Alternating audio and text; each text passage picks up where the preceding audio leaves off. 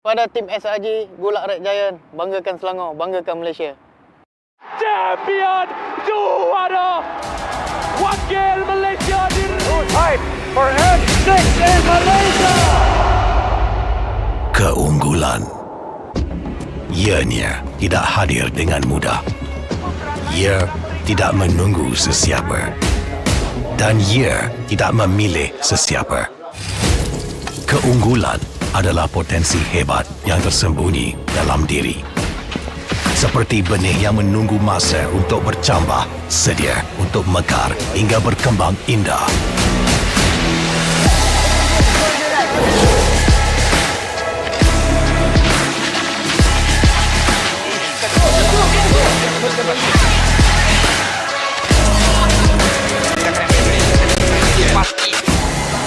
Ketika cabaran mendatang, ada yang hanya memerhati.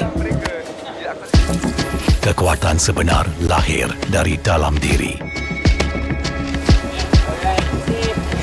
Dibangkitkan oleh jiwa yang menyokong teguh tanpa henti.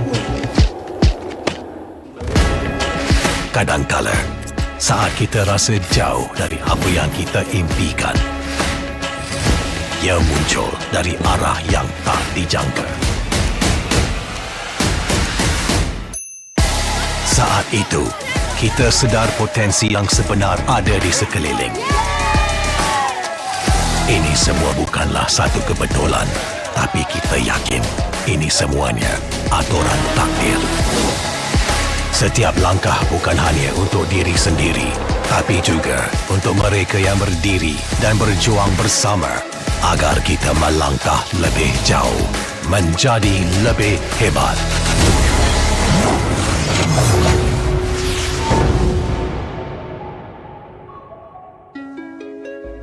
Bangkitlah rakyat Malaysia.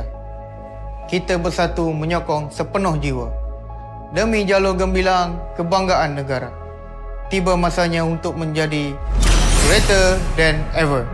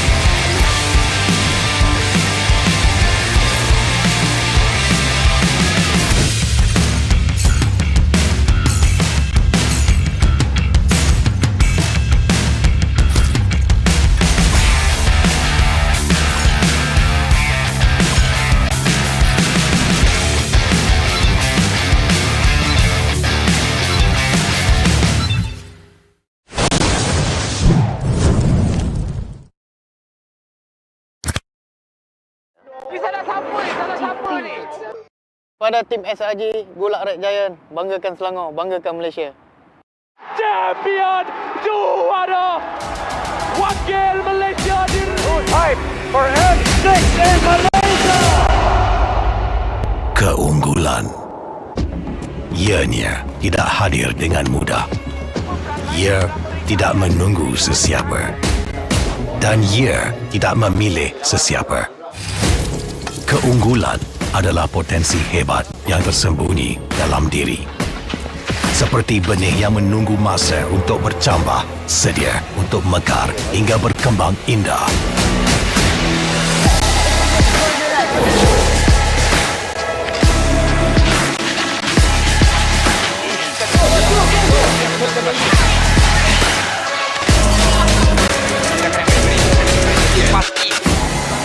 Ketika cabaran mendatang, ada yang hanya memerhati.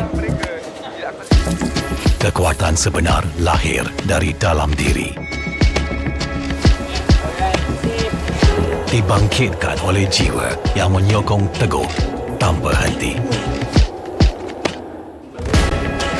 Kadangkala, saat kita rasa jauh dari apa yang kita impikan, ia muncul dari arah yang tak dijangka.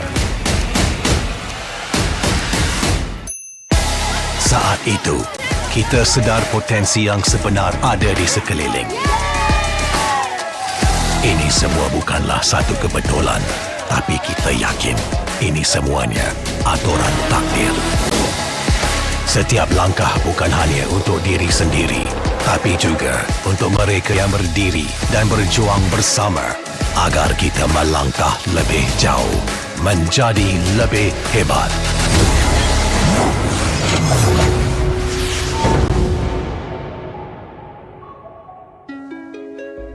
Bangkitlah rakyat Malaysia. Kita bersatu menyokong sepenuh jiwa demi jalur gembilang kebanggaan negara.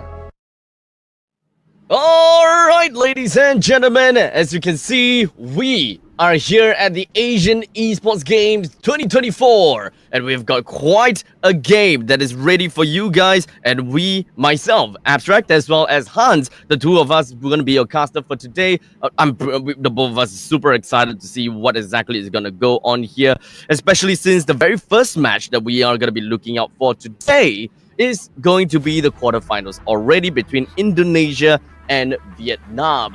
And based on their group stages, you can pretty much see that they have got quite a game to go. Don't you agree, Hans? I absolutely agree with what you've mentioned, man. I'm telling you, Abstract, this team right here, Indonesia, has to be the favorites to win it all. But going up against them, you're currently looking at your screens as we speak. This is a team that, you know, has completely defied a lot of the expectations so far.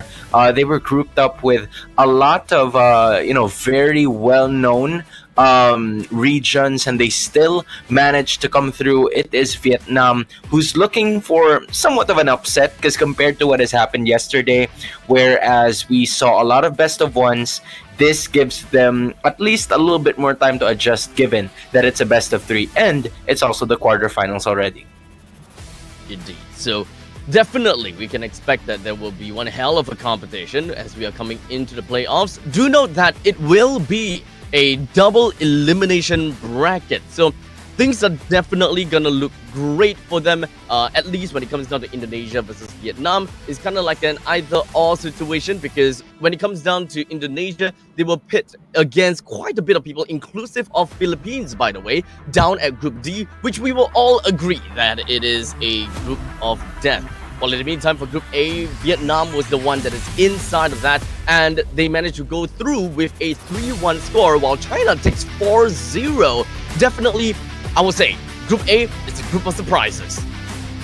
Yeah, I absolutely agree, because when you take a look at the Group A, right, I felt like it was Thailand, Mongolia, China, and Vietnam. Those are the 4 countries that are really looking for that top 2 spot. I mean, I sure love Uzbekistan, but unfortunately, based on their performance yesterday, they were just unable to match the play styles that all of the other 4 nations gave out in Group A. And I was talking to Sadafa with this as well last night, and he mentioned more about this group being a free for all. Like everybody can take it when you want to, but the only concern here is that China, in just a year and a half of being able to perform here in the MLBB international scene, they're already here making waves, being undefeated, and next up to them is Vietnam, who's also been in the scene for a while now, but their female or women's teams are starting to get recognized based on their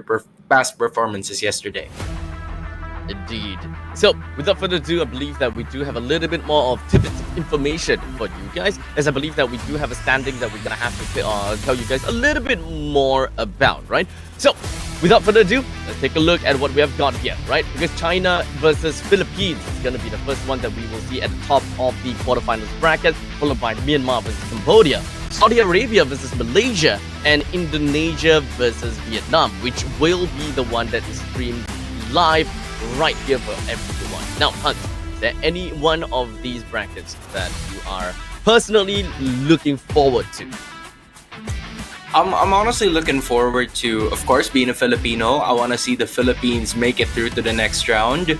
Let me get that out of the way, just to be sure. But then, Sure, of course. I'm also looking forward to Myanmar, to be specific, because again, Myanmar was grouped with Malaysia in Group B. And before the start of the tournament, I was actually expecting that Malaysia is going to have a really easy time to make it into the next round of the competition, being the first seed.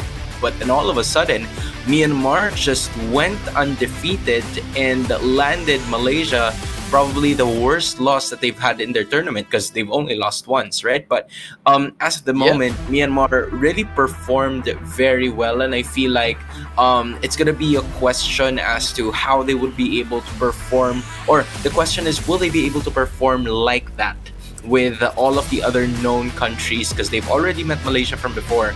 But if they continue to advance, will we see the same performance, or will it falter?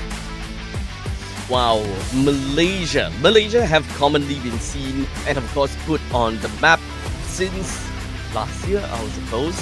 Definitely when SRG started to come into light, everyone started to really have their eyeballs on Malaysia and understanding how their meta works and so on and so forth, right? And I think that all of us could agree, when it comes down to Malaysia, all they have is micro. Like, they are so micro intensive, they are so good at picking team fights, and they are just absolutely ruthless to run right in your face from the number 0 mark, right? And that is absolutely scary. But that also means that they don't really have the time to kind of scramble about with all these macro decisions. But sometimes you are able to beat down these macro decisions made by some of these other teams. And as for Saudi Arabia, I think that they actually are a team that has, that's kind of like, or rather they are kind of like a region that plays more on the hybrid, whereby they play according to what the opponent gives them. So in this case, it is the best case scenario from Malaysia. Malaysia wants you to duel. They want you to brawl. They want to outgap you in terms of skills and micro decisions in order to win in these battles. And I think that Saudi Arabia will give them exactly what they want. Yeah, at this point in time, right, we're talking about like emerging and evolving regions and countries, and I feel like Saudi Arabia could also add to that as well, considering that in the recent IESF they managed to land into the top 4, and they also gave Indonesia, I'm talking about the men's team here, right? They managed to give Indonesia a run for their money during the first elimination rounds. Unfortunately, it wasn't the same case back in the Final Four or in the playoffs, but when we pertain into the women's teams now, right, they were also undefeated and they made it into the top 1 of the standing. So there are some cases wherein some of these teams, right, a lot of the comments would usually say that Malaysia's just, putting some strategy into it. They want to face quite like the easier competition, but I don't think Saudi Arabia is that easy of a competition to begin with, given that their run has been really tremendous here. And going up against Vietnam, if Vietnam wanted to lose that one, they do not want to face Indonesia at the first round, right? That's the worst case scenario for you. But again, if you ever even give Indonesia a good run, then maybe you can make it all the way through. Or if you get to the lower bracket, then you're very much equipped and prepared with everything that you've learned from the juggernauts or the titans of women's MLBB. Now, of course, I have a very big question on this then. Alright. You were casting with Sadafa in yesterday's games, right? So, out of all of the teams that you guys have casted, right, what's the best game that you guys have saw? And we'll talk about meta in a bit, right? But in terms of Asia Esports games, which one's the best game?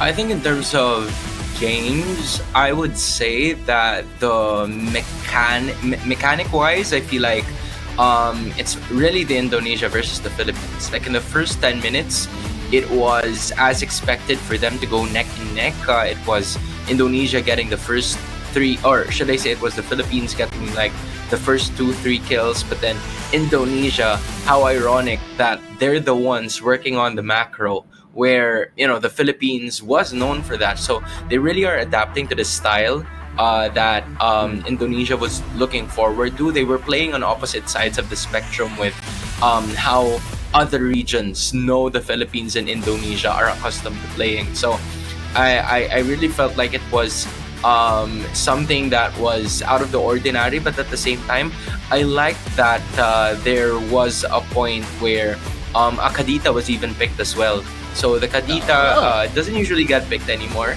right? But all of a sudden, it was just Cine and Vivian learning to make it work and just landing on that 4-man swim ultimate rough waves combo.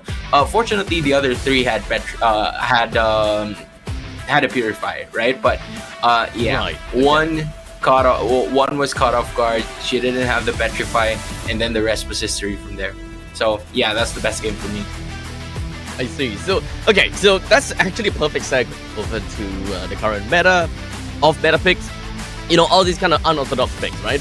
Definitely, when coming down over to the Asia Esports games, it's almost running in synonymous with the M6 wildcard, which was happening a few days back, and in fact, it's just pretty much concluded more or less soon. Now, of course, so this is the perfect time also to talk about picks, huh? Because the meta now has shifted, definitely, right? And when it comes down to Bruno, we've seen the resurgence of Bruno because of the Malefic gun. Now, when it comes down to today's games at the Asian Esports games, there are definitely quite a bit of things that we gotta have to iron out before we jump into the game. Yeah, I mean, at this point in time, we're starting to see a bit more. You see it abstract, right?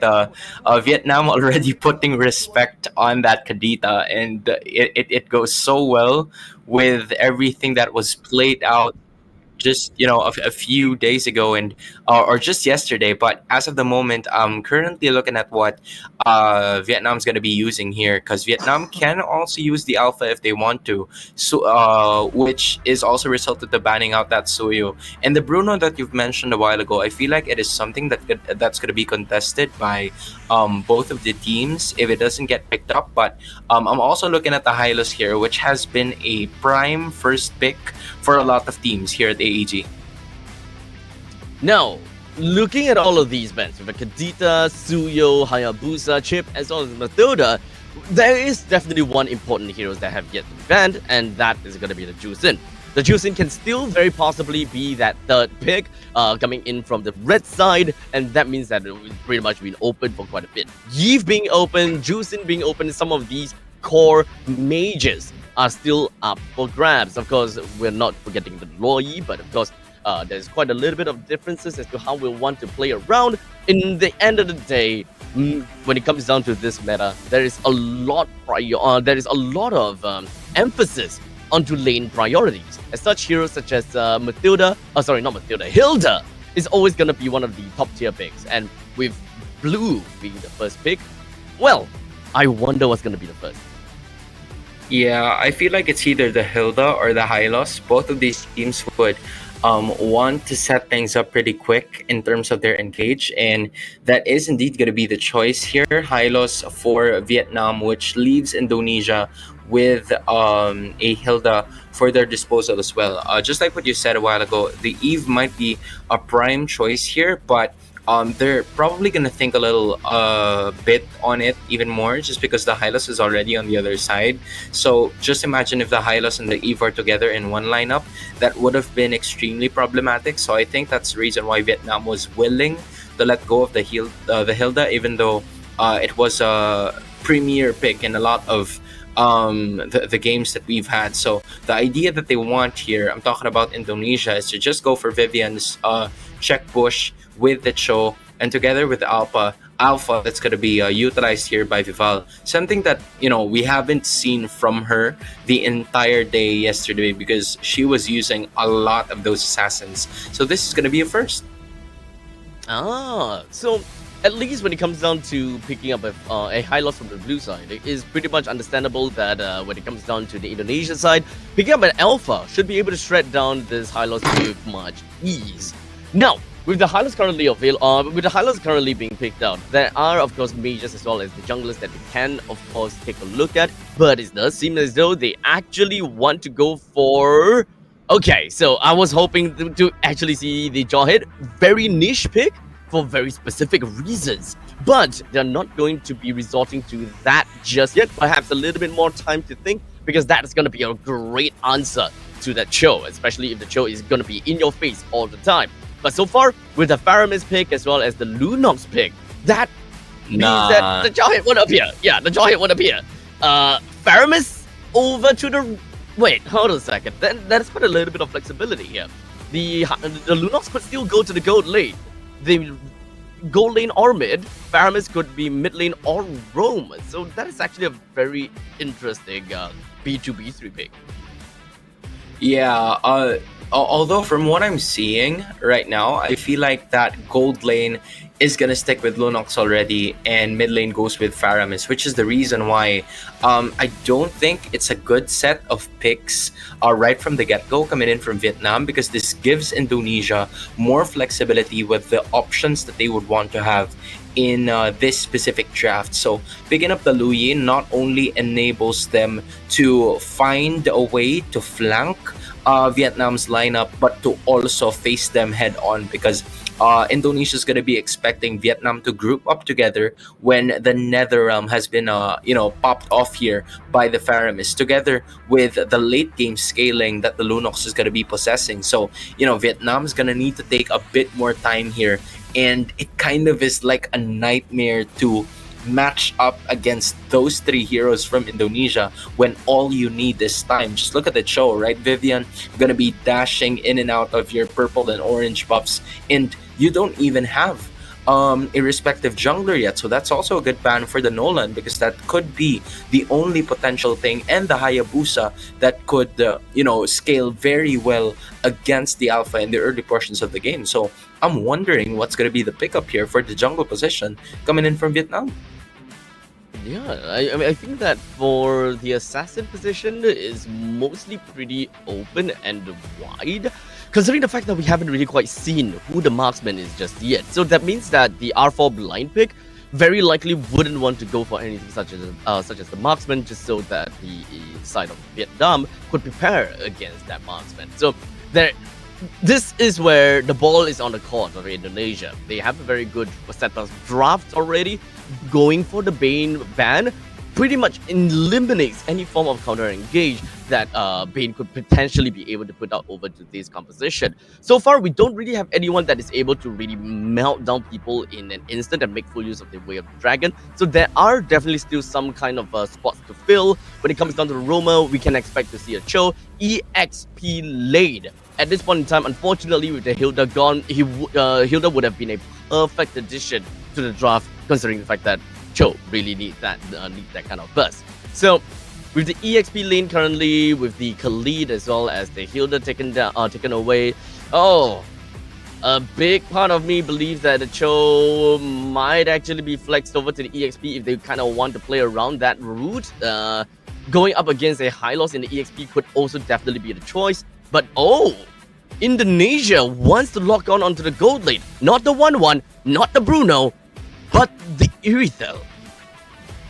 Yeah, they want to keep the EXP lane for a mystery here, because the Irithel is gonna match up well at some point against the Nether Realm. Marcus! So at some point, right, we've seen a Martis being added here. I was thinking more of like a Julian being picked up here by Vietnam, but they were really looking forward to match up very well against the early game scaling of Alpha. So they want to go all in on that early game damage coming in from the Martis. But this also gives them a problem, because if they don't have the first blood, or if they don't have first few kills in the first 3 minutes of gameplay, then Martis scaling is gonna dip down quite fast. So Carmilla is gonna be the addition here to hopefully just make sure that everything's going to be okay for them. And we're waiting for the final pick here coming in from Indonesia, and I feel like it really depends on whether the Cho is going to be flexed.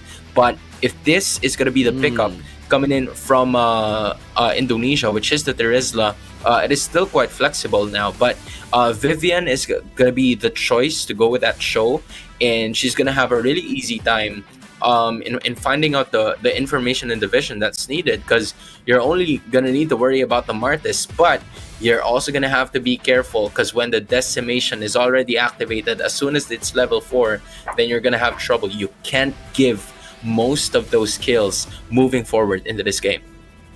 Alright, so with that all said and done, ladies and gentlemen, we are going into the Land of Dawn for this quarterfinal stage between Vietnam and Indonesia, with the Vietnam side starting at the blue side, and of course Indonesia at the top right hand side, the red side, and Vietnam starting things off on the purple buff, while Indonesia onto the red buff. Retribution has already been utilized here by both of the junglers, and as you can see, right, Vival is doing pretty quick work in that orange buff situation. Meanwhile, it's Kao Cute Ka looking at a little bit more of that extra damage output that they can really use, because as of the moment, right, the alpha is already on the mid lane of our map. Meanwhile, Vietnam is still looking for ways, and huge help here coming in from Vivian, just dishing out the information to know where the jungler of Vietnam is going to be coming from. Yep, there's a lot of information already. And Indonesia, they do definitely have the lane priority in middle lane. So it's pretty much expected to see that Indonesia will want to put up a very good fight for the river down in the bottom lane. As you can see, Chell as well as Vivian going all out aggressive on the Crystal is definitely not going to be enough for them to bag a kill, but at least that's more than enough to kind of pose quite a bit of threat to the Carmilla. Yeah, there's a lot of threat already in the early portions of the game, given that, Vivian has been serving as a shadow of Kao Cute Ka, following her wherever she goes, so that Vival would have an easier way in terms of rotation. And maybe after this jungle creep, Vival is already going to reach level 5. Meanwhile, Kao Cute Ka is going to be going for just level 4, approaching this very first turtle of our game. Fortunately, that's not going to be the case, but Fumi, Echo, and the rest of Indonesia are already here to help them secure that objective. And in the meantime, we've got a glorious pathway that's already been set in, but Vietnam is not going to be challenging against the turtle, as now the Spear of Alpha just going to be connecting down the Chell, and Fumi, the 2-man penalty zone plus a flicker just going to be landed on the 2 and just going to be perfect. But unfortunately, we do have a little bit of the Nether Realm that's going to be popped from the side of Vietnam. What a way to drag and connect down the Crystal, almost bring Crystal down, and yes, that is a double kill for the side of Vival. However, that is also a shutdown that will be credited over to the Martins. You love to see it coming in from Indonesia, right? The access to the Nether Realm of Sa means that Vietnam's going to be grouping up together, and that is the best target coming in from both Cine and also from Fumi Echo, because you can land the flicker penalty zone to at least 2 to 3 members for sure whenever you pop those off. And in addition, you can also take note of Cine just landing on those dispersion and rotation combos, and then afterwards they can easily bounce out with the diversion tactic, which is exactly what they did to avoid further casualties coming in from Kao Cute Ka, who also got his extra kill, and here it goes. Ooh, immediately, that seems like Indonesia that did manage to get himself a kill. Crystal is going to be the next one on the bag, but luckily, with the Curse of Blood, did manage to get himself away, but Vivian is not going to be done just yet. We're the Dragon connecting down the Daisy, but Chell, surprisingly, with a good amount of damage to his crossbows, with a quick little flicker from Daisy, he's going to be getting away, but the Spear of Alpha nets on the 2! and effectively brings Vietnam down from right underneath the turret's nose. Rotation has been on point here for Indonesia in this current matchup. They are really making sure that all of the bases are covered, and Vietnam is slowly losing real estate here, even though, you know, a lot of those outer turrets are still alive. They can't really get to them due to the fact that when they're alone, the information that is given by the rotation that is done by Indonesia has been marvelous so far. Always first in the objectives, and Crystal couldn't do anything but watch, and Chelsea might just be able to do the same. Honestly, right now, looking at the lineup from Indonesia, I didn't really quite expect too much from Vival to be the one that follows up from the Weight of Dragon, but so far it has been working pretty nice and pretty effective, because in the early stages of the game, Vival is the only one that can make full use of this Weight of Dragon with the true damage that this Alpha is capable of dishing out. Everyone else, not quite. But in the meantime, the Diversion is just going to be porting the rest of the members from Indonesia down to the bottom lane, putting a lot of problem for the side of Daisy. But in the meantime, the Curse of Blood connects onto 3 that allows Vivian to be taken down in an instant. The Flicker coming in doesn't seem like it will be able to do too much for Fumi Echo to get himself, or rather get herself away. But Chidi, that's what we want to see. But hey, Chell brought down Martis before the decimation could even connect onto Zini. Yup, Cine having a good time right over there. Shell already dishing out the damage, forced to use that Nether Realm. Is still, Shell has a lot of that damage output to be able to give. Daisy, right before that team fight as well, she did a really good Order of Brilliance that made her invulnerable towards all of the attacks that Indonesia was looking forward to doing. I was thinking that she was still staying in that bottom lane turret was a bad decision, but that wasn't the case because they were able to take 2 heroes in the process. But Indonesia with an immediate counter attack landing onto 2, courtesy of Chell's damage output, and they were able to do that consistently, and now they are leading by 4k gold. Extremely micro-intensive thus far. Indonesia is just making full use of all of the lane prio that they had in the early stages. But in the meantime, Glorious Pathway, that is going to be a red carpet for the side of Vietnam to make sure that they will be able to jump right in onto the side of Indonesia. But Vietnam, they're the one that's being shredded, and they're not able to get themselves out of this. With only Fumi, the only casualty from the side of Indonesia, Vietnam is slowly getting the full brunt of that engagement, and this is the crazy amount of goal lead that Indonesia have that's working out for them. That was the dream setup for Cine, to be honest, Abstract, because all of those passives coming in, the passive damage coming in from the Louis is going to be felt because you are in a place in the map that's going to be very low, and here they go again. Oh, it does seem like the Brilliant is going to do quite a number on the start of Chell, but Vivian went straight in with the Whale Dragon, kicking Daisy away, but it's not quite enough to quite save Chell. Now, Indonesia, we do have seen he's just going to be finding himself in the tough spot, but I'm pretty sure that the Decimate is going to be more than enough to bring Fumi Echo down just a little bit more, but unfortunately, Vietnam is unable to close things out on the 4th member from the start of Indonesia. Good comeback. Bit of an overextension there also coming in from Indonesia, but it wouldn't have happened if that glorious pathway wasn't on point. It really caught up to the rest of the members in, and Vival has been taking control here by the 4 of the other members, but she still got it anyway. That is so dirty! The fact that you allow Vival to get this close, even with the Spear of Alpha, is just absolutely disgusting. Now Vietnam is going to be having the back against the wall. Whale Dragon connects down to the Crystal, and Chelsea pops off with the Glorious Pathway to ensure that the slow onto the side of Indonesia is going to be felt on full force. Oh, that was disgusting. What a really good set, using that Alpha Ultimate to get a little bit more closer. And Indonesia, right when Vietnam was starting to get a bit of a momentum, because they did the right thing, right? They went for the objective as fast as they could because they know that Vival is nowhere to be found. But Vival, considering that she was already cut off to at least half of her HP, and yet she was still able to get that neutral objective, is something that you really have to commend her for, not giving any type of breathing room here for Indonesia, or for Vietnam rather, and Indonesia. As soon as they find a way to just make sure to give a bit more pain and suffering to Vietnam in terms of what they would want to do in terms of scaling, they go for it 100%. Yeah, Vietnam right now, the main problem that they're receiving and they're feeling from this lineup is the fact that they can't just lock anyone down at all. They don't have any form of crowd control. And even when they brought down that Glorious Pathway, the first thing that they're going to be experiencing is a full round of damage from the side of the Lower Yi. And by the time that they have reached their opponents, they have already lost a good chunk of HP, like half at the very least for the side of Hylos. So definitely not an easy competition from Vietnam. No one that can eventually be able to set up with a flicker, so on and so forth. And even for Crystal, have a lot of issues just getting close. And if Sa wants to use the Shadow Stampede in order to set things up, that is clearly not going to work out, as you can see.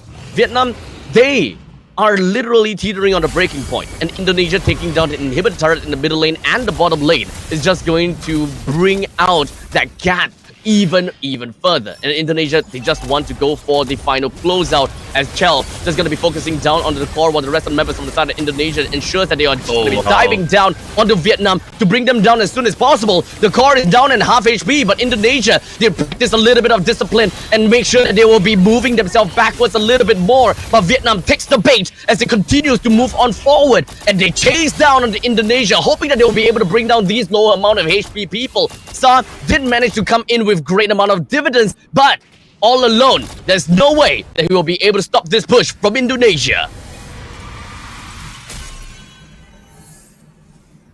Bro, I'm just gonna say one thing. All right, I'm just gonna say one thing. They were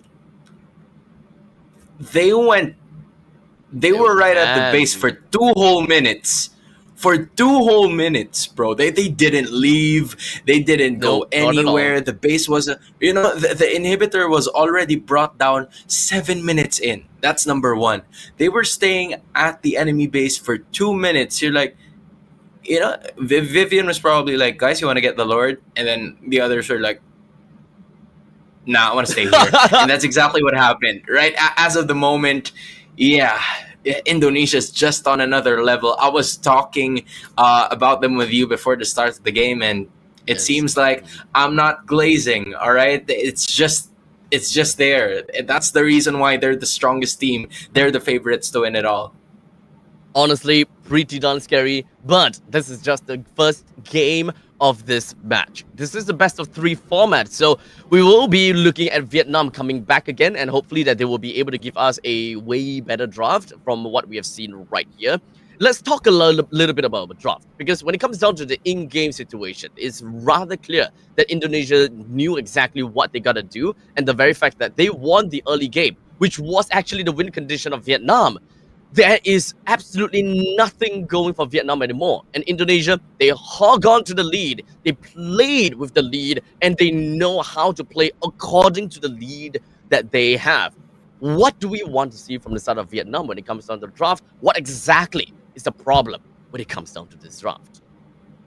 I think it's the order of heroes that they would want to use and pick first, because again, I think it was a little iffy already with the Faramis getting picked up a little too early, together with that third hero. I'm trying to remember what it is. The Lunox, because the Lunox recently, we've seen already that it is a staple hero that is placed in the gold lane.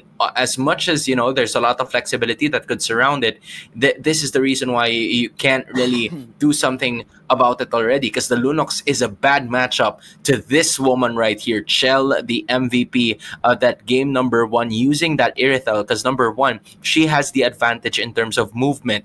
Most of the time, the Lunox is going to be really stationary whenever she wants to use those those Chaos Bolts, and as of the moment, she was able to deal a ton of damage, especially with that Malefic gun as well. And you have to give props to everybody here, man. I mean, it's no surprise that the vision has been crucial. And at the same time, Cine, they were really catching up to a lot of the possible stops that Indonesia can do here against Vietnam. And they were able to do that in orderly and smooth fashion. We did manage to get a short little glimpse of the itemizations from the side of Vietnam. Just so you guys know, Vietnam's on the right side and Indonesia is on the left side when it comes down to this scoreboard. Daisy, as well as Kalkut, actually went for this guy, Piercer.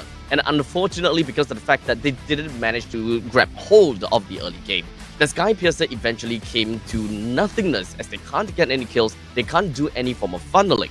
I can definitely understand if the Martyrs were to go for the Sky Piercer, but not exactly for the Lunox, as they will just be scrambling for the kills and they can't get that kind of funneling working for the Martyrs. Because the main thing that they gotta do, the main obstacle, is to play according to the win composition, and that is to ensure that they get the funnel over to the side of Martyrs. Give Martyrs as much kills as possible, let Martyrs be the one that eventually be that main damage dealer. Main damage dealer, main executioner. Because even if everyone dies, we throw the Carmilla, we throw the Hylos in. And based on the fact that there is a Loi on the opposite side, it is imperative for these two men to go down. But we need to, at the very least, be able to peel for the Martyrs to be the final man alive, because Martyrs is that kind of hero. With a Sky Piercer, they can 1v4 as long as the team manage to peel and bruise the enemies well enough.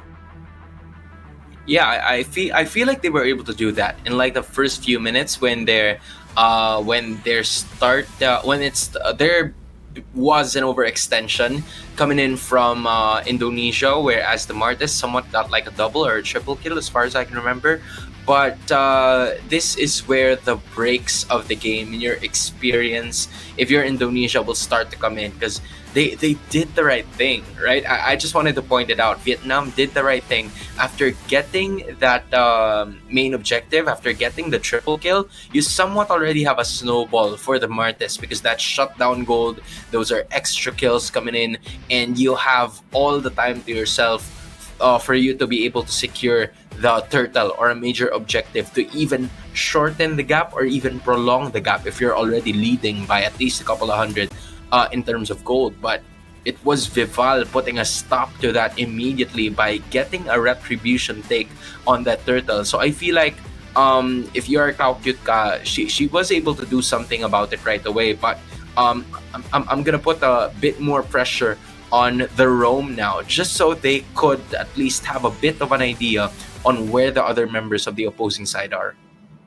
Yeah, so, well, Indonesia, they played their hearts out, and I'm pretty sure that we'll be able to see a little bit more coming in from them. And I gotta have to say, Indonesia, game number 1 is already this convincing. I'm not too sure if whether Vietnam is able to hold a candle against them, but Hans, give me a prediction of this match. Is it a 2-1 or is this a 2-0 for you? I'm just gonna put my hands up so I don't have to say a lot. Okay. I always like to support a little bit of the underdogs action, but that is provided if Vietnam will be able to get that drafting worked out well. Indonesia is too much. I think it is copium from my side to say Vietnam will take 1 point away from Indonesia given the performance just now. I want to support the underdogs, but we gotta give credit where credit's due. I believe that it will be a 2-0 in favor for Indonesia as well. So without further ado, ladies and gentlemen, my name is Abstract, and here's with me Hans. The both of us will be back with you guys again for game number 2, match number 1 of today, right after this very short break. See you guys in a bit.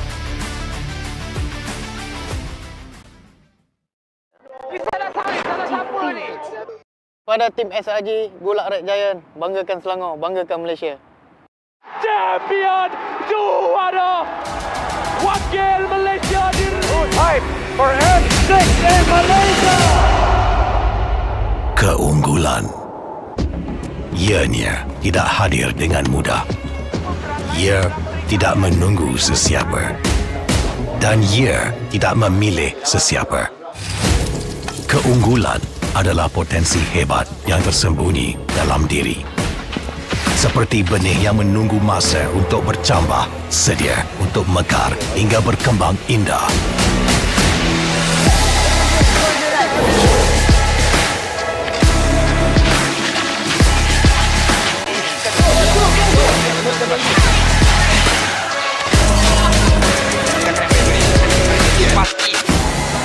Ketika cabaran mendatang, ada yang hanya memerhati. Kekuatan sebenar lahir dari dalam diri.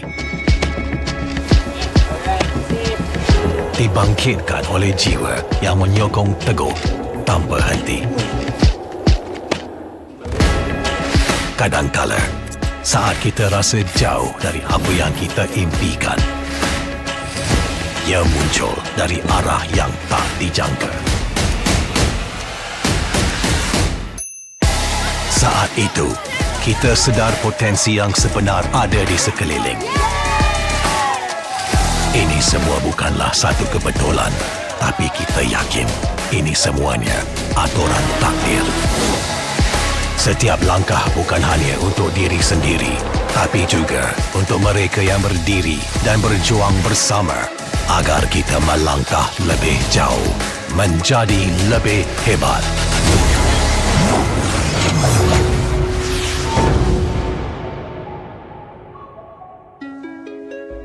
Bangkitlah rakyat Malaysia. Kita bersatu menyokong sepenuh jiwa. Demi jalur gemilang kebanggaan negara. Tiba masanya untuk menjadi greater than ever.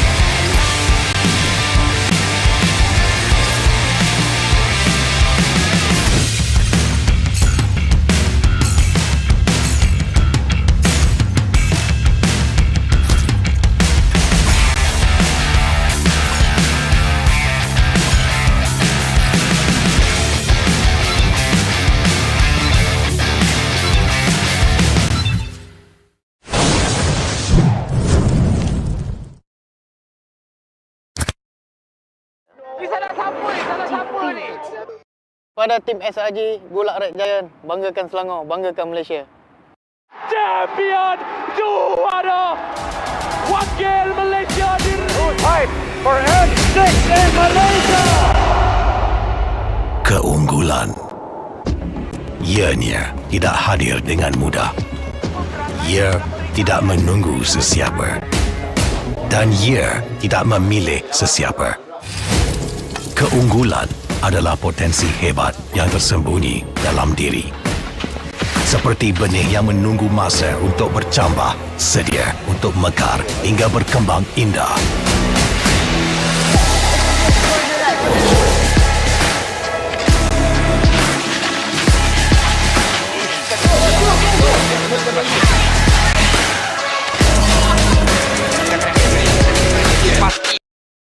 Ladies and gentlemen, welcome back. My name is Abstract. With me here is Hans. The both of us is going to be a caster for this upcoming series. We have just concluded the match between Vietnam versus Indonesia, game number 1, as we'll be moving on to game number 2 very soon.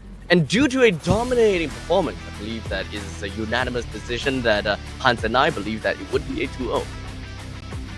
Yeah, I don't see. I'm not gonna try to be Doctor Strange at this point and see that one possibility. I unfortunately I see nothing, bro. It's just a little too much for Indonesia's just a little too much to handle, man. And like you've seen what they can do. It was just, I don't know. It wasn't disrespectful. It's just the point where they're just that good. Like staying there for 2 whole minutes is something that I don't usually see very often, because when I play ranked games, I would always tell my friends, or I would always tell the people, like, come on, let's go for the Lord, man. Let's try to finish this off so that it's surely gonna be ours. But to them, they don't give a care in the world about objectives. They knew that they were leading by 10,000 gold, and they were like, yep, we're staying here. We're not going anywhere. Yep. Let's go and finish this off. Yep. That is absolutely scary, right? As long as the team knows exactly how to play according to number 1, their win conditions, number 2, play based on their gold lead, then nothing will be stopping them. Unless they started to play, be a little bit of complacency, then that is going to be a completely separate topic. But Indonesia is a team, definitely, I believe that they know exactly what they are doing. And coming in from Indonesia, one of the giants of MLBB when it comes down to regional prowess, I think it's relatively fair to say that the Indonesian ladies, they know how they want to play the game. Now, of course, before we even jump over to the next game, a quick little housekeeping so that everyone is on track with what's going on here at the Asian Esports Games 2024. I gotta have to say that we do have got a total of 5,800 gold. Who used to say gold? But 5,800 US dollars that we spread amongst the participants from the first to the third place. With the first place going back home with 3,000 US dollars, with $2,000 to the second place, and a total of $800 to the third place. $800 to the third place. So honestly, when it comes down to all of this, there is quite a bit of stakes that is on hand, and all of this is happening right in Bangkok at the indoor stadium Hua Mak, where all of the players were flown right in to enjoy the stage and the tournament. Yeah, I do feel like this is also somewhat of an opportunity, a chance for all of our female gamers or female MLBB teams to showcase what they are made of.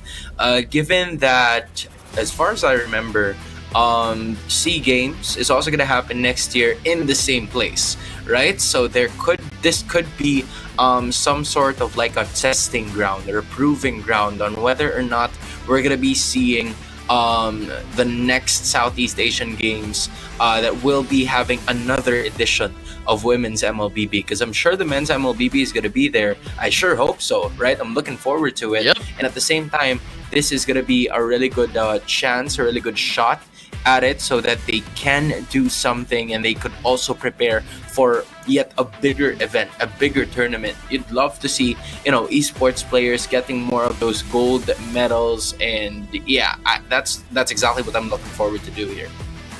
Yeah, especially when it comes down to the Women's League. I always do want to emphasize on this, right? When it comes down to the Women's League in esports, there is absolutely no other capabilities for any kind of unfairness per se, because I will say that when it comes down to physical sport, there will always needs to be some kind of a segregation because of physical differences. But when it comes down to esports, the women and the men are in a complete similar playing field, and I absolutely love to see more of a resurgence from female players and coming in to the Asia Esports Games. I think that it will shine a lot more of a spotlight some of these players, which we might be able to eventually see in some of these mainstay teams that we normally see in the M Series or perhaps even in the Mid-Season Cup. Yeah, I think we've seen. We're about to see actually some of the female players that could also participate moving forward into the M6 World Championship, because I believe CFU has had 2 girls as part of their roster. CFU's from Cambodia, in case you guys missed it. So I feel like that's a really good chance and opportunity for them to be able to, showcase what they can do. It's just a matter of a point on whether or not they will be able to play. That is going to be the issue, and how prepared are they going to be on whether or not the pressure could potentially get to them. But that's going to be for another story, as now we are looking at both of the teams somewhat already switching. Indonesia is on your left side, aka the blue side, and Vietnam is on the red side as we speak. So the usual consensus here is that the Hylos will always get picked first, because they are more wary of the Eve being picked up, so that they can have something to neutralize the slow that would be brought around by the real world manipulation. And this is again another one of those pocket picks by Vietnam that they tend to pick up a little early here, getting the 1-1 to their side. So I think that fast picking on 1-1 is not too big of a deal, at least for me, because now 1-1 has a very good person to break all the weaknesses from. That means that when it comes down to Vietnam, right off the bat, the only problem I have is that they are straight out just saying, guys, we're going to be playing front to back.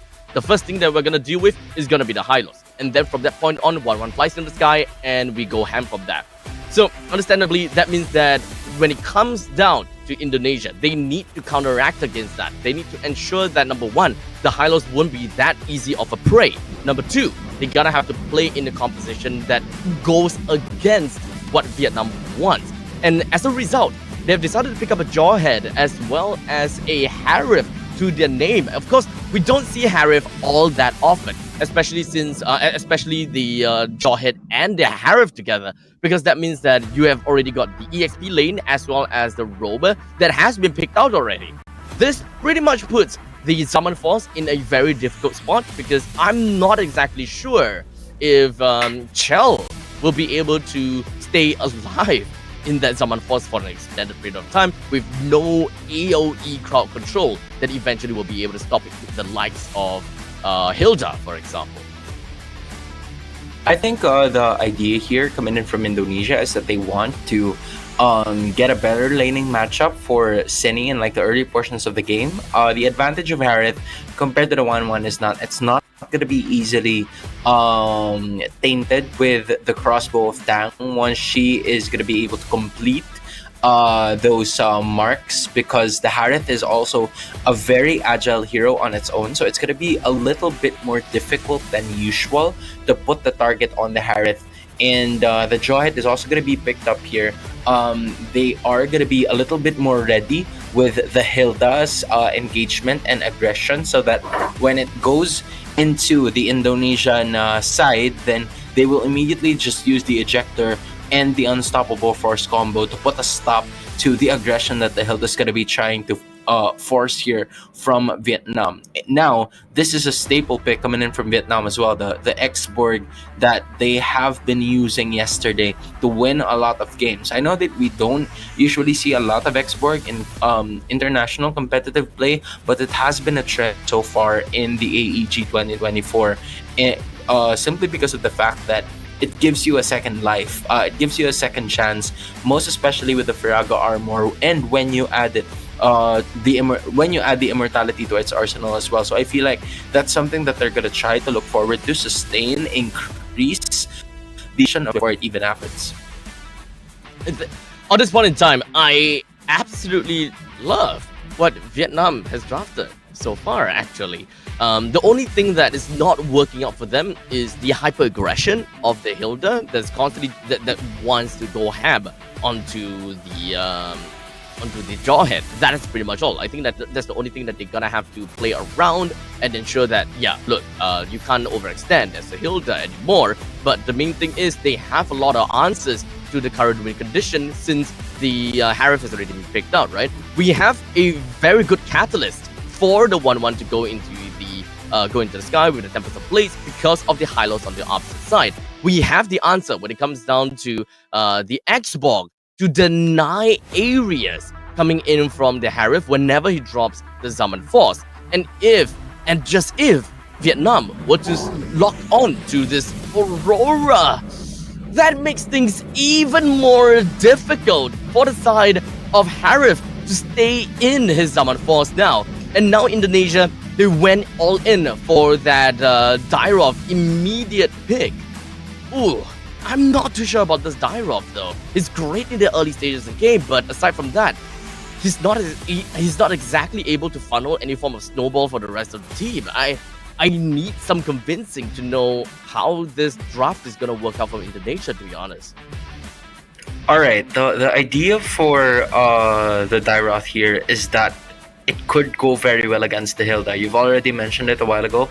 During the early portions of the game, that is probably what they're going to be looking for, so that in terms of the further engagement, when the Hilda tries to invade them moving forward, so it seems like the Dyroth is going to be going into the jungle position, right? So with that ultimate coming in from the Dyroth Abysm Strike, it's gonna eliminate right away the Ferraga armor coming in from the X-Borg. That's the number one solution. And then number two, whenever the Hilda tries to invade the jungle and disturbs the Dyroth from actually scaling very well, he already has the early damage. So at some point, it's quite of a good answer as well to the potential aggression that Vietnam's going to try to push. And going back to what you were saying a while ago, the Aurora is a really good pick here because it somewhat neutralizes the threat of the glorious pathway being a certain form of aggression. I'm just gonna be really looking forward as to how Sa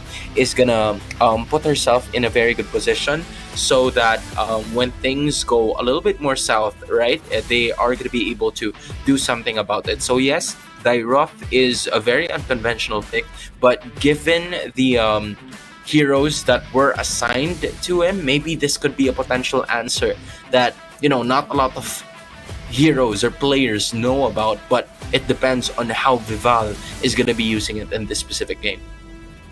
Now, that is well said. I believe that there is quite a lot of emphasis onto the Dyroth in order to dominate in the early stages of the game. But without further ado, ladies and gentlemen, in to the land of dawn we go. As Indonesia will be starting at the blue side, Vietnam starting at the red side, and when it comes down to the jungle rotation, it does definitely seem as though that both teams, they're going to be starting at the top part of the map and ending off at the EXP lane eventually. With a very early aggression over to the side of Vietnam forces Shieru to pop off the flicker, and Vivian as well. Yeah, so Shiero and Vivian, both of them already accumulating most of those flicker skills that were given to them. I feel like as of this moment, Cine is also going to feel a bit of the brunt of the damage. So another flicker is going to be utilized here, but they still managed to get away. And this is the aggression that we're talking about, right? As long as Vival stays alive, Indonesia might be okay. But if they're going to be giving Cine early on in this matchup, you can't really utilize the Valentina up until the level 4 where you can copy most of the ultimates coming in from Vietnam. Good take for the first blood.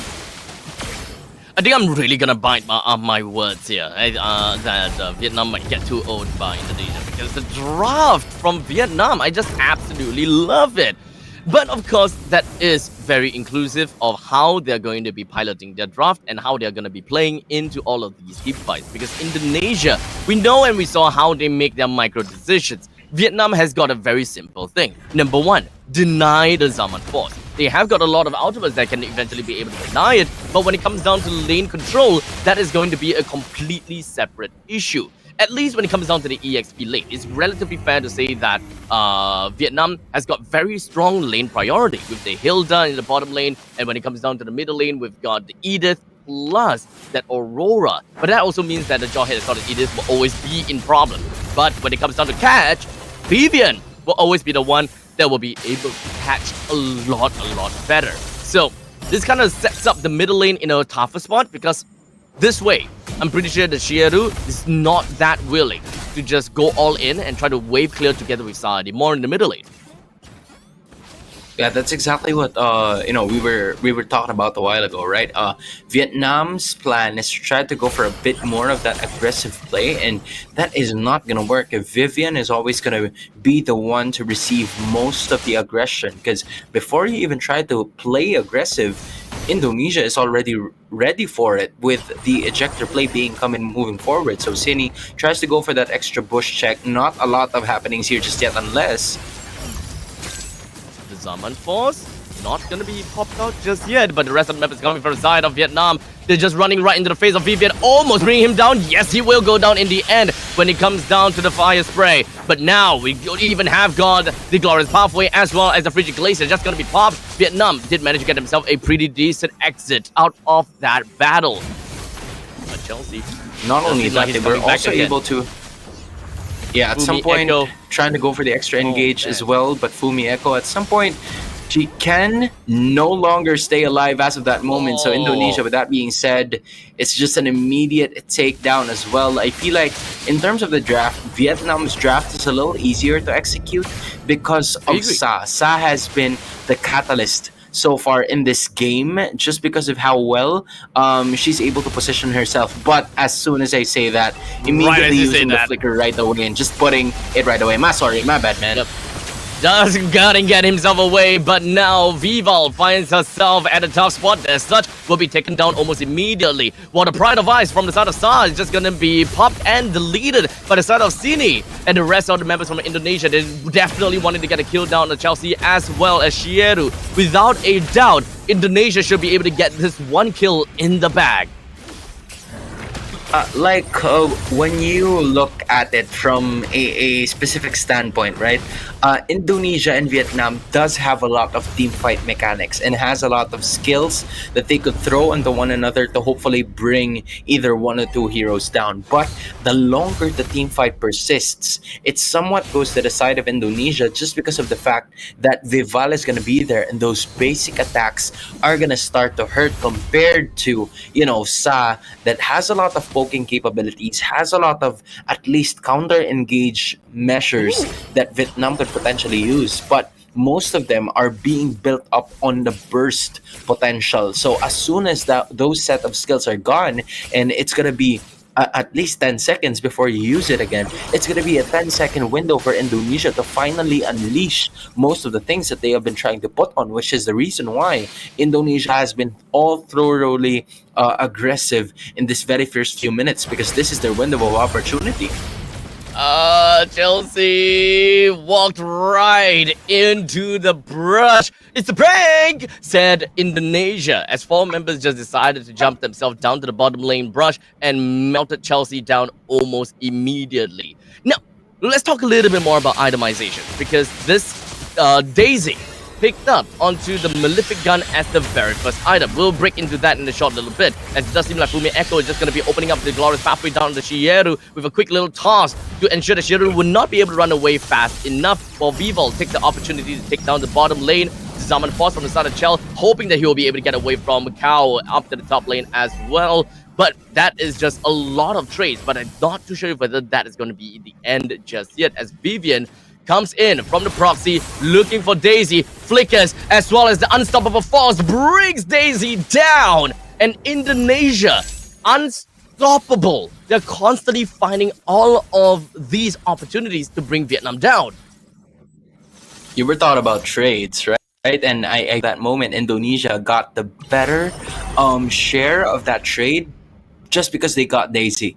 If they wouldn't have gotten Daisy, then it would have been like a complete stalemate. But Daisy already went out, so that is going to be a little bit more on the delay with what Vietnam is trying to do, which is to take this into the later portions of the game. No Zaman Force just yet, but the turtle's gonna be spawned, and here it goes.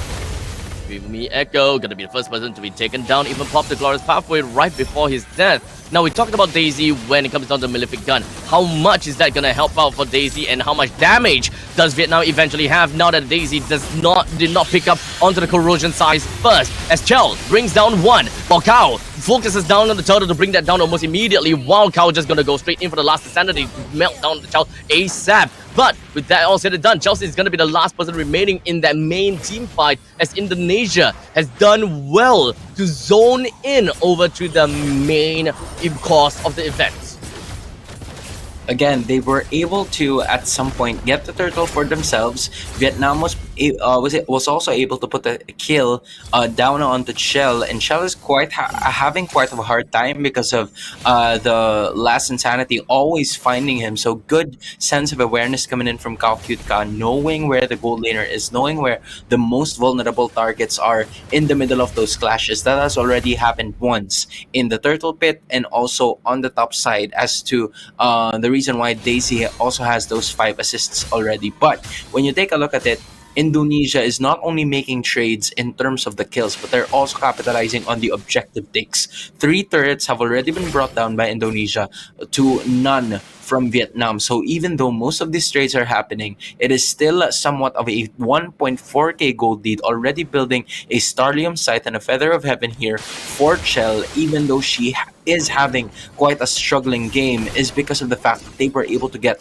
a lot of those objectives. Meanwhile, Vietnam, they start to realize that, so they slowed down for just a bit, knowing that all they needed is time, but they also need to get some objectives in the process.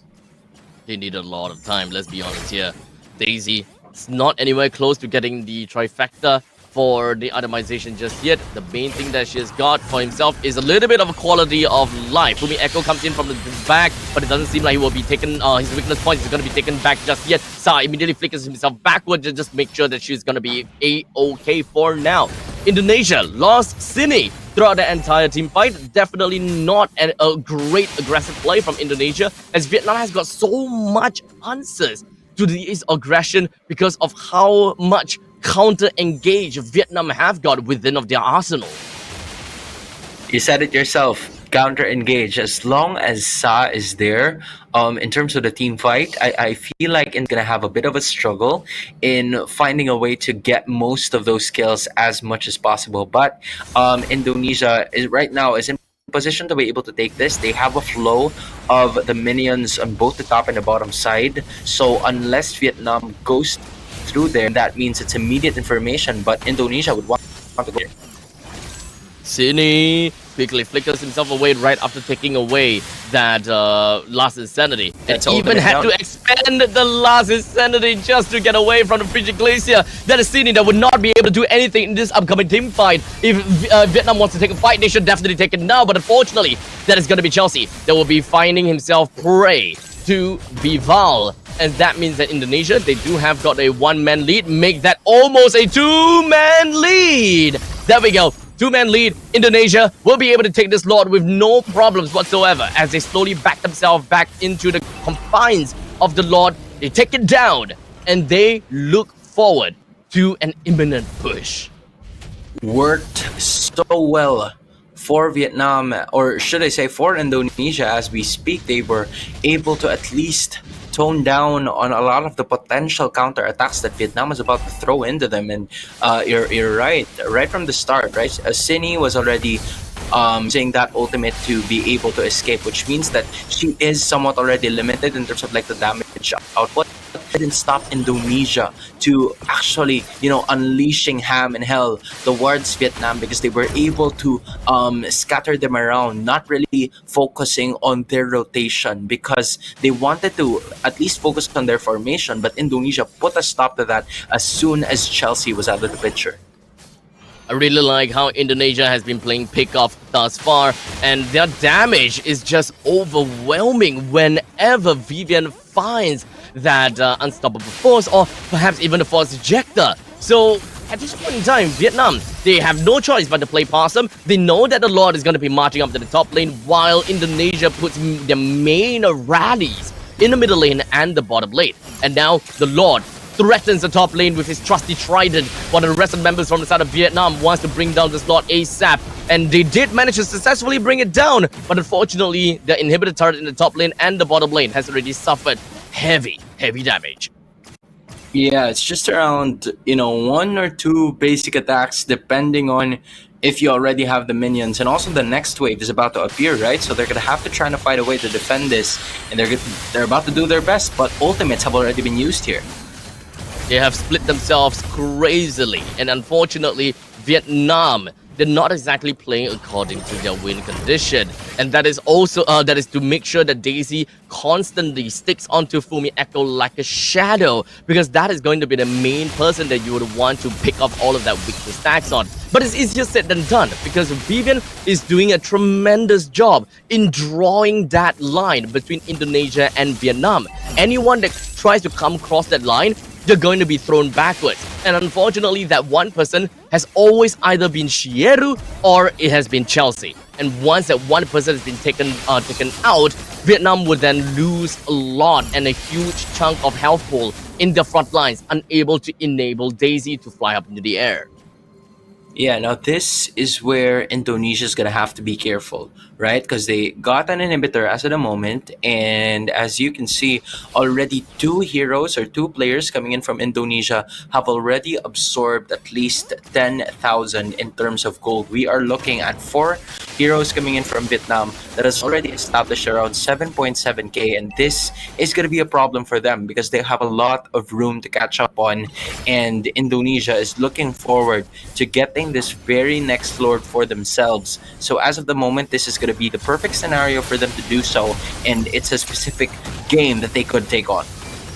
Chelsea immediately went himself right into the face of Chell, and a flicker from the side of Shieru knocks off Chell. But unfortunately, Chell was still in the Zaman Force, as such there's still a lot of shields working for this Harif. In the end of the day, they couldn't even get the kill down on the Harif, and being the main damage dealer, they completely forgotten about Chell. And now the Zaman Force is back out. Even when it comes down to Frigid Glacier, it's not going to be stopping Chell anytime soon. Chell is going to be getting out of this battle with a triple kill, without even losing much health at all. Unfortunately, not quite enough to bring Kaoku down in order to get her triple. But hey, a double kill to her name, plus another one onto Shieru is more than enough.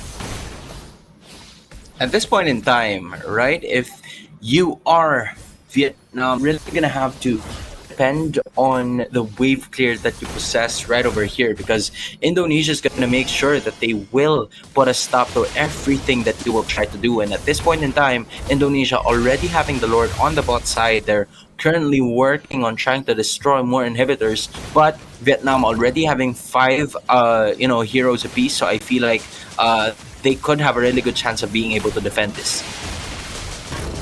As we see the Lord down in the bottom lane, there is still an inhibitor turret in the top lane and the middle lane, but Vietnam is doing a tremendous job at this. But take a look at this. It is going to be a double whammy from the side of Indonesia that will be blasting the last insanity right into the face of Vietnam, while Star has lost the pride of ice. But it's okay, because Vietnam, all of them are still alive. Despite losing all of their inhibitor turrets, they will still want to defend this to the best of their extent. Indonesia said no though, as they would want to continue on with this fight. They have got a decent amount of lead, to be exact, 7,000 gold lead. But that is not going to help them stay in the upper phase for long, as Vietnam comes back in with full HP and says, get out of my hole.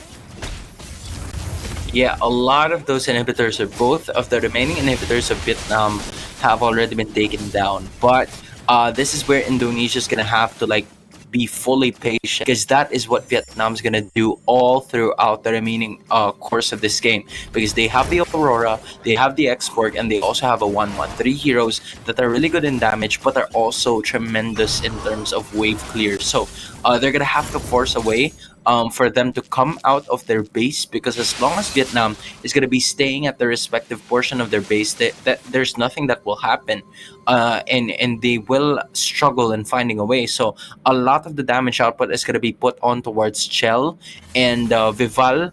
Vival's power spike is close to nowhere to be found already, because it's Daisy and Sa's turn to showcase what they can do from here on out. So if you're Indonesia, you're gonna have to find a bit more space to make sure that Shell could get those damage outputs done, most especially while Kaukyutka doesn't have the immortality as we speak, because Kaukyutka hasn't died for the entirety of this game, unleashing those 3, 0, and 4 kills, and that has been the reason why Vietnam is still hanging on by a thread in this game. Honestly, Vietnam, I find it baffling that we haven't really quite seen too much from Daisy just yet. But this upcoming fight, it might just be the testament of what Vietnam has been building when it comes down to the draft. But Shiru missed the onwards. That means that he's dead!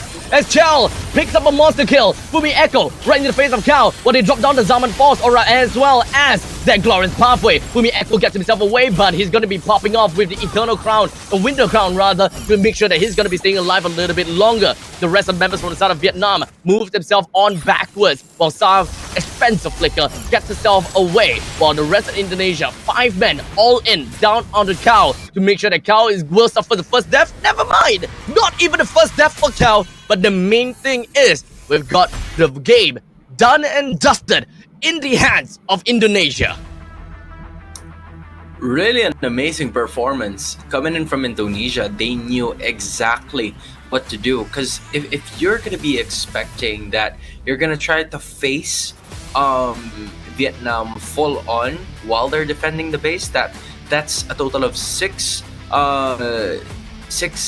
damage dealers and sources that you're going to worry about. So the idea for Indonesia was they needed to get them out their comfort zone, get them out of where they're comfortable, which is the base. So they tried to go for the Lord, tried to go fake Lord, and you'd also have to commend Shell in the position that she was trying to commit as of that moment, because it was intensely risky. I'm telling you, being the only laner that was there in the river bush, all of the other roamers and XP laners from the other side is trying to look for you, and yet you were still able to deal at least half of the damage output to the opposing tank.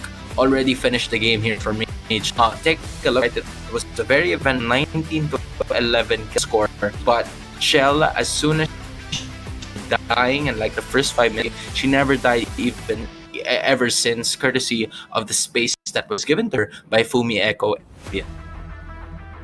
Now, of course, ladies and gentlemen, with the game 2-0 in favor for Indonesia, we'll tell you guys a little bit more about the brackets. But for now, let's wrap things up when it comes down to this game number 2 between these two teams.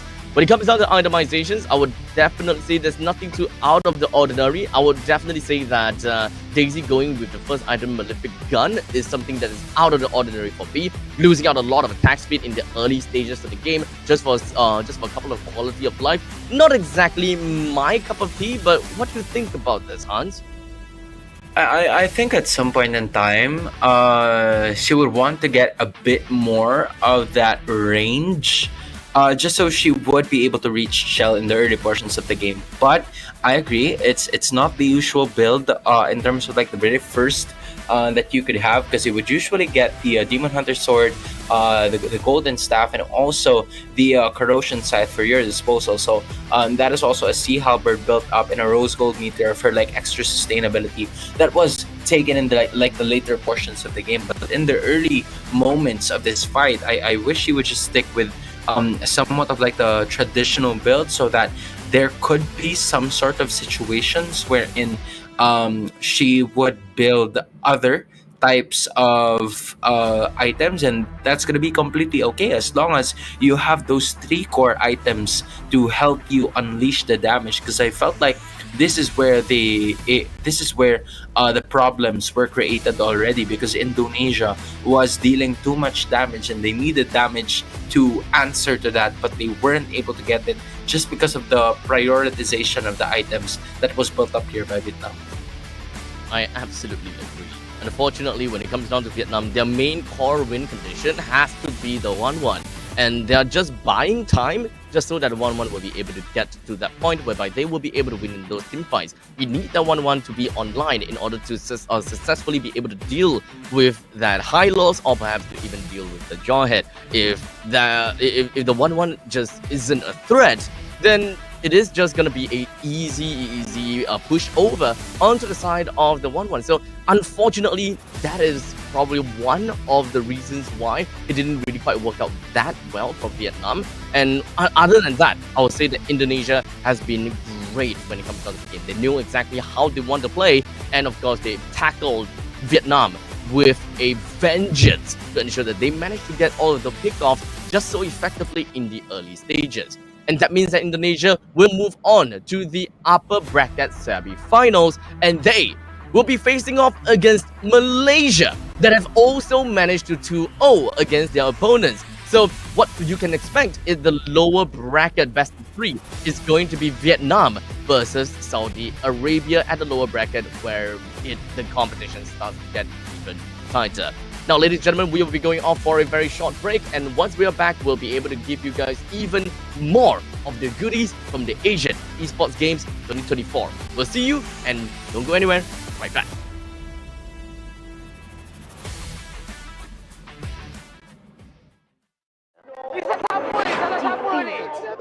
Pada tim SRG, Gulak Red Giant, banggakan Selangor, banggakan Malaysia. Champion juara wakil Malaysia Time for N6 in Malaysia. Keunggulan ianya tidak hadir dengan mudah. Ia tidak menunggu sesiapa, dan ia tidak memilih sesiapa. Keunggulan adalah potensi hebat yang tersembunyi dalam diri. Seperti benih yang menunggu masa untuk bercambah, sedia untuk mekar hingga berkembang indah.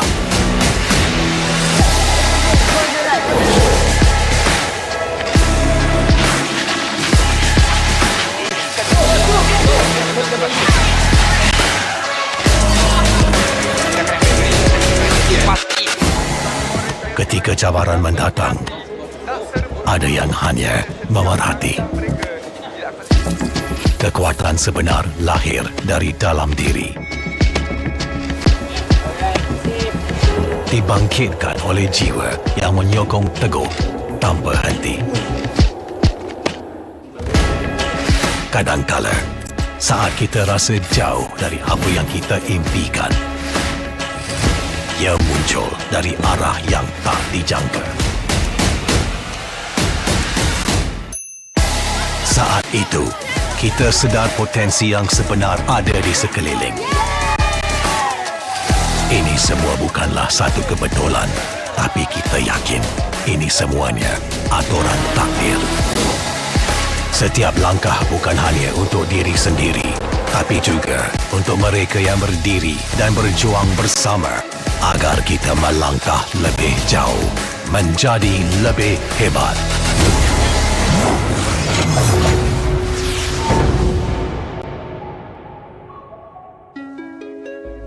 Bangkitlah rakyat Malaysia.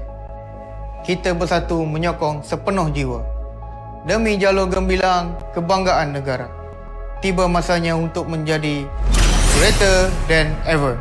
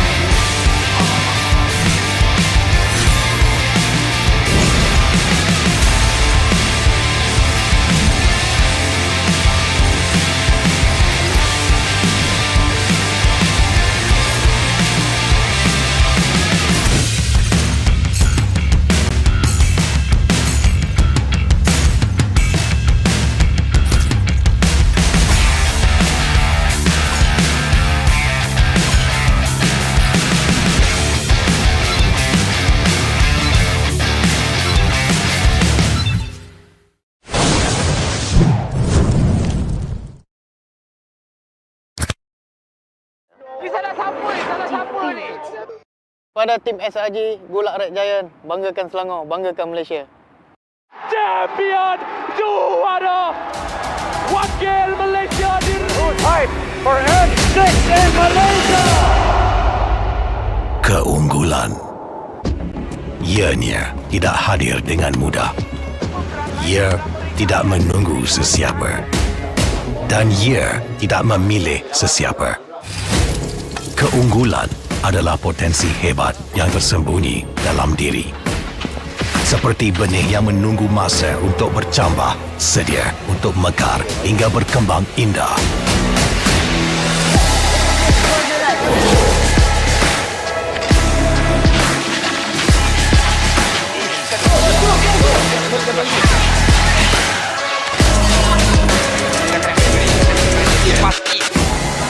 Ketika cabaran mendatang, ada yang hanya memerhati. Kekuatan sebenar lahir dari dalam diri. Dibangkitkan oleh jiwa yang menyokong teguh tanpa henti. Kadangkala, saat kita rasa jauh dari apa yang kita impikan, ia muncul dari arah yang tak dijangka. Saat itu, kita sedar potensi yang sebenar ada di sekeliling. Ini semua bukanlah satu kebetulan, tapi kita yakin ini semuanya aturan takdir. Setiap langkah bukan hanya untuk diri sendiri, tapi juga untuk mereka yang berdiri dan berjuang bersama agar kita melangkah lebih jauh, menjadi lebih hebat.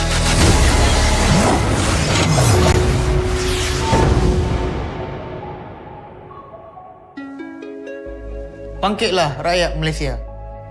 Kita bersatu menyokong sepenuh jiwa. Demi jalur gemilang kebanggaan negara. Tiba masanya untuk menjadi greater than ever.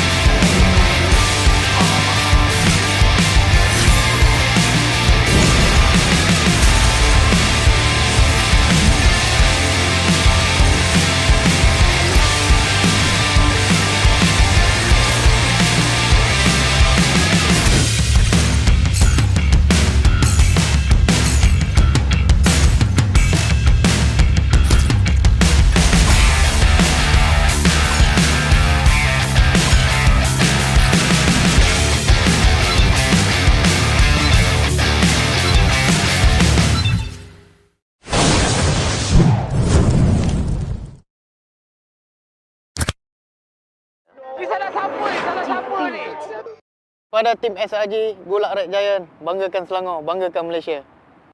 Champion juara wakil Malaysia fight for N6 in Malaysia. Keunggulan. Ianya tidak hadir dengan mudah. Ia tidak menunggu sesiapa. Dan ia tidak memilih sesiapa. Keunggulan adalah potensi hebat yang tersembunyi dalam diri. Seperti benih yang menunggu masa untuk bercambah, sedia untuk mekar hingga berkembang indah.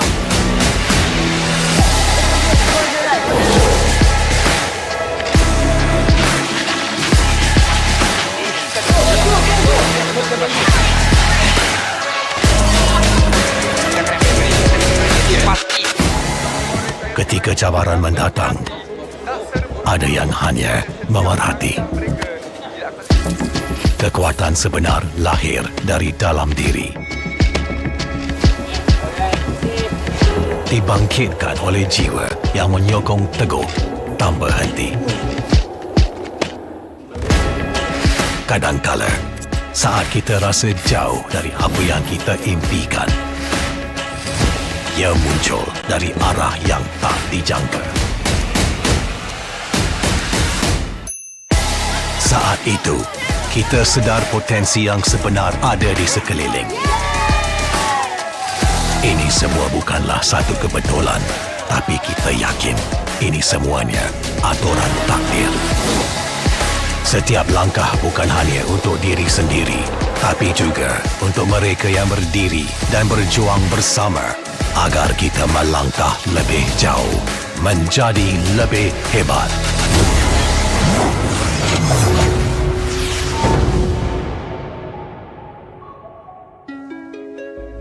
Bangkitlah rakyat Malaysia. Kita bersatu menyokong sepenuh jiwa. Demi jalur gemilang kebanggaan negara. Tiba masanya untuk menjadi greater than ever.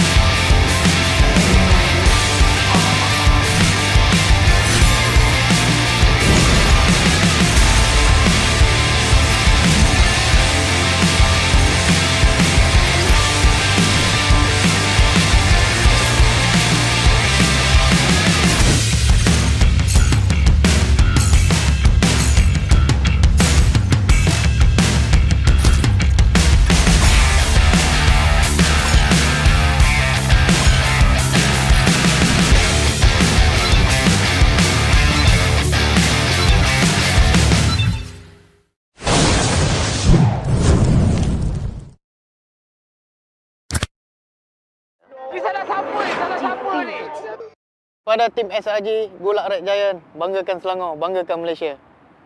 Champion juara wakil Malaysia Fight for N6 in Malaysia. Keunggulan. Ianya tidak hadir dengan mudah.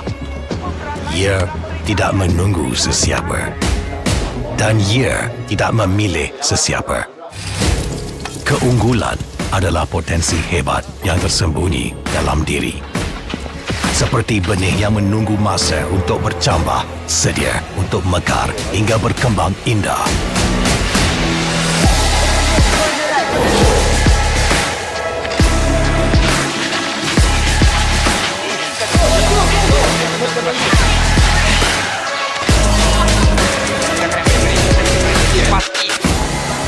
Ketika cabaran mendatang, ada yang hanya memerhati. Kekuatan sebenar lahir dari dalam diri.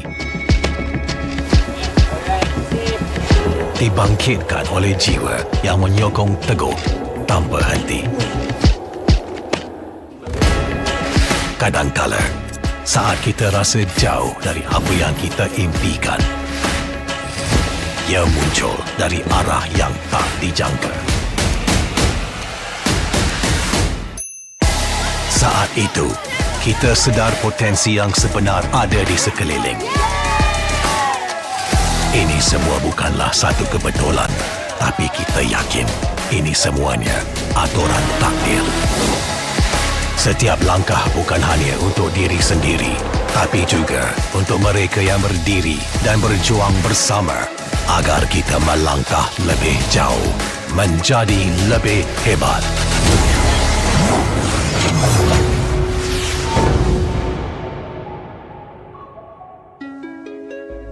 Bangkitlah rakyat Malaysia. Kita bersatu menyokong sepenuh jiwa. Demi jalur gemilang kebanggaan negara. Tiba masanya untuk menjadi greater than ever.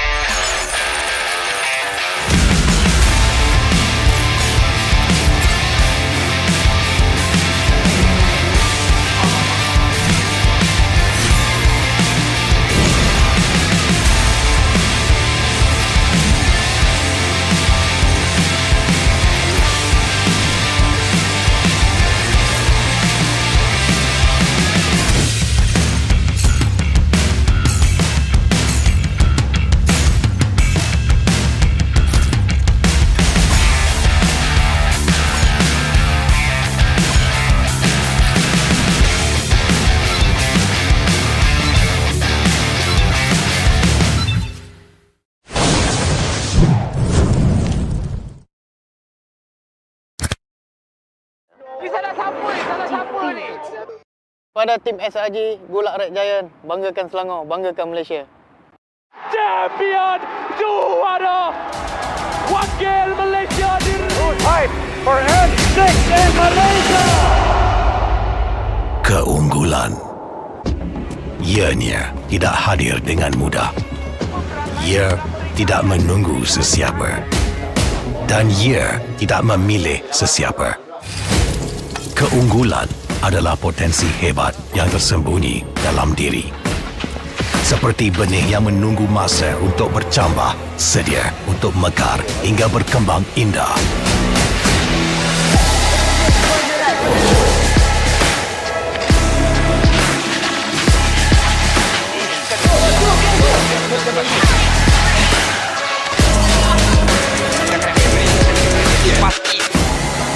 Ketika cabaran mendatang, ada yang hanya memerhati. Kekuatan sebenar lahir dari dalam diri. Dibangkitkan oleh jiwa yang menyokong teguh tanpa henti. Kadangkala, saat kita rasa jauh dari apa yang kita impikan, ia muncul dari arah yang tak dijangka. Saat itu, kita sedar potensi yang sebenar ada di sekeliling. Ini semua bukanlah satu kebetulan, tapi kita yakin ini semuanya aturan takdir. Setiap langkah bukan hanya untuk diri sendiri, tapi juga untuk mereka yang berdiri dan berjuang bersama agar kita melangkah lebih jauh, menjadi lebih hebat.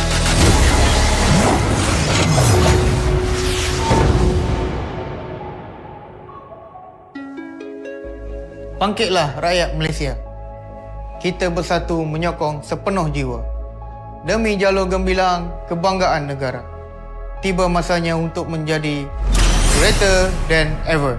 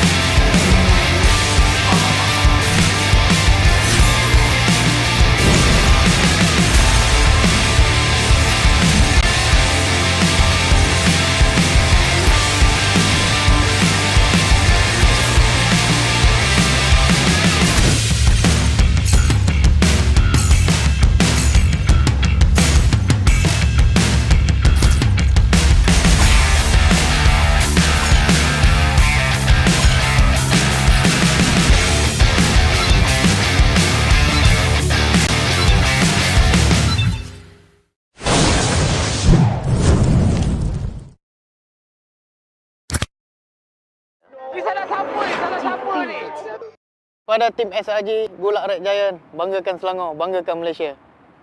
Champion juara wakil Malaysia fight for N6 in Malaysia. Keunggulan ianya tidak hadir dengan mudah. Ia tidak menunggu sesiapa dan ia tidak memilih sesiapa. Keunggulan adalah potensi hebat yang tersembunyi dalam diri. Seperti benih yang menunggu masa untuk bercambah, sedia untuk mekar hingga berkembang indah.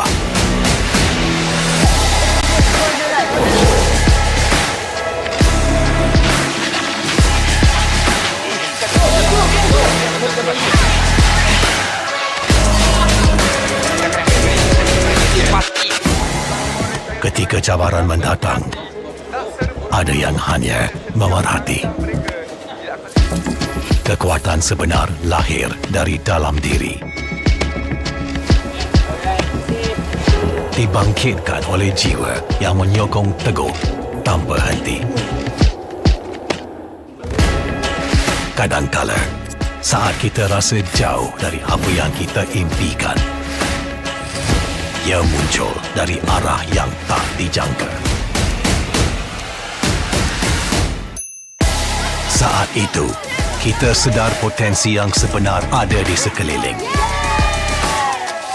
Ini semua bukanlah satu kebetulan, tapi kita yakin ini semuanya aturan takdir. Setiap langkah bukan hanya untuk diri sendiri, tapi juga untuk mereka yang berdiri dan berjuang bersama agar kita melangkah lebih jauh, menjadi lebih hebat.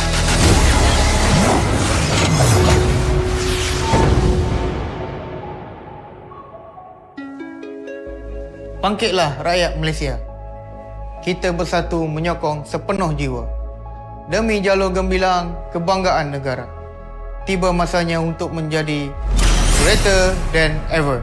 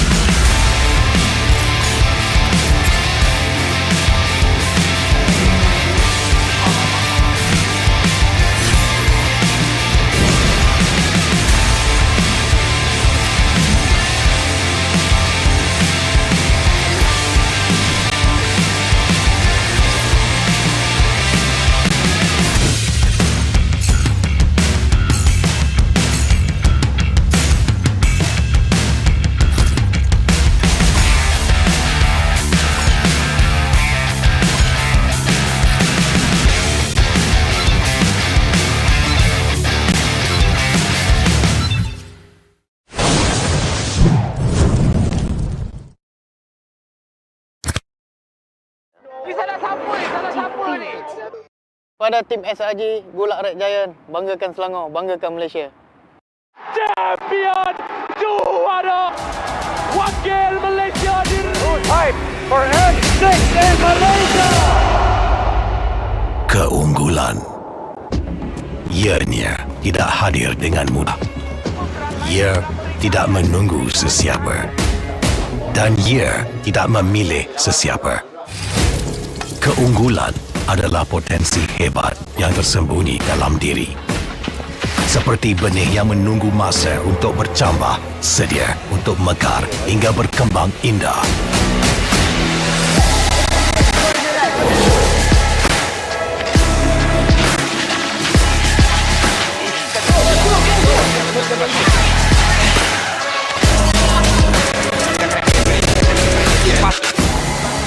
Ketika cabaran mendatang, ada yang hanya memerhati. Kekuatan sebenar lahir dari dalam diri. Dibangkitkan oleh jiwa yang menyokong teguh tanpa henti. Kadangkala, saat kita rasa jauh dari apa yang kita impikan, ia muncul dari arah yang tak dijangka. Saat itu, kita sedar potensi yang sebenar ada di sekeliling. Ini semua bukanlah satu kebetulan, tapi kita yakin ini semuanya aturan takdir. Setiap langkah bukan hanya untuk diri sendiri, tapi juga untuk mereka yang berdiri dan berjuang bersama agar kita melangkah lebih jauh, menjadi lebih hebat.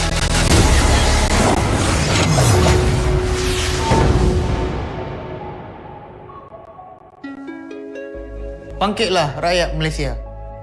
Kita bersatu menyokong sepenuh jiwa. Demi jalur gemilang kebanggaan negara. Tiba masanya untuk menjadi greater than ever.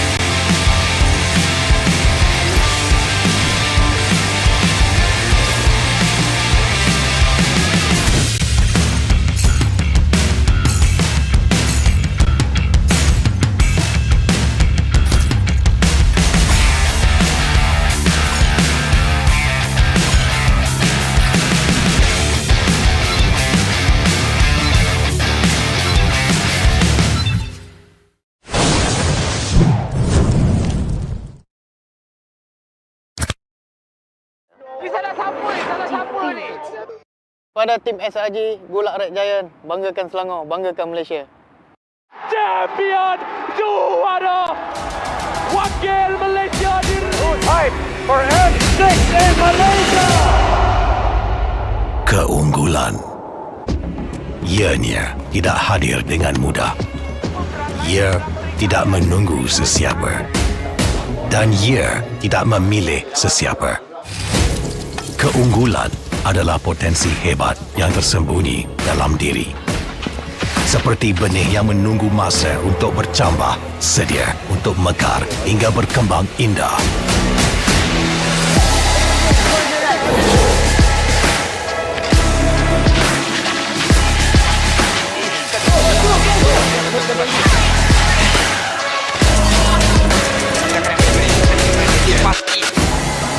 Ketika cabaran mendatang, ada yang hanya memerhati. Kekuatan sebenar lahir dari dalam diri. Dibangkitkan oleh jiwa yang menyokong teguh tanpa henti.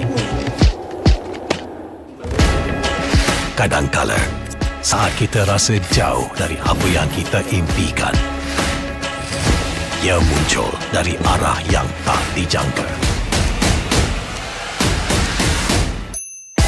Saat itu, kita sedar potensi yang sebenar ada di sekeliling. Ini semua bukanlah satu kebetulan, tapi kita yakin ini semuanya aturan takdir. Setiap langkah bukan hanya untuk diri sendiri, tapi juga untuk mereka yang berdiri dan berjuang bersama agar kita melangkah lebih jauh, menjadi lebih hebat.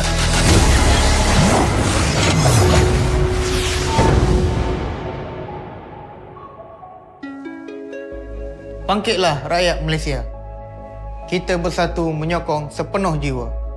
Demi jalur gemilang kebanggaan negara. Tiba masanya untuk menjadi greater than ever.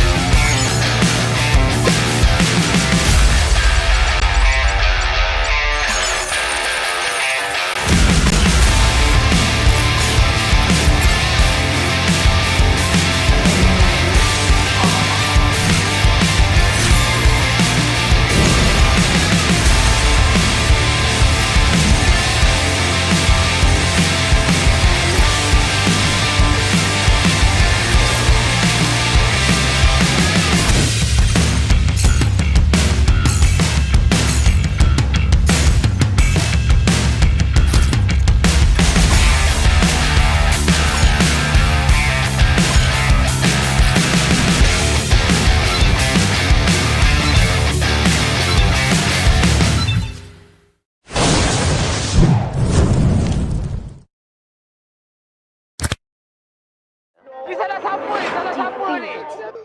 Pada tim SRG, Golak Red Giant, banggakan Selangor, banggakan Malaysia. Champion juara wakil Malaysia di time for N6 in Malaysia. Keunggulan. Ianya tidak hadir dengan mudah. Ia tidak menunggu sesiapa. Dan ia tidak memilih sesiapa. Keunggulan adalah potensi hebat yang tersembunyi dalam diri. Seperti benih yang menunggu masa untuk bercambah, sedia untuk mekar hingga berkembang indah.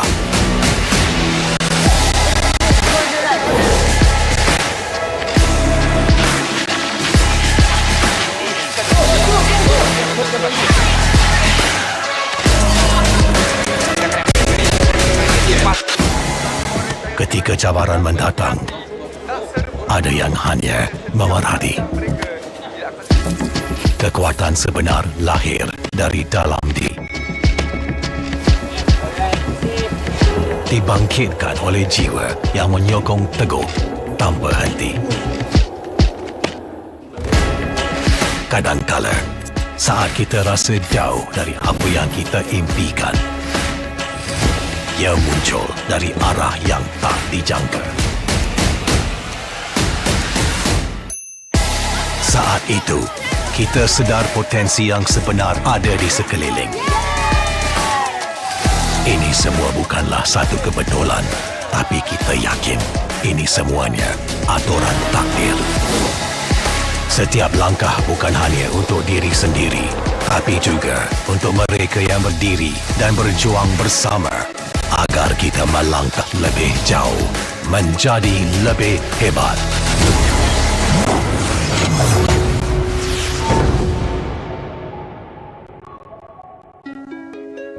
Bangkitlah rakyat Malaysia. Kita bersatu menyokong sepenuh jiwa. Demi jalur gemilang kebanggaan negara. Tiba masanya untuk menjadi greater than ever.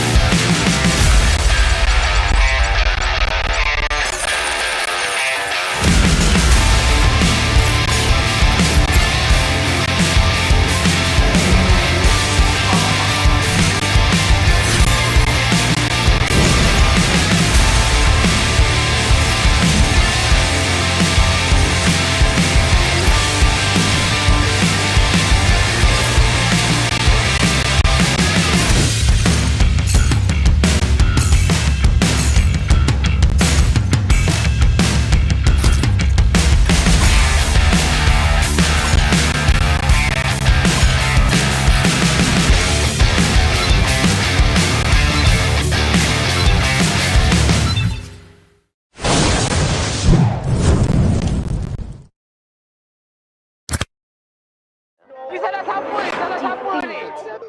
Pada tim SRG, Gulak Red Giant, banggakan Selangor, banggakan Malaysia. Champion juara wakil Malaysia Time for N6 in Malaysia. Keunggulan. Ianya tidak hadir dengan mudah. Ia tidak menunggu sesiapa. Dan ia tidak memilih sesiapa. Keunggulan adalah potensi hebat yang tersembunyi dalam diri.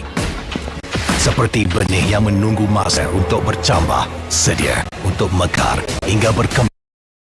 Right, ladies and gentlemen, welcome back into the Asian Esports Games 2024. My name is Abstract. With me here is Hans. The both of us gonna be your caster for this upcoming match, and it does definitely seem as though we do have quite a bit of games for you guys, as we will be going down over the lower bracket to, I believe, to take a look at Myanmar versus China. Yep, Oh. that is going to be the case there. It is quite unfortunate, as I was, telling you stories about Myanmar a while ago, and how they could fare very well against all of the other competitors, but a lot can change in 12 hours, man. That's what I can tell you. Maybe it depends on their sleep, but also in terms of the preparations of the coaching staff as well. I felt like for some of the other teams who are really serious in winning, some of them probably didn't get enough of sleep. I mean, you rarely ever get to be part of these international tournaments, right? So some of the coaching staff would tell me when I go overseas that, you know what, sleep is just sleep. An international tournament happens maybe once or twice a year. So you can skip that for now and then go and land on your sleep someplace else. But for Myanmar and China, this is going to be their final lifeline. Whoever is going to lose in this best of 3 series will be eliminated. And I am excited to see, depending on how this series is actually going to go. Because, again, these are two of the rising contenders for the AEG 2024. Unfortunately, they're going to have to face each other a little earlier than both of these teams wanted to expect. Exactly. I mean, looking at China versus Myanmar, I think that is probably one of the few teams that we would not expect going down to the lowest bracket, or rather that fast. Let's take a look about this, right? China dominated in the Group A bracket, right? So gotten themselves a total of 4-0, getting wins away from Vietnam, Mongolia, Thailand, and Uzbekistan. While in the meantime, for Myanmar, they themselves have also gotten a 4-0, getting wins away from Malaysia themselves, okay? From Malaysia, Hong Kong, Kazakhstan, as well as Timor-Leste. So, honestly, I gotta have to say, this upcoming game between China and Myanmar might actually be one of the tightest games that we might be expecting, because I was expecting to see both of them go into the semifinals. But looking at the fact that China had to go up against Philippines, and as for Myanmar to go up against Cambodia, there's definitely a little bit of a 50-50 coin flip going on.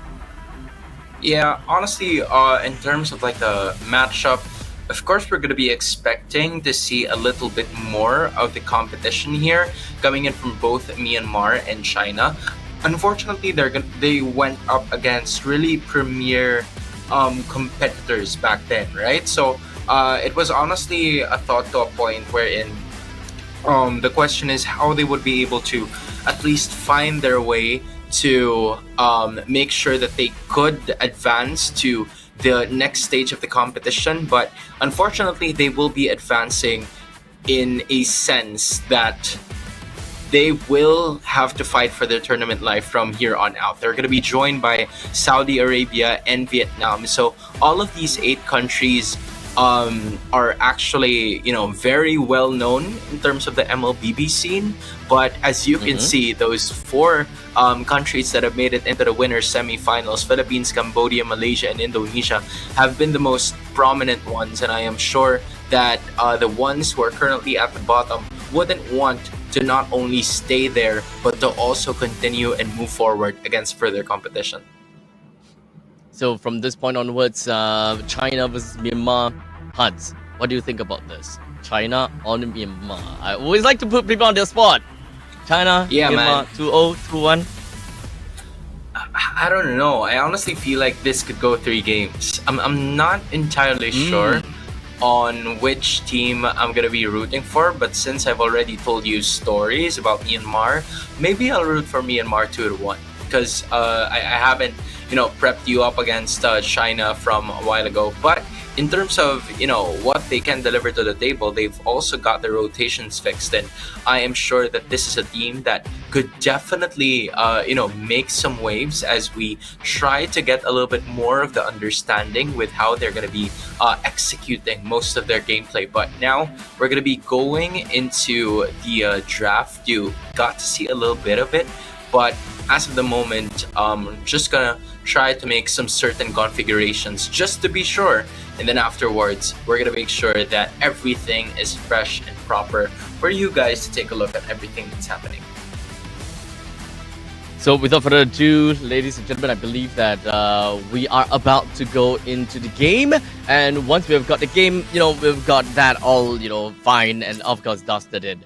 Now, for those people that have just came in, welcome to the live stream. This is the Asian Esports Games 2024. And in case you're wondering, what to expect coming in from these games, one thing's for sure is that we do have got quite a prize pool that is available for all of these ladies that is competing right at Bangkok within of the indoor stadium Hua Mark. But there is a total of $5,800 in terms of US dollars, where the first place prize will go over to the first place prize will get a total of $3,000. Second place with $2,000 and $800 to the third place. And what you can expect when it comes down to these games is we'll be looking at all of the scheduled games eventually, and then tomorrow is when we are definitely going to see more of the bigger games, whereby we look at the winner finals, the lower parts of that, and then eventually the gold medal match, which is the game that you all would definitely want to tune in for tomorrow. Yeah, and speaking of which, there's a lot of games that are probably going to be happening in like the next couple of days. We're talking about now and tomorrow, and we are currently at part of the now, as Myanmar and China is looking forward to win their respective games in a best of 3 series. I like to start off the draft. It's a little scattered, most of the bans for both of the teams, but the first idea here that I have noticed from Myanmar is that they tend to pick up the Hilda quite quickly because in case you guys don't know, for China, Jessica has used mostly the Hilda for the entirety of day number 1. I didn't see her use any other hero, so I feel like they're trying to force China to use something else for that AXP laner, and Lang Ku already has their 3 heroes depicted here. So for Myanmar, not a lot of creativity already in the first 3 picks because you already know where those 3 heroes are gonna go, and I feel like it could be the same thing for China, but you can interchange the Akai and the Kali depending on your preference. So with that all said, there is definitely quite a bit of lane priority that's given over to the side of Myanmar, at least for now. Looking at the rest of that fact, mid lane is not really quite shown from the side of Myanmar just yet. I absolutely love to see a Bruno being picked up for the mix. Both the Moskov and the Bruno both really wants to pick up the Malefic gun. So at least in the early stages of the game, we definitely want to see Myanmar picking up very aggressive heroes right off the start. Mid lane heroes with great priority. The fact that they have already picked up a Tigro, this pretty much is it's a showcase of Myanmar saying that, hey, we want to pick up a Vexana. We want a Vexana. So China, you gotta have to ban out Vexana. There's no other heroes but Vexana being the main priority, whereby they get the power in the team fight, while in the meantime they also have a very good lane priority in middle lane. Not only that, right, but you also get good wave clear at some point, because Vexana might be the missing piece for both of these 2 teams, considering that, especially for Myanmar, they are lacking that wave clear aspect. Of course, you have the Hilda and the Bruno on your side, but most of those heroes, or both of those heroes, are in terms of like the single targets. So I feel like you're gonna need something here to take control of the waves faster, so that you can also rotate faster. So that might be the idea that Myanmar's actually gonna go for here. But the Vexana instead is gonna be banned by Myanmar here. So they're probably thinking of something else. The Valentina is still open for their disposal if they want to. But China might also undergo the same kind of thought process, just because they don't have another mid laner on their side. We're still not sure on what their jungler is gonna be like, but they're gonna speed things up quite a bit and probably pick up this alpha for themselves. Okay, not what I expected with a ban on the Vexana, but that's definitely going to be fun to see. The Alpha is going to be the one that's picked up from the side of China. Well, in terms of in terms of junglers, we actually are starting to dwindle down with the possible amount. Excuse me. Now, looking at junglers, Xbox, huh? I'm actually looking more towards someone that works very well in terms of pacing, but if they do want to play a little bit more of area denial or a lot of damage against heroes that got caught by an implosion, I can definitely understand that. While Myanmar, they don't have the Aurora, they don't have the Vexana, they decided to pick up Lilia instead. You gotta blame priority. So at least when it comes down to that, it is still a very viable pick. Yep, it's me. That's right. When you look at it, the Lilia could be a pick that's going to be crucial for them.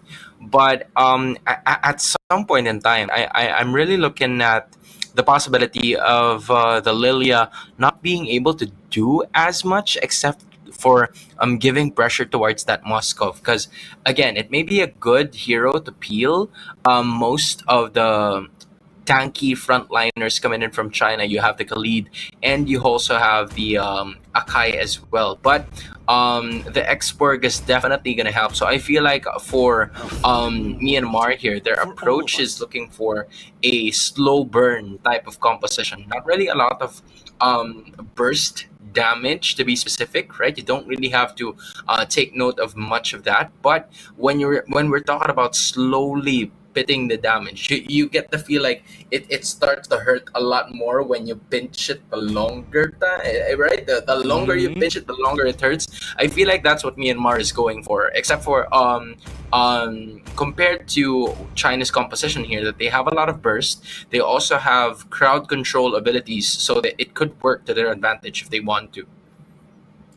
So, ladies and gentlemen, with that all said and done, we are about to go into the next game. We've got quite a draft coming in from both China as well as Myanmar. I gotta have to say that, at least for me, Myanmar has got very strong lane priority in the early stages and also contributes pretty well into their later stages of the game, where Xbox, Lilia can all play into the implosion. And then, let's be honest here, from that point on, Bruno just does whatever the hell that he wants. So I've got my token onto Myanmar, but we shall see how that's gonna work out, as Myanmar is gonna be starting onto the blue side, while China is gonna be starting onto the red side, both of which is starting from the bottom half of the map and will end up at the goal lane. It's been a while since I saw a savior, honestly, and I feel like that's going to be the determining factor of this game. Checking out the vision, especially when China brings it into the late game. Myanmar has a bit more of that early game composition, so they would want to at least assert dominance in like the first 10 minutes of gameplay to hopefully finish off the game by 13 minutes. But if that is not going to be the case, you have the Moscow by Yinhuai and Vermouth here for the side of China. Meanwhile, the attack is actually going to happen here already. Fanhua is going to be using that flicker to be able to get away. Lots of activity happening in the first minute.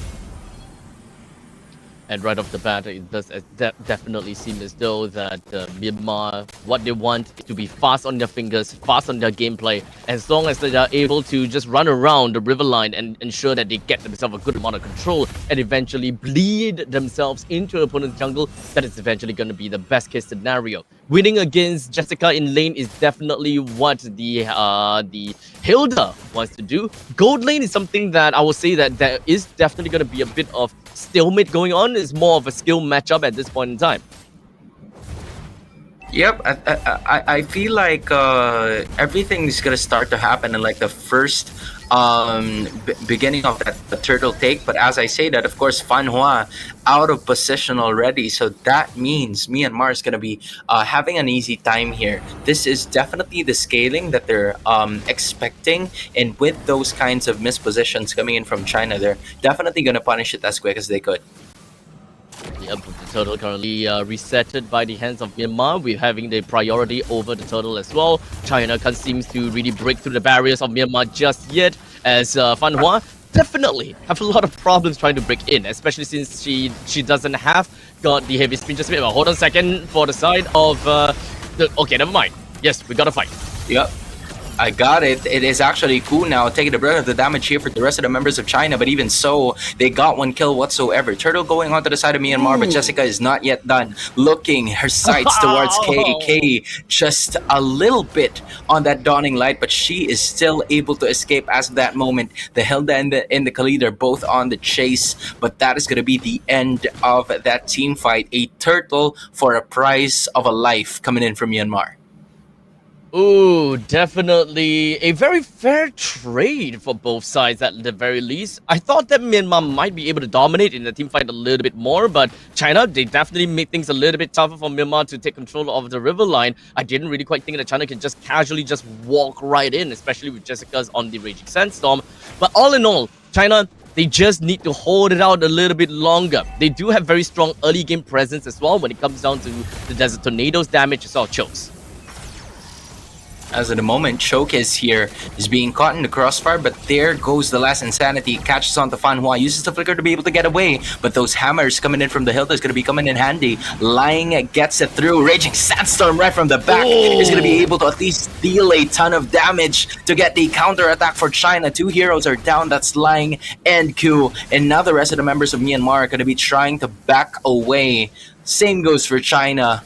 But good attack initiation and the counter segment from China to bring this game right back to their side, leading by 600.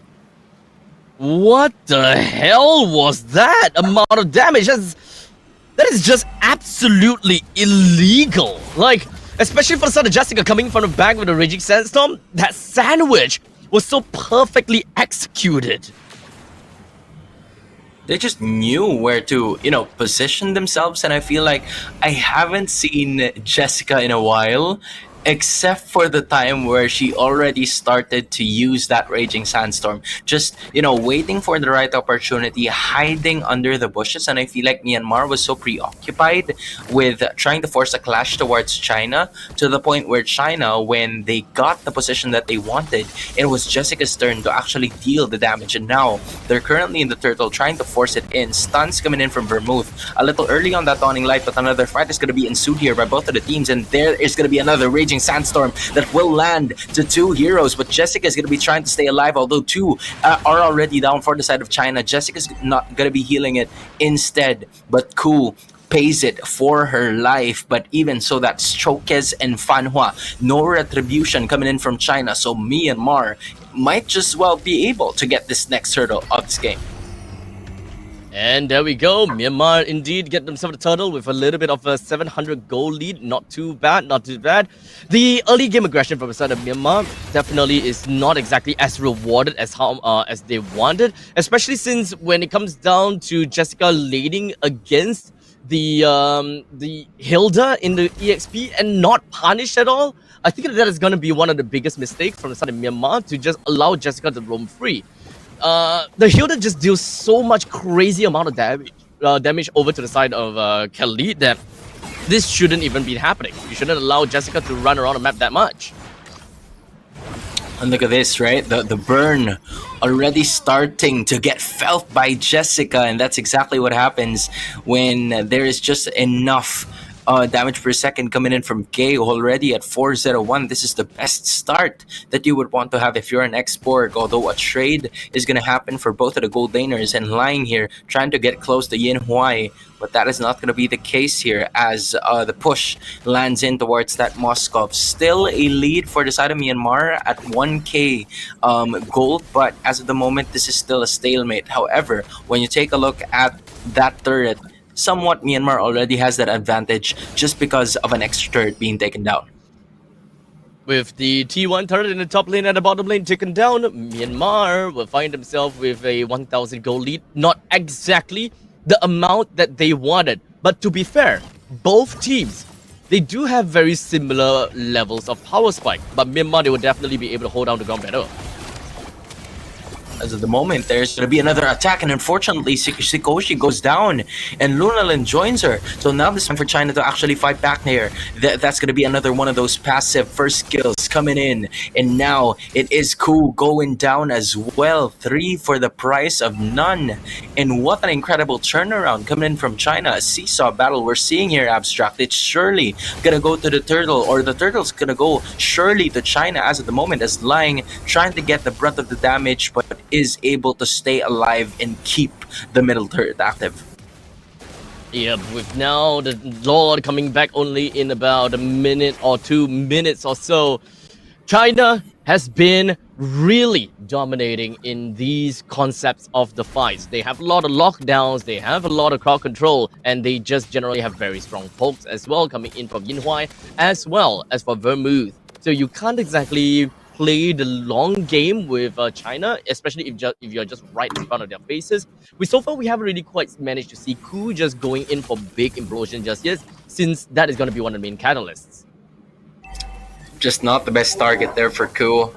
She found Jessica, but Jessica is a little too tanky for Sikoshi to be able to bring down, and it's already 8 minutes in, not even a kill for the Bruno. This doesn't really look good for Myanmar as we speak, because again, you'd love to have the Bruno scale pretty early, at least get those kills, maybe a couple, maybe just one, but you can't really die. And as of the moment, that is the complete opposite of what is happening to Sikoshi in this specific game. So China, in addition, you're also taking note of Vermouth this time, checking all of the bushes at least 24/7 in this specific matchup, and that gives China breathing room here to actually know where they're supposed to go, just spamming those all throughout. And that's going to be another one of these attacks coming in. Ku is going to be taking the brunt of the damage output, and once more it's -1 for Myanmar.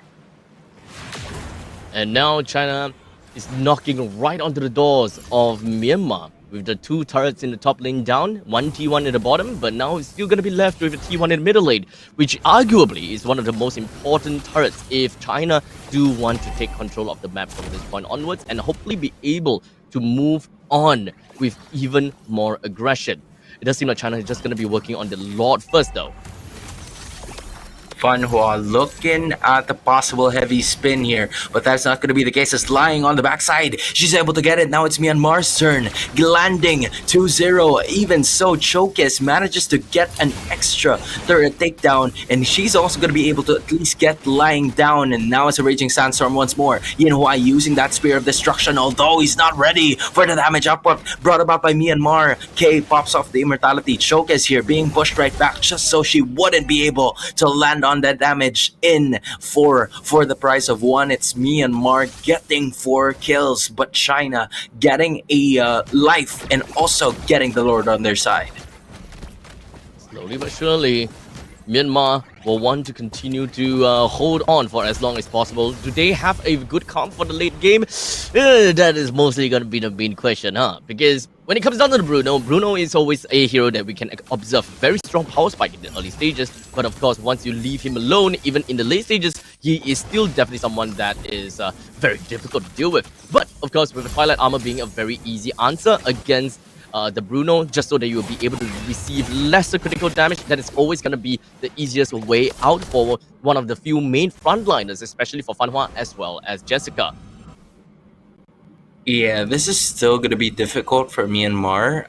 That was one of their windows, whereas they could possibly have a better chance of winning this game, but most of their heroes, the spikes, have just already disappeared, and China's macro game has been really splendid right from the start up until this point of the game, where Vermouth, even though she already has that 1 death, has assisted most of her teammates 7 times out of 9 with the attacks, and just given out at least the vision and information that's going to be needed for them to win the game. Now Luna Lin is going to be caught here, but she will be able to escape. patient enough to not use neither the Purify nor the ultimate, which is going to be the Black Shoes. So she stays out of trouble knowing that she's still going to have enough HP bars to make it out of there alive.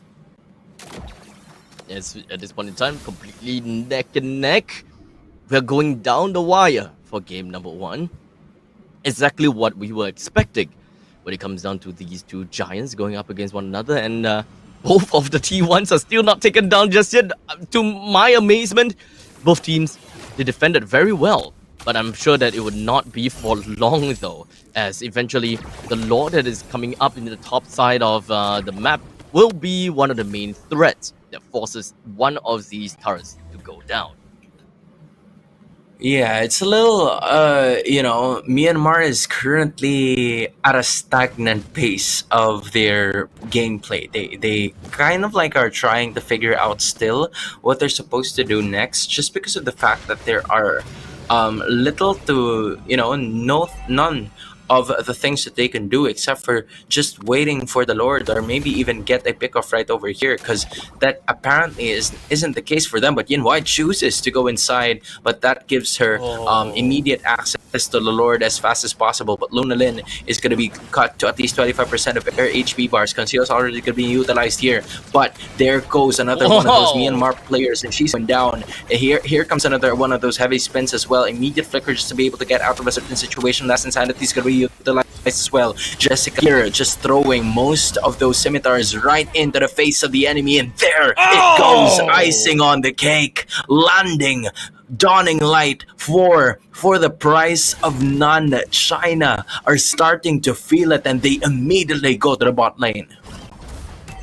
This is what we are looking out for, ladies and gentlemen, as the rest of the members from South China move down and push us down to the bottom lane. And this is where Myanmar loses everyone within of their arsenal, and China takes game number 1. Victory! Incredible showcase. My goodness. I'm telling you, man, incredible showcase coming in from China. And at some point in time, it really was inevitable. I have to say, it really was inevitable for Myanmar to experience that kind of situation, because they were unable to capitalize on the fact that they had everything going for them in the early portions of the game. Or maybe not everything, right? But majority of what has happened in like the first 3 to 5 minutes have been in their favor. And yet China was able to, take advantage of a few moments of the situation in like the 5th to 10th minute, just because of the Savior. I think if the Savior's not the MVP here, I'm gonna be mad. No, I'm just kidding. But she deserves it. She deserves it for real. Honestly, this is a composition that will work very well in the hands of Malaysia. They are, we mentioned that before, composition like this whereby all they need to do is turn off their brains, run right in, play solely based on muscle memory. They know very well how to play their micro game, and they learn how to take fights, take favorable fights. That is what's so good about a composition like this in the hands of Malaysia. But unfortunately for the side of Myanmar, they're not necessarily too sound when it comes down to their micro plays. They're still trying to squeeze in a little bit of a macro here and there, and they're not exactly winning in the lanes that the way that they are supposed to. They're respecting their opponents a little bit too much, whereas this composition allows you to outright disrespect the enemies, right? You see a Hilda, and you see a Hilda going into a Khalid. A Khalid should never, ever be able to leave the lane faster than a Hilda, because a Hilda can outright just bully this Khalid in the lane the moment that Khalid tries to put down a single Desert Sandstorm. This is one of the main portions that allowed China to move around that so effectively, because the Khalid is just around the place, which in turn allowed a lot of space for the Xavier. And of course, there you have it, as expected, or as I wanted it to go.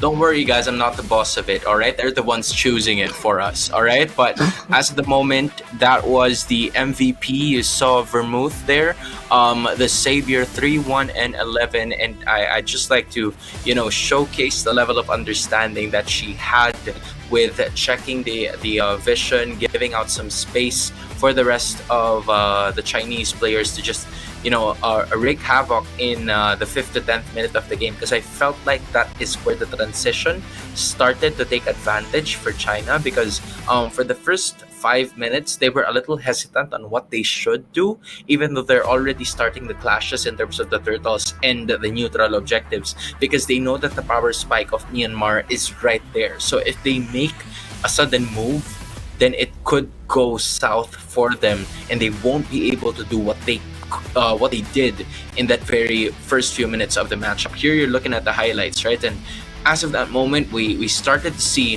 Myanmar tending to be a little bit more aggressive, but props to China as well, because they were fighting back, even though, the scaling wasn't really on their side.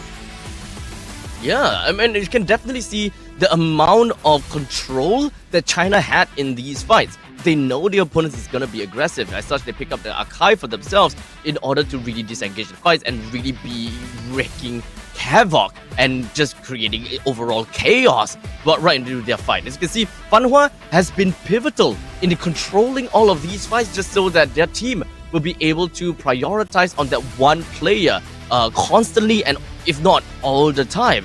In the meantime, Vermouth will be the one that eventually deals the huge chunk of damage. Now, we constantly just put our eyes over to the side of Arkai as well as Vermouth. The both of them are the main battery in this game. Fanhua opens up the game, opens up and gives some opportunities just so that Vermouth can continuously be able to throw out some of these dawning light. And I gotta have to say, every single one of these players from the China team, they knew exactly what they wanted to do, and they covered each other to the T. And this is just a display of being able to take control of a game despite having losing composition and despite having losing lanes. I felt like I felt like for China, they were just able to execute very well, understanding the power spikes and taking control of the situation when it's their time and they got the scaling they need. I honestly just believe that there's so much more going on for Myanmar that it was kinda wasted, especially since it was the first pick on the Hilda, if I remember correctly. And the first pick of the Hilda should have been able to give them quite a lot of lead, especially since the Khalid was picked into the Hilda. I always had this. I will always say that Hilda outright beats the Khalid. If the Khalid ever wants to go into the quicksand guard to avoid going back home, all this Hilda needs to do, dive the turret and take 2 turret shots, and you will be able to deny that quicksand guard, because every single one of those second skill have a mini knockback, and just from those knockback alone, you will be able to make him unable to heal, while you have brushes all around the map that allows you to heal. Yeah, it wasn't really very well there, but that was indeed a good execution coming in from that game number 1. Yeah. But So, I feel like without at further the ado, ladies and moment, gentlemen- yeah. Sorry? Okay, you go to take this, man. Okay, so anyways, we are gonna go off for a very short break, ladies and gentlemen. We will be back again with you guys for the Asian Esports Games 2024 after this short break. Take care. Salah siapa ni? Pada tim SRG, Gulak Giant, banggakan Selangor, banggakan Malaysia. Champion juara wakil Malaysia time for M6 in Malaysia. Keunggulan ianya tidak hadir dengan mudah. Ia tidak menunggu sesiapa. Dan ia tidak memilih sesiapa. Keunggulan adalah potensi hebat yang tersembunyi dalam diri. Seperti benih yang menunggu masa untuk bercambah, sedia untuk mekar dan berkembang indah.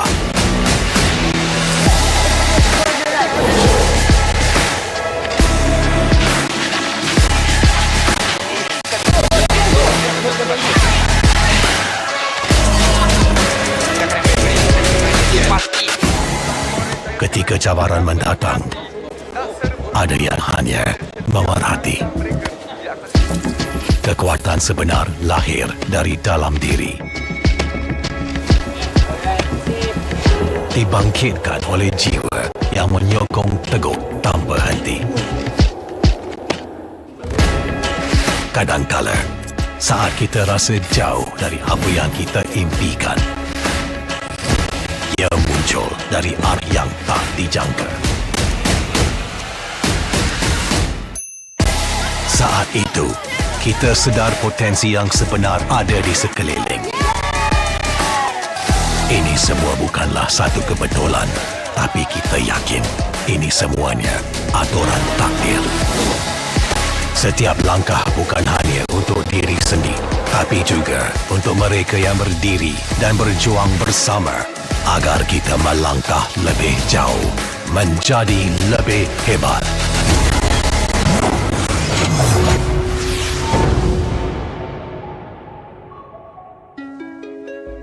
Bangkitlah rakyat Malaysia.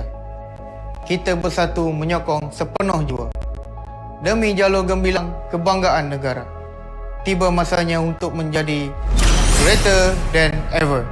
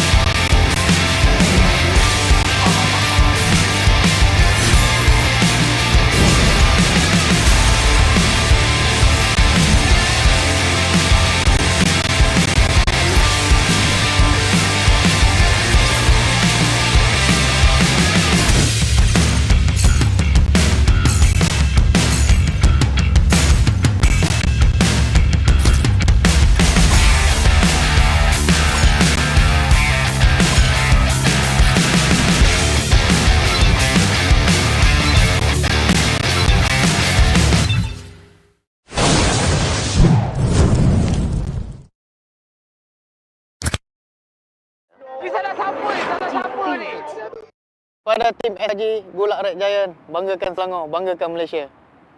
Champion juara wakil Malaysia fight for N6 in Malaysia. Keunggulan. Ianya tidak hadir dengan mudah. Ia tidak menunggu sesiapa. Dan ia tidak memilih sesiapa. Keunggulan adalah potensi hebat yang tersembunyi dalam diri. Seperti benih yang menunggu masa untuk bercambah, sedia untuk mekar hingga berkembang indah.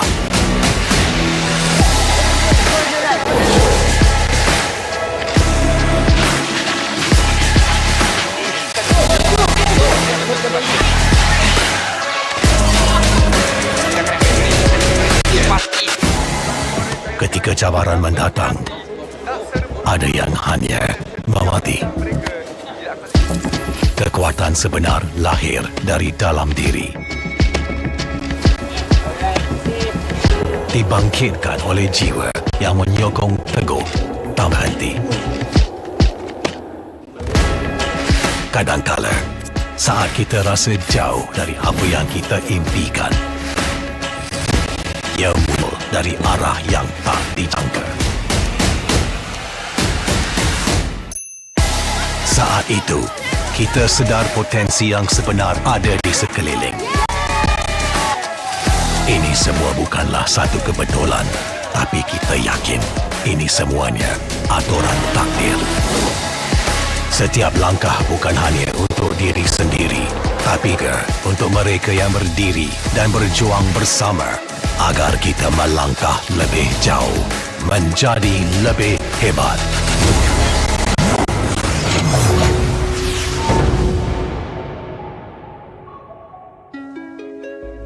Bangkitlah rakyat Malaysia. Kita bersatu menyokong sepenuh jiwa. Demi jalur gemilang kebanggaan negara. Tiba masanya untuk menjadi greater than ever.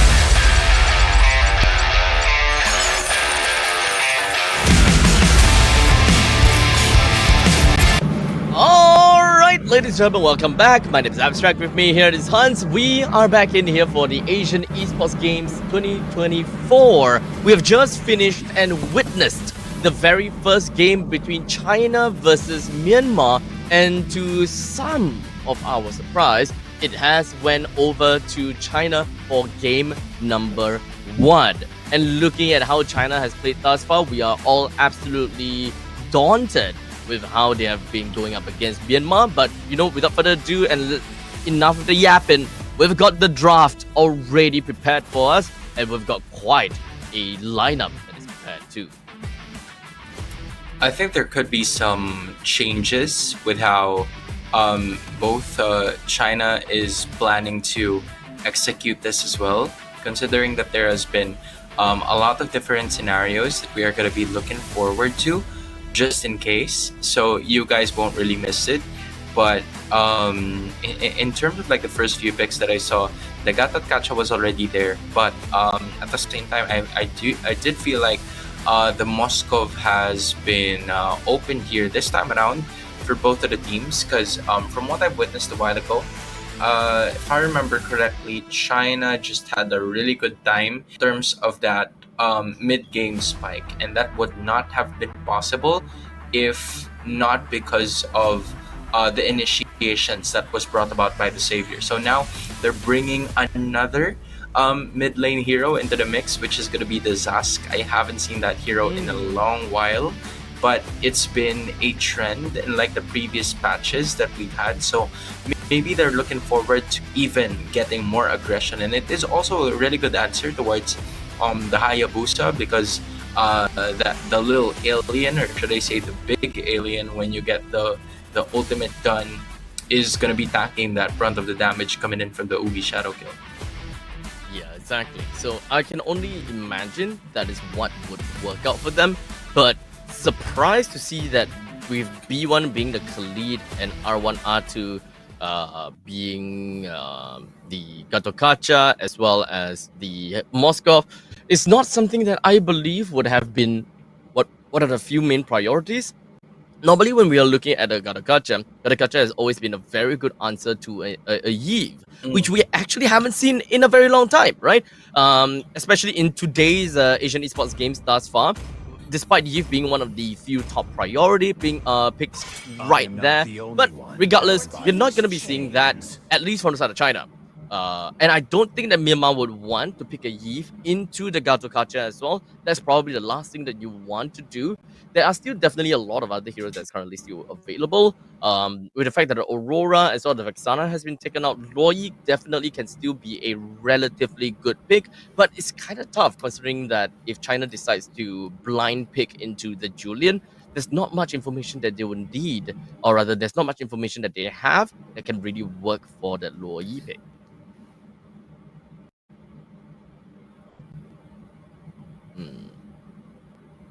Yeah, I feel like as of the moment, when we take a look at most of the picks that we have right here for both of the teams, the Julian and the Nolan could really be a prime option, just because it's the Hayabusa on the other side, right? I feel like there are 5 heroes that have been utilized so much in the jungle position. That's the Suyu, the Alpha, the Hayabusa, the Julian, and the Nolan, because they are the assassins, or maybe the junglers, just because Alpha's not an assassin. The junglers that are really fast in terms of getting their wave clears done, so that they can reach level 4, and that is where they can come onto full effect. But yeah, the Julian is going to be the choice here, so that's magic damage. It is good balance with the Moskov, the Zask, and the Julian as well to at some point just unleash the damage output that they need. But again, when you look at it, it's going to be the Eve as well as the Minotaur getting picked up here by Myanmar. They are digging deep in their back here. They're trying to fight a crowd control skill with the Avatar of the Guardian with the Minoan Fury brought about by Ku here. I can understand the Minotaur pick, but we have definitely seen before a Yve being picked up into a Gatokacha, and generally still works pretty decently, but that is provided if the Gatokacha doesn't hyper prioritize over to the Yve. Because we gotta have to understand, when it comes down to the Avatar of the Guardian, plus the taunt, it immediately takes Eve out of the RWM. Like any form of knockups, any form of stuns, it doesn't take her away from the RWM, but taunting does. So that is the difference, and that is why Garukacha is so good going up against the Eve, and there's really a lot of things that you can do from the China side in order to disrupt that kind of combination, considering that Eve is the main damage dealer in the team fights now. We don't have anyone else that can deal AoE damage. We have a lot of setups coming in from the Minotaur, setup from the Khalid, but damage, that is what we're missing out on from the side of Myanmar, and I personally am a little bit worried for anything that's past 8 minutes, because they may be able to set up well, they may be able to get 1 or 2 kills, but that is at the cost of 4 of their own members.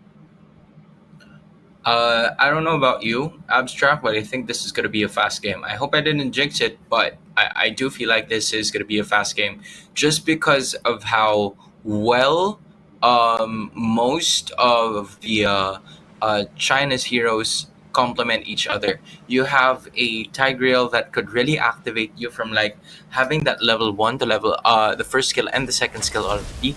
You also have a Vermouth on the other side, just mainly putting the pressure on most of the heroes in the first few minutes of the game, just because of the Dominator's descent that she would always try to unleash not only the information but also dish out damage. So, I feel like if China plays their cards correctly here, they're gonna be able to experience sweep in this game.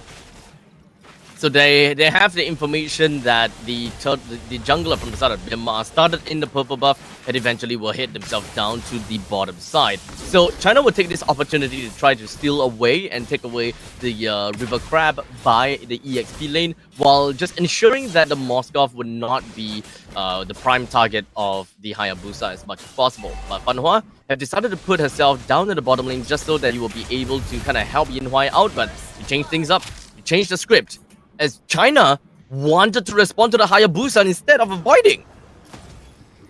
This is what we're talking about, right? The Hayabusa isn't really going to be effective up until it reaches level 4. And as you can see on the left side of her screens, she hasn't unlocked her ultimate yet. So China, immediately knowing this, they understand that for most of the rotations that both the junglers are going to be doing, they're practically gonna try to mirror each other. So they somewhat knew where the Hayabusa was gonna be coming from. So with that being said, that's an advantage that went on to China. Myanmar has to go back to the drawing board here. Honestly, it's kind of scary, the fact that Hayabusa didn't take away the beetle at the bottom side before heading over to the opponent's jungle. But hold on a second, middle lane. Yup, it's gonna be Luna Lin unleashing that RWM, but the only problem is there goes the implosion, and automatically 2 heroes are gonna go down for the side of Myanmar.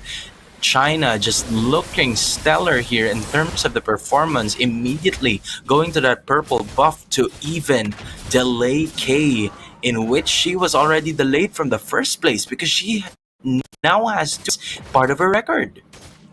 Yeah, I mean, K is currently at level 4, lost the purple buff, and not to forget, the mini purple buff is still in the camp.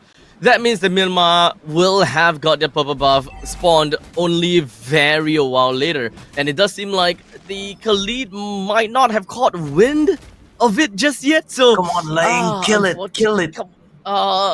They didn't see it at all. Didn't realize that at all. This is gonna be such a rough game for K. I'm calling it. It's gonna be 5 minutes into the game. All of the turtle will not be going to the side of Myanmar at all. And China would very likely be able to take the first turtle. And there goes another Minoan's Fury to just be some sort of initiation. What? But here goes Myanmar. They're trying to fight back as well. Fan Hua is going to be the recipient of that Raging Sandstorm in the combination. Now it's Sikoshi being activated here. Bruno with a triple kill. And for some reason, they're staying alive. But Kay on the other side of the map is really struggling to find her rhythm in this game because she was very close to that third death. But their saving grace here has been Sikoshi. And as long as Sikoshi is okay, then, Kay might just have a little bit of a breathing room here because Sikoshi got most or maybe all of those energy shields.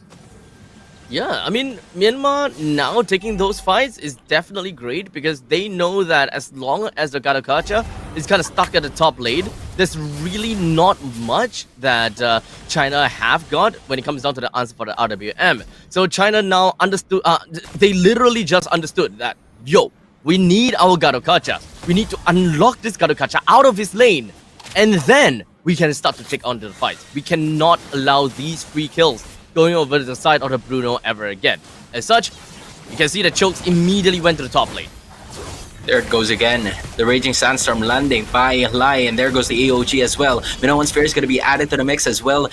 Both of the teams are trying to secure it, but it's going to be Kay finally getting her rhythm here as another kill has been taken onto the neutral objective, but most of China is just looking for Ku as of that moment, and they will be able to take it for themselves. Not only that, but they are also putting the pressure on the purple objective, in which China will also be able to get, because Chokes didn't need to at least put most of her efforts on that turtle objective, because Kay already utilized the retribution skill of hers on the turtle objective. So with that being said, China has been making some moves here. Before the start of the turtle fight, it was around 1.3k gold lead courtesy of China. Now it is at 1.3k gold lead still. So I feel like, you know, China's making moves even though they're not getting a lot of those objectives. They're making sure that the lead stays with them. It seems like they're trying to do something a little bit different from what we would expect. Generally, we thought that China... Oh wait, hold on a second. Bottom. Just trying to fight away here, trying to find a way. Now there's going to be a Raging Sandstorm. The fight has been split into two, but then all of a sudden the third is still alive. They're trying to find a way here. Now there goes the ultimate coming in from the Zaz. Ku lands onto most of the damage output. There goes the heals coming in from Lying. So no casualties are going to happen here whatsoever. But Jessica's already pretty low. Chokes, on the other hand, is going to be taking the brunt of the damage, and she will go down courtesy of Myanmar. Now it's Myanmar's turn. You know, they're looking for some mistakes that China has been doing here, and that's been the story of the series so far. Whoever makes the most mistakes is going to be losing this game. Yeah, but still, it is still relatively early for us to say that China is out of the game just yet. In fact, they're not exactly a composition that plays very well into the early game, especially if the Garukacha is locked in the EXP. So technically speaking, from this point onwards, it's only then we'll be able to see a lot more team fights that China would be able to win with the AOG plus a pawn into the RWM. But that's the implosion, and the AOG combo landing onto the side of China as they now have the lead with 2 heroes down for the side of Myanmar. Make it 3 already, courtesy of the ultimate coming in from the Zask, and he's not done. Vermouth just, you know, landing most of those skills as much as possible. Fan Huan landing that conceal as well. She's trying to look for somebody else, but you know, the call maybe of China here is to play their cards right, play patient MLBB, and that is exactly what they're gonna do. They lead this time by at least 2,000 in terms of gold as Fan Hua sees Lying, and Lying immediately retreats as China gets a turtle.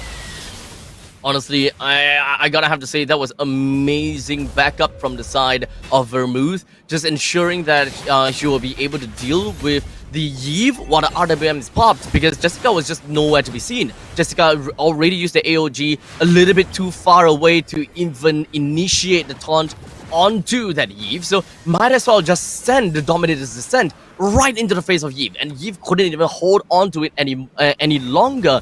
But to be fair, that was all that the Yve needed to do. Just popped up the RWM. As long as you're able to keep it on for more than 3 to 4 seconds, you have already done your job. That's the most amount of damage that you can possibly do. Anything after that is just pure bonus. And that's just 1v1 at the jungler position. Now it's going to be Jessica in all full confidence onto the side of Republic of China as Sikoshi is going to be fighting from a distance here. But Ku goes down immediately, and that is a really good sign. Coming in from China here, Chokes being choked in the spot here by Lunalin. Does he have enough skills? He chooses to fight anyway, but that is not going to be enough. But she actually manages to escape. Raging Sandstorm also flicker utilized by Lying at this point in time, but Jessica was ready to fight back, and she was able to escape in the middle of Myanmar's aggression towards her. What an incredible performance, and instead she might actually go for a kill here, but that is not gonna happen. Even so, an impressive set of sequences coming in from China, specifically from Chokes. Oh man, I gotta have to say that was not exactly a flicker that I was expecting from the side of Myanmar. Just let him run. Just let him run. No worries. So now, unfortunately, Khalid doesn't have the flicker for the next upcoming fight, especially the Lord is coming back in 10 seconds. So that is a problem. That's a very big problem for Myanmar. They lost means of initiation, and now they have to work on counter-engage with the Minoan's Fury. I'm not too sure how well that is gonna work out, but I have a feeling that Myanmar might want to just give this Lord away instead.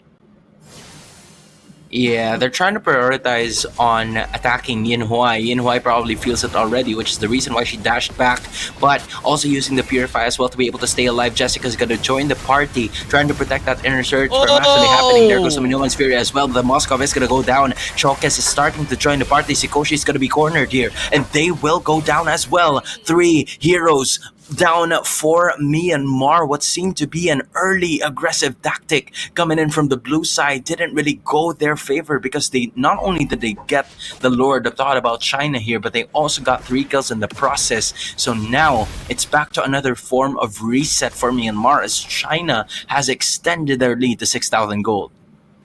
Exactly. How crazy was that? To be able to just take the Lord, make your way down to the bottom lane, and win in the fight. It's all about the lead at this point in time. China, they've got themselves a heavy lane down to the bottom lane. It brings the T2 turret down, and all of the inner turret is about to be destroyed. It's just going to be left with the inner turret in the middle lane, and once that is done and dealt with, I think that China would play the same game as we have saw before, and they would just be right in the opponent's faces and be like, yeah, you can't take a fight. The Holy Defense is about to be taken away soon by in 1 minute's time, so even if they were to kind of expand out the Holy Defense right now, it's not going to be that big of a deal. Yup, the Holy Defense, just like what you said, has been taken out now. Not only that, but China was also able to take an inhibitor on their side. So with that being said, super minions are going to be flowing on that top lane, as China is looking forward to slowly but surely kick things off with a W here. Myanmar fighting for their tournament life as we speak. They are looking for a way to possibly not only extend this game, but also extend this series in particular. But their composition kind of like limits them to do that, because China already has the scaling in their favor, and Lang, who's usually the tanky person here for the side of Myanmar, is still going to be taking a lot of the damage. There goes the Avatar of the Guardian as well. No one's feared, just trying to defend most of the rest of the members in, but that is going to be Ku going down. Sikoshi taking the brunt of the damage as well, coming in from Yin Huai, and now it's just 3 against 4 as Jessica also fell down in the Chinese team. Now it's K trying to go with the Quad Shadow way back, but Sikoshi taking a lot of the damage output coming in from Yin Huai here, and that's going to be the end of that fight. Ooh, now we are looking at about 20 seconds into the Lord. Myanmar, let's take a look at the current state of the game, alright? K, currently at level 13. No way that he'll be able to hit level 15 in the next few seconds. So Chokas should be able to take this Lord, no problem. Looking at the fact that their itemization is just so great at this point in time. And wait, hold on a second. Myanmar, are you sure you want to contest for this? Because it will not go well, buddy. It will not go well. Here goes Fanhua. There's a heal coming in from Ku, but that is a take, and another one of these. You said it yourself, Abstract. This is exactly what's going to happen here. A lot of those stacks are going to be coming in. That's Lunalin and Ku going down. Make it 3 heroes, unless Sikoshi is going to be able to stay alive at this point in time, but she will not be able to. That's 3 heroes already down. Those little aliens have been annoying for the side of Myanmar, as China wants to go for a bit more, as K cut off to at least 10% of her health. But Showcase is going to be able to stay alive at this point in time, and Lying tries to go with a heal, but that is not enough with the damage output that she is looking to give. Now it's K, just the last person remaining, and she is starting to feel that damage output. This might just be over, Abstract. This might just be it, as China gets to look forward and advances to the next round of the tournament. Chokis, how tanky are you? That is the crazy amount of lead that has been showed right then and then. I mean, boy, so much damage, so tanky. The entire Desert Sandstorm has been used, and there was just nothing that they could do at that point in time. So honestly, really crazy stuff from the side of China. They didn't even had that much amount of time to familiarize with MLBB. In fact, they have just entered into the competitive scene not long ago, and here we have China 2-0 against Myanmar 4-0 in their group stage, and they are now gonna be looking forward and going into the next part of the lower brackets. This is phenomenal showing from China. Yeah, dude. Honestly, I was just incredibly surprised with how well they were able to take the macro game, and not only that, right? The layering of skills coming in from both of the roamers and the EXP learner, and talking about the Gatot Kacha and the Tigreal as well. They specifically knew their roles in this game, understanding that their main option was to set up. And you were with most of the things that have been happening all throughout the series, it was that Tigreal's idea was that she needed to go first, right? She would always go first in terms of like the initiation that she wanted, and then came the Avatar of the Guardian. That has been the fundamental and textbook play that is necessary for you to get the best setup possible. And with that being said, yeah, that was the idea that they were trying to execute, and they were able to do that ever so flawlessly, maybe more times than 5. I'm not sure if I tried to count that correctly, but yes, it was more than 5 times, just because of how many objectives they were able to take, just because of that combination alone. Honestly, I kind of wonder what was the communication like right before the final launch. What was their intention on crowding in their jungle? It seems like they're trying to go for it, but in the meantime, they don't have enough time, and by the time that they realize that, okay, we lost the Lord, let's move back, the opponent is already right there in their faces. But ladies and gentlemen, here we go. Chokes, the MVP of the Chinese team here for this match against Myanmar.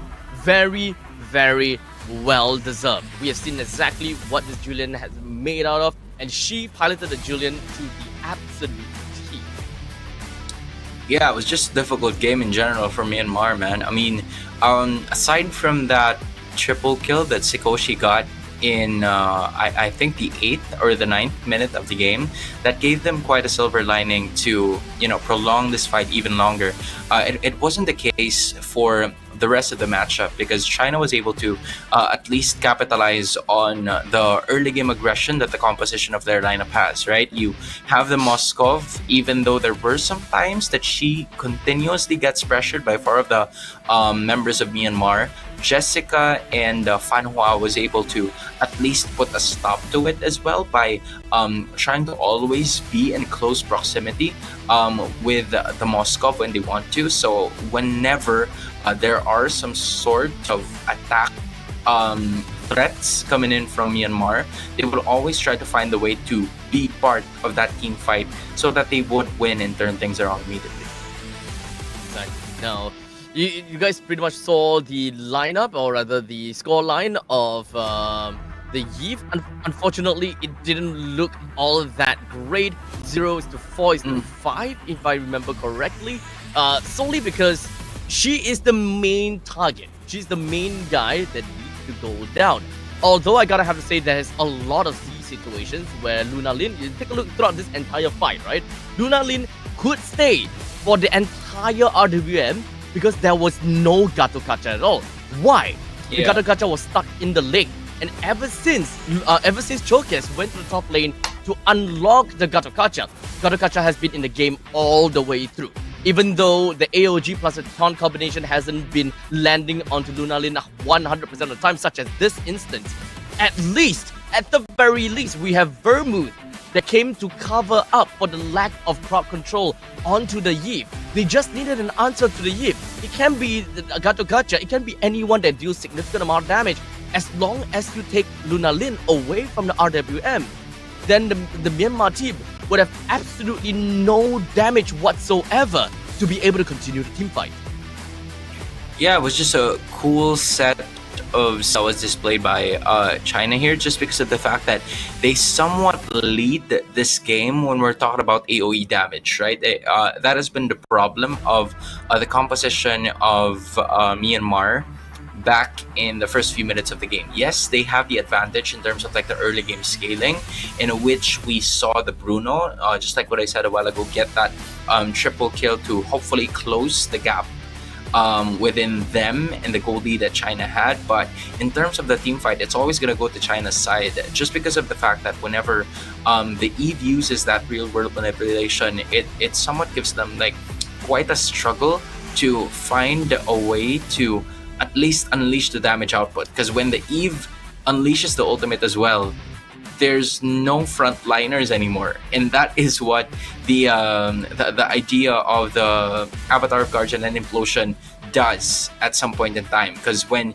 you stun or you taunt most of the tanky heroes coming in from Myanmar and they get eliminated once the RWM is used, there's no way that she could cause a lot of damage, because there's no one else to defend her from unleashing the damage that they could potentially go for.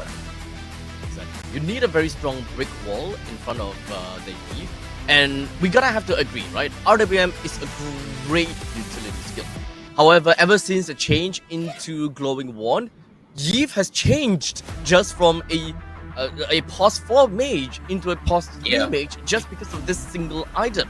Eve deals so crazy amount of damage in the early stages of the game. Just a single Glowing Wand, boom, pos 3 mage, you are so great, and people are starting to realize that, and that is definitely understandable why having a brick wall in front of Eve is just so important, with China have a very good answer to it. Ladies and gentlemen, that is it for this match of the lower brackets between China versus Myanmar. We're gonna go off for a very short break, and once we are back, I believe that we're going to be looking at the winners semi-finals, and that will be Malaysia versus Indonesia. It is a game to watch, so make sure you guys come back in again, and we will see you guys in a short bit. Yeah.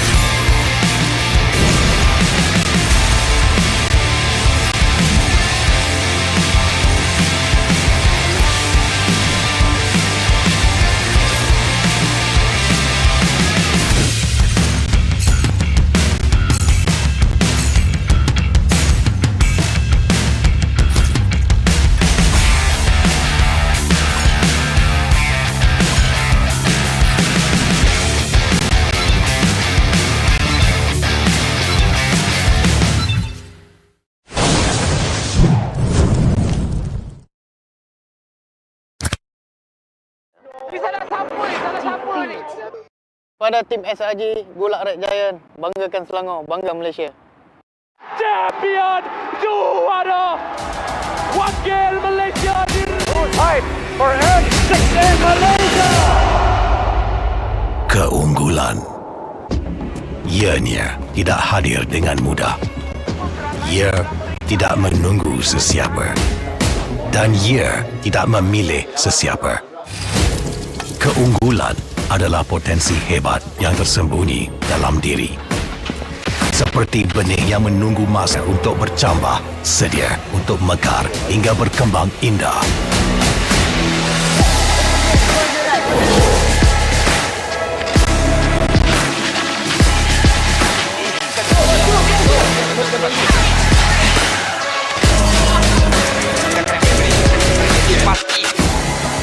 Ketika cabaran mendatang, ada yang hanya memerhati. Kekuatan sebenar lahir dari dalam diri. Dibangkitkan oleh jiwa yang menyokong teguh tanpa henti. Kadangkala, saat kita rasa jauh dari apa yang kita impikan, ia muncul dari arah yang tak dijangka. Saat itu, kita sedar potensi yang sebenar ada di sekeliling. Ini semua bukanlah satu kebetulan, tapi kita yakin ini semuanya aturan takdir. Setiap langkah bukan hanya untuk diri sendiri, tapi juga untuk mereka yang berdiri dan berjuang bersama agar kita melangkah lebih jauh, menjadi lebih hebat.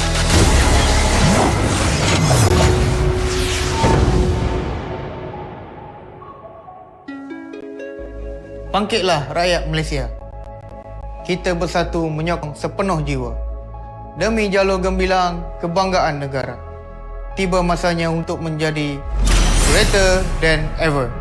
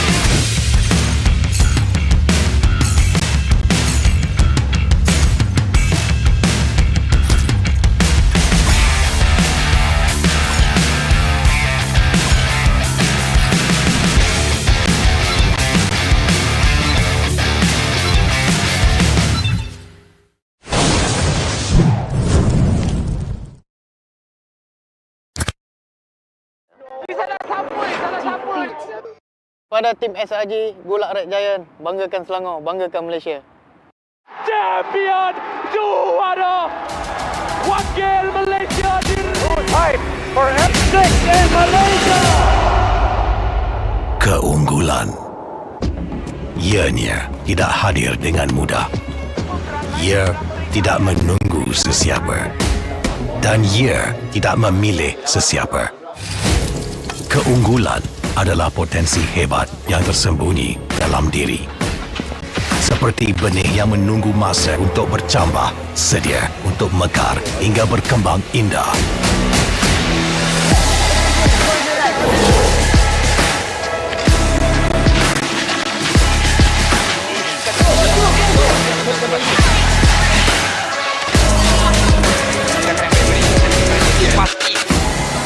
Ketika cabaran mendatang, Adian hanya memerhati.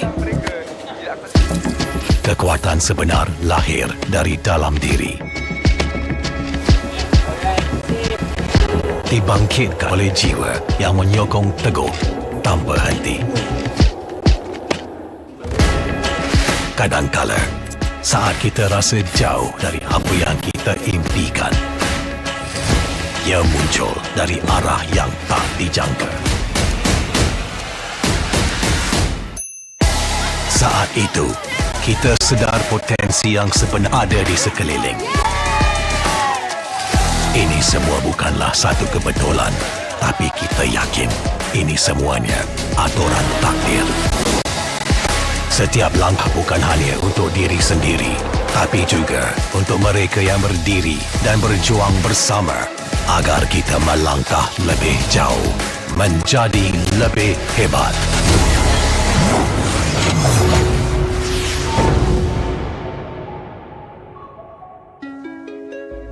Bangkitlah rakyat Malaysia. Kita bersatu menyokong sepenuh jiwa. Demi jalur gemilang kebanggaan negara. Tiba masanya untuk menjadi greater than ever.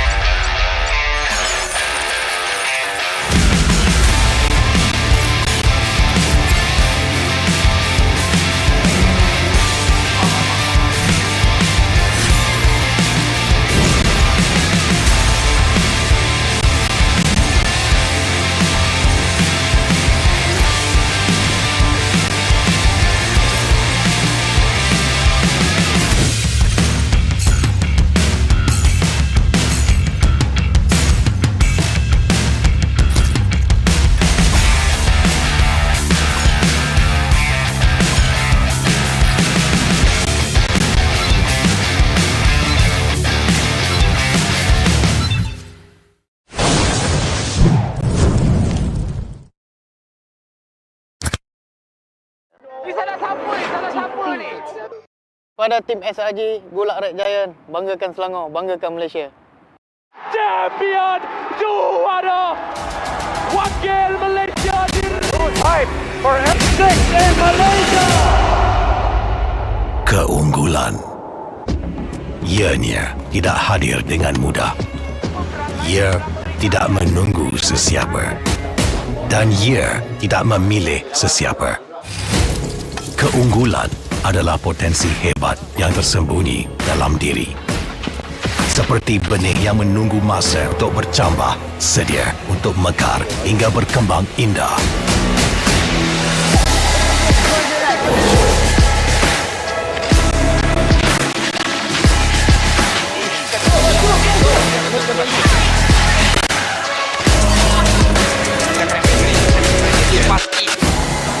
Ketika cabaran mendatang, yang hanya memerhati.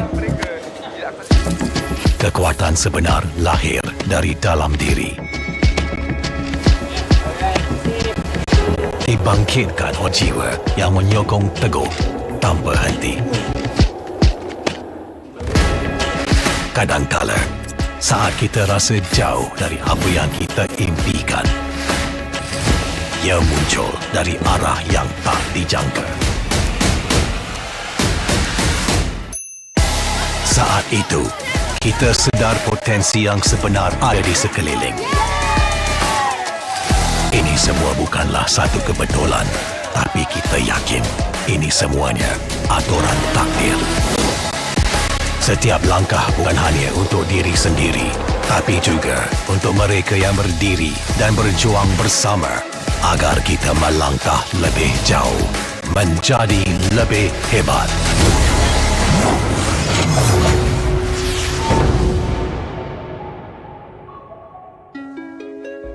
Bangkitlah rakyat Malaysia. Kita bersatu menyokong sepenuh jiwa. Demi jalur gemilang kebanggaan negara. Tiba masanya untuk menjadi greater than ever.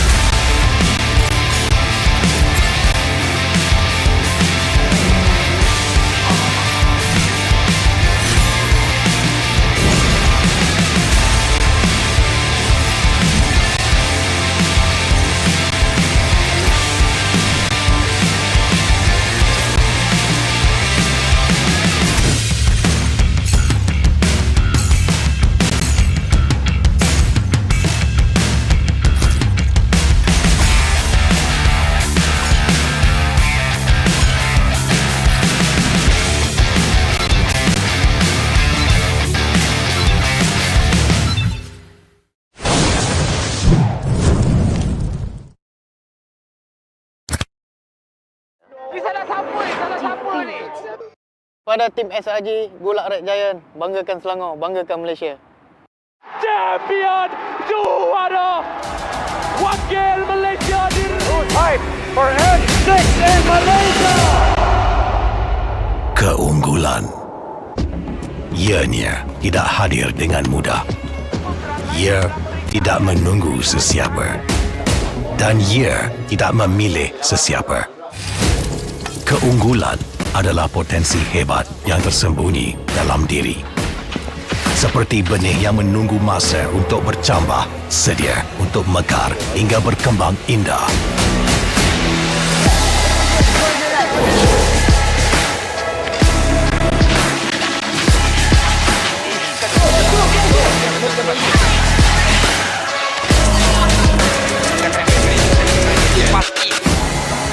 Ketika cabaran mendatang, ada yang hanya memerhati. Kekuatan sebenar lahir dari dalam diri. Dibangkitkan oleh jiwa yang menyokong teguh tanpa henti. Kadangkala, saat kita rasa jauh dari apa yang kita impikan, ia muncul dari arah yang tak dijangka. Saat itu, kita sedar potensi yang sebenar ada di sekeliling. Ini semua bukanlah satu kebetulan, tapi kita yakin ini semuanya aturan takdir. Setiap langkah bukan hanya untuk diri sendiri, tapi juga untuk mereka yang berdiri dan berjuang bersama agar kita melangkah lebih jauh, menjadi lebih hebat.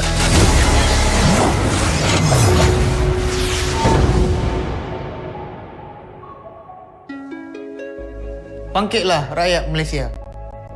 Kita bersatu menyokong sepenuh jiwa.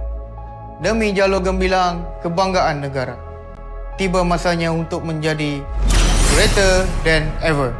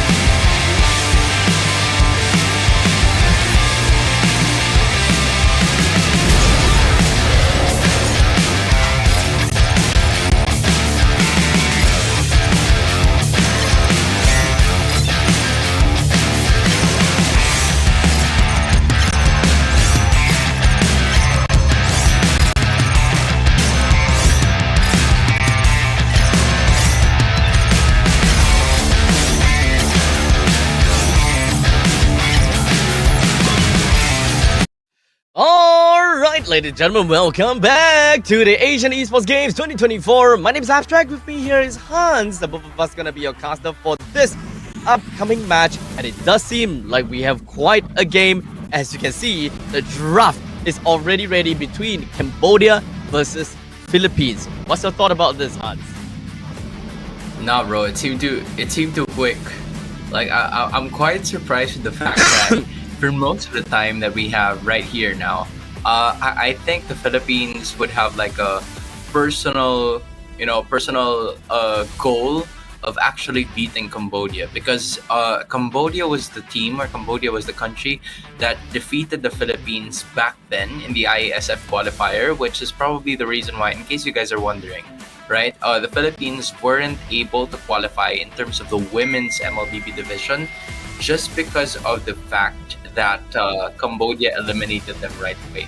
So with that being said, Cambodia and Philippines, this has been a classic matchup all throughout, and we're going to be starting off with Hilda, of course, one of the pristine Vicks immediately coming in from Cambodia. Meanwhile, Philippines, it has been the usual counter, or maybe just the next sequence. Whenever Hilda pops up, the Hylos gets picked next, or vice versa, right?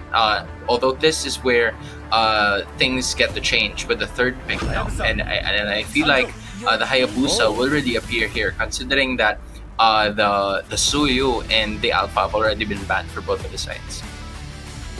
Okay, so right off here, when it comes down to the pick and bans, okay, so technically understandable when it comes down to looking at a Hilda. Philippines have decided to pick up a Hylos for themselves, just so that they won't be absolutely ragdolled in the lane. So it's pretty fair to say that the Hylos might very likely go over to the EXP, unless, you know, Philippines have decided to think about something else.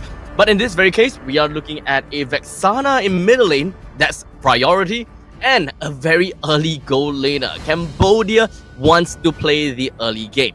Cambodia wants to start off strong and go absolutely ham. For Philippines, ooh, with the Kadita to the mix, it might seem as though they want to go for something a little bit more of the pick-off style, to the point that I might not be surprised if Cho might be one of these few picks that they may look at. You know, Cho, Kaja, anyone that's really good at just snagging it someone. Yeah, I agree. I think the idea that the Philippines are going for here is that they understand the fact that the Hilda could potentially arrive in the latter part, or in the first few minutes of the game. She's gonna always try to go inside those bushes. So I feel like the idea here for the Philippines is that let's surprise the Hilda as soon as she goes inside, because that's the only way for them to check vision, right?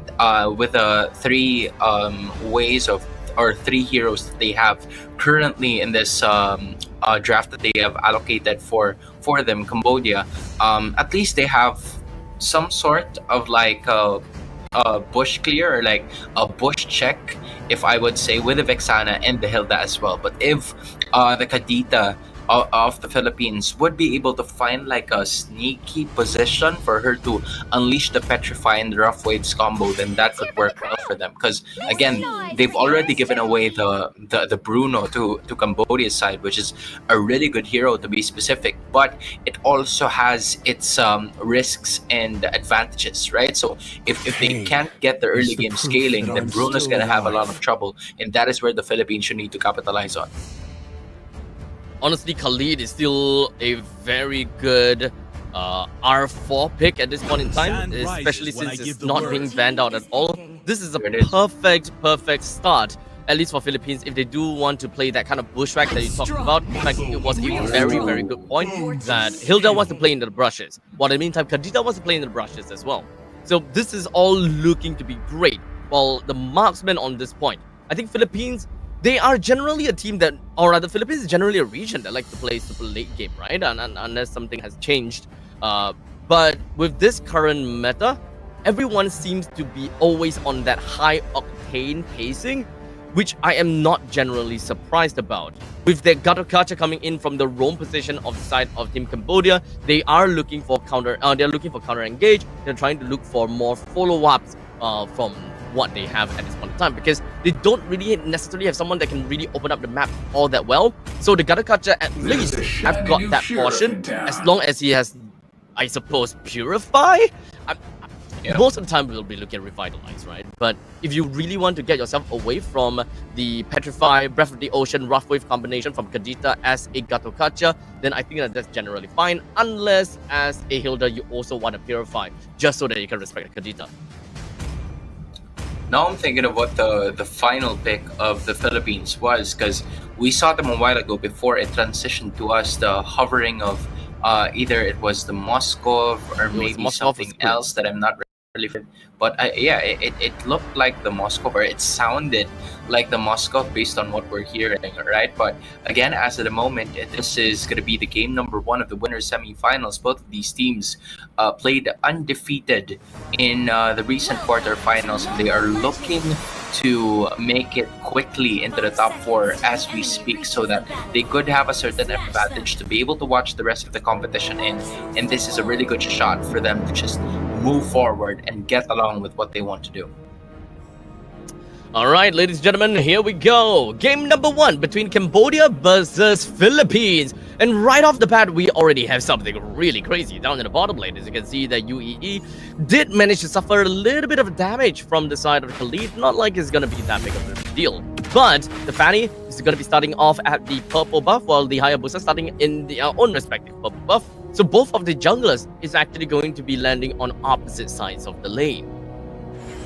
This is a little different, right, from the other games that we've seen all throughout the day, where the Hilda has always been placed in the EXP lane. So this is the first time that I'm going to be seeing it today, and we're going to figure out what the differences are in terms of how they would want to execute things. But as of the moment, it is not off to a good start, as the Philippines get the first blood on it. And it will go to Al Puerto, which is the best case scenario, because you'd want the Hayabusa to scale very well in terms of objectives. Honestly, this is a little bit of a gamble, in my honest opinion, from the side of Cambodia. Looking at the draft with a Hylos as well as a Khalid, it's kind of like both teams are trying to get a read on each other, and Cambodia actually wins in that read. In the meantime, we're just going to be looking at Vivero did actually somehow manage to get a kill on the Hilda. I don't know how that works out, but this is actually really interesting. So don't mind me, I'm going to ramble a little bit on. But Philippines, they picked up the Hylos as well as the Khalid. Both of them is kind of like an either-or situation. So they would want to put a Hylos over to the EXP, because they expected that the Hilda is going to be the one that goes over to the EXP. This way, they will be able to kind of tally things out, and that way that the Hilda would not get a free reign in the EXP. While the Cambodia believes that that is what Philippines is going to do, so they swapped it out. They made the Gatakacha go over to the EXP lane instead, so that they still get the advantage of a Hilda versus the Khalid kind of interaction. So far, the advantage is that the Philippines has a really strong trio mid, because those are 3 pretty agile heroes, with 2 of them having crowd control skills as well. Now is going to be UE on the other side, looking for a way to be able to dish out the damage going up against El Puerto. But then all of a sudden, it's going to be the Vexana going down, and then it is the Yagon out of everybody that got the turtle for the side of the Philippines, and UE puts the pressure on El Puerto, but she still stays alive. Meanwhile, Moshi on the other hand is still trying to dish out the damage as well. Most of the members coming in from both the Philippines and Cambodia are trying to go tooth and nail, but the brawl is going to be ending right there with UE going down. 3rd death already coming in from the Hilda, and the Philippines getting a lot of what they wanted, already getting 2k in terms of gold. Oh, Cambodia really scrambling at pieces. As much as I will believe that Cambodia is supposed to get the lead of things, they have a winning lane in the gold lane, supposedly. And not to forget, when it comes down to the roaming... Oh, hold on a second. Quick little flicker from Nabi. While in the meantime, the rough waves also from the side of Amoris. So, honestly, Cambodia, they are supposed to win in the early stages of the game, but somehow they have been caught off guard a little bit too many times. Yeah, I think it's also an addition wherein UE is kind of like having a difficult time in terms of like scaling very well. I'm talking about the Bruno. I just realized that UE and UE kind of sound like the same. So I'm gonna try to figure something out so that we can do something about it. But again, in terms of the scaling, Cambodia is having a hard time because the Bruno is also sharing the lane together with the Clint, which is a really good early to mid game hero as well. And you can feel the critical damage oozing out of the bullets coming in from the Clint. So Bruno's having a bit of a hard time, given that Bruno already is at a bit of a disadvantage. And not only that, they would want to do another thing more, as the AOG is going to be there as well. But UEE is going to try his best to make sure to stay alive, but that's not going to be the case here. Tegami looking for someone to slay, and she gets the Kadita as of the moment, 2 for the price of 1 here. But it's still the Philippines in the lead here, slowly inching their way to extending that gold gap.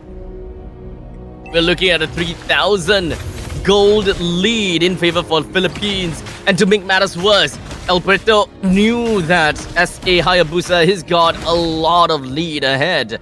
So going forward, that Sky Piercer is definitely going to be great to his name. You should be able to get some really good stacks up on top of Cambodia, especially since they've gotten a really good lead. And let's not forget, Ogi Shadow Kill traces Tegami even as he's soaring through the skies with his cables. Yeah, although there's a trade that Cambodia is going to be doing here, yes, the Philippines got the turtle for themselves, which, gives them a bit of an extra shield in terms of those team fights. But Cambodia has had permanent damage already from the base of the Philippines by getting the first turret of this game. UEE doing a really good job, even though she's already died at least 4 times in this matchup. She never gave up in at least dishing out the information for the rest of her teammates to be able to use it as well. So at some point in time, there wasn't really any sort of disadvantage that Cambodia had upon giving up that turtle. And Diagon was forced, or somewhat really not really forced, just she wanted to give the pressure towards the Bruno. She wasn't anticipating that most of the members are going to be there, but that wasn't the case. Revitalize is going to be utilized by UEE at this point in time, but Amores just taking a lot to take there in terms of the damage output. But then there's going to be the AOE, or AOG rather, coming in from the rest of the members. Enraging Sandstorms are going to be utilized. Perez is still staying alive, and the fan is going out. Moshi in the middle of it all. A lot of the members are trying to find a way to be able to at least execute and dish out the damage as well. But at the Philippines, getting through, Nabi making sure that she will be the one to stay alive. But that is not going to be the case as well, as a triple kill lands on towards Vivero. Alpuerto against Yui this time around, but most of that Ugi shadow kill lands towards the rest of the members in Yui against Alpuerto. The flicker didn't work. How unfortunate was it for Alpuerto, or actually for the rest of the members? And now here's a cha-cha dance, and Tegami's not gonna hit. The Philippines continues to... Why did Cambodia force that fight? Oh, it hurt that the AOG didn't land on the majority of them, right? We all can agree that AOG is not an initiating spell. As long as the team, or rather, as long as you have already started up a team fight and Philippines has already been deeply rooted in the battle, only then an AOG is going to be great to initiate, or because it's more of a follow-up at a point in time. But Moshe decided to go for an AOG into an initiating team fight, and they ran right into the face of Philippines. Yes, they definitely do have very strong AOE battle. If they are looking at the internal guard, they are looking at the rest from the side of Nabi. There's a reason why Nabi did manage to get a decent amount of kills in that one and survive. Well, look at this now. Perez getting the brunt of the damage as well. She's trying to stay alive as we speak, as Tegami is still struggling to take that purple objective of hers. Alpuerto already using the Ugi shadow kill as well. But then a transition onto the bottom side as Yui goes down into the hands of the Philippines, and Vivero unleashing those basic attacks once again. This is the change that the Philippines did compared to the first trade that has happened in like the first few minutes of the game, right? In exchange of a turtle, Cambodia was able to take that turret up top and also the Clint. But then all of a sudden, because they're putting the tanky members down low, they were not only able to get the turtle, but also take a turret and maybe a life here, depending on the situation and how it's going to go, because the Games again is going to be able to go down. Amores is going to keep things for herself, but the only problem is that UEE, she just landed that ultimate onto the minions. I'm not sure if I saw it correctly, but man. Well, we haven't really managed to see a lot from the Fanny from the side of Cambodia. Initially, we were just thinking, wait, is Tagami mostly playing the Fanny that is not very comfortable? Because so far we have only been seeing mostly 2 cables, 3 cables kind of Fanny. But in that fight just now, it's been very clear that Tagami actually does know how to play the Fanny. Can straight cable pretty effectively, but hold a second, bottom lane. Yup, they're gonna be effective actually in taking down this bottom lane turret. That last hit coming in from Yui is gonna be successful. So in terms of the turrets, Cambodia's cut down that Philippines lead to just 1 turret in terms of the lead, but UEE now is going to be taking a bit of that damage output, but she's going to regenerate those HP bars courtesy of hiding in the bush, but that is not going to be enough. There goes the EG Boy once again. Eternal Guardian landing onto the rest of the members of the Philippines, and then all of a sudden, it's going to be Moshi going down next, 2 for the price of none, courtesy of the Philippines getting a lead over here, and 6k is still almost the standard gold lead that the Philippines is holding on to.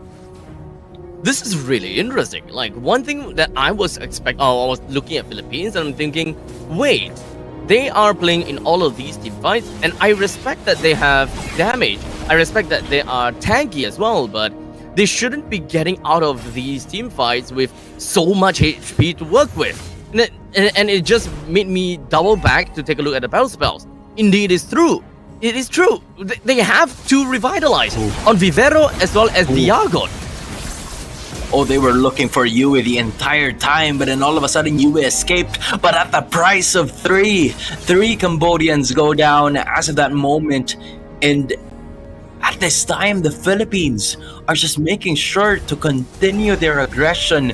It was, what I would call a mission failed successfully because they were looking for the Bruno, but they got 3 heroes instead. Now they want to go off and finish this game with only UEE and Yui trying to go for it as well. UEE just taking a lot of damage up, but no more pushes to just let her heal. Now Nabi and the rest of the members are trying to stay alive here. Moshi trying to use that avatar of the Guardian to at least give out the pressure to the rest of the Filipinos, but they already got more than what they wanted because they already broke down the inhibitor on the mid lane.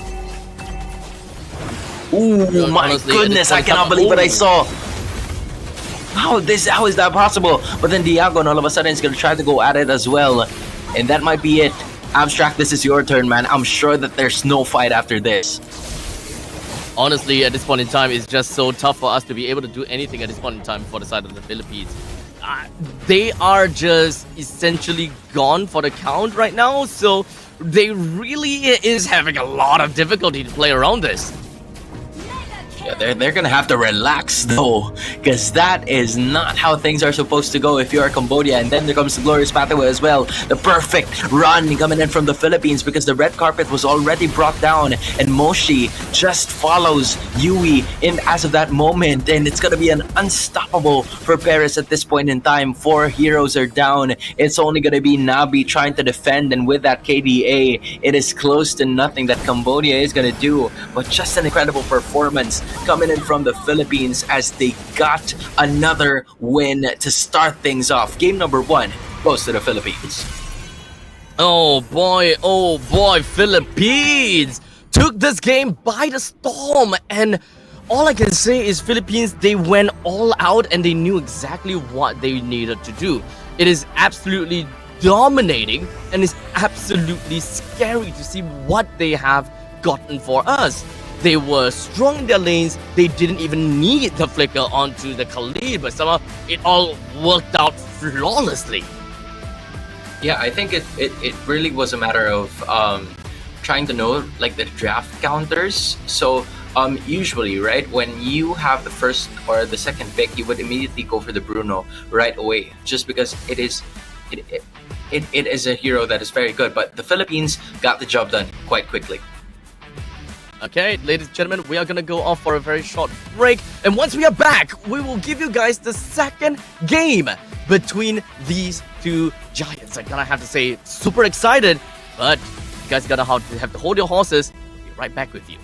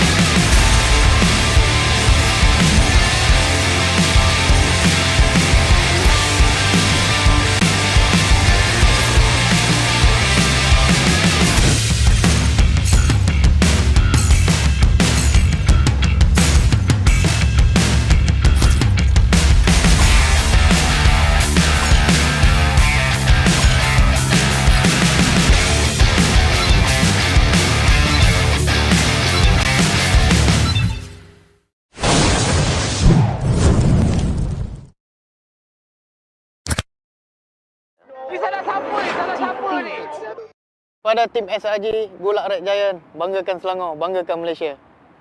Champion juara wakil Malaysia diri. Time for N6 in Malaysia. Keunggulan. Ianya tidak hadir dengan mudah. Ia tidak menunggu sesiapa. Dan ia tidak memilih sesiapa. Keunggulan adalah potensi hebat yang tersembunyi dalam diri. Seperti benih yang menunggu masa untuk bercambah, sedia untuk mekar hingga berkembang indah.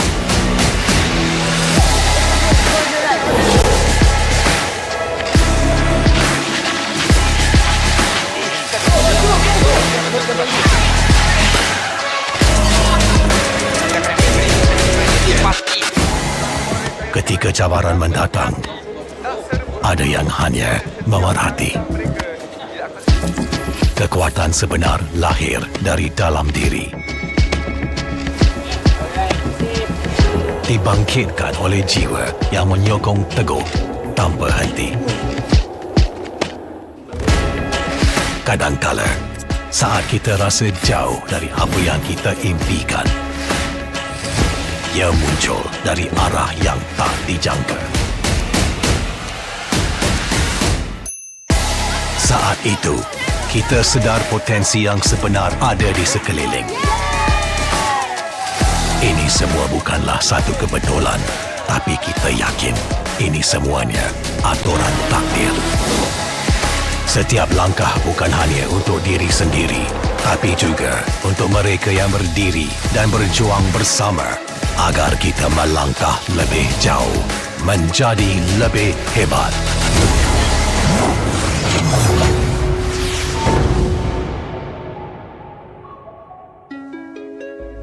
Bangkitlah rakyat Malaysia. Kita bersatu menyokong sepenuh jiwa. Demi jalur gemilang kebanggaan negara. Tiba masanya untuk menjadi greater than ever.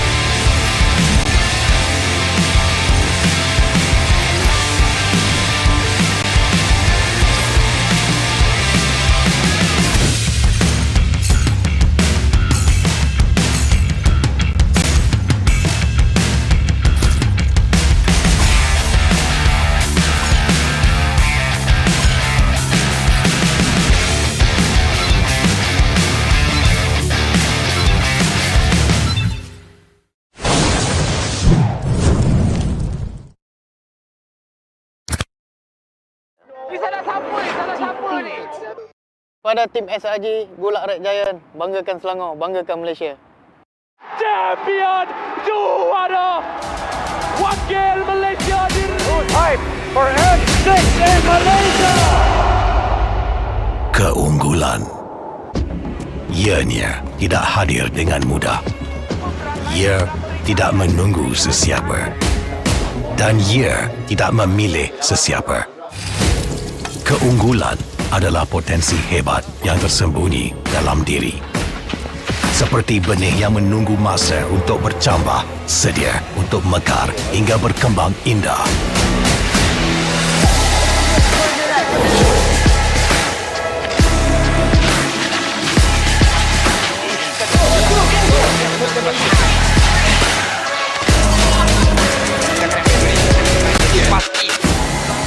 Ketika cabaran mendatang, ada yang hanya memerhati. Kekuatan sebenar lahir dari dalam diri. Dibangkitkan oleh jiwa yang menyokong teguh tanpa henti. Kadangkala, saat kita rasa jauh dari apa yang kita impikan, ia muncul dari arah yang tak dijangka. Saat itu, kita sedar potensi yang sebenar ada di sekeliling. Ini semua bukanlah satu kebetulan, tapi kita yakin ini semuanya aturan takdir. Setiap langkah bukan hanya untuk diri sendiri, tapi juga untuk mereka yang berdiri dan berjuang bersama agar kita melangkah lebih jauh, menjadi lebih hebat.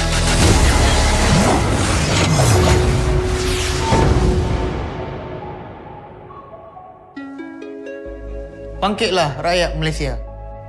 Kita bersatu menyokong sepenuh jiwa. Demi jalur gemilang kebanggaan negara. Tiba masanya untuk menjadi greater than ever.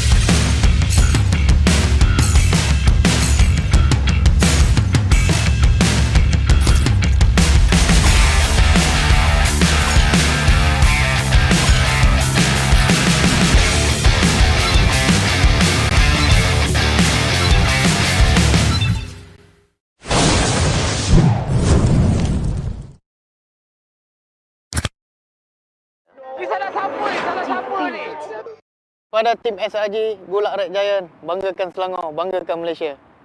Champion juara wakil Malaysia di time for M6 in Malaysia. Keunggulan. Ianya tidak hadir dengan mudah. Ia tidak menunggu sesiapa. Dan ia tidak memilih sesiapa. Keunggulan adalah potensi hebat yang tersembunyi dalam diri. Seperti benih yang menunggu masa untuk bercambah, sedia untuk mekar hingga berkembang indah.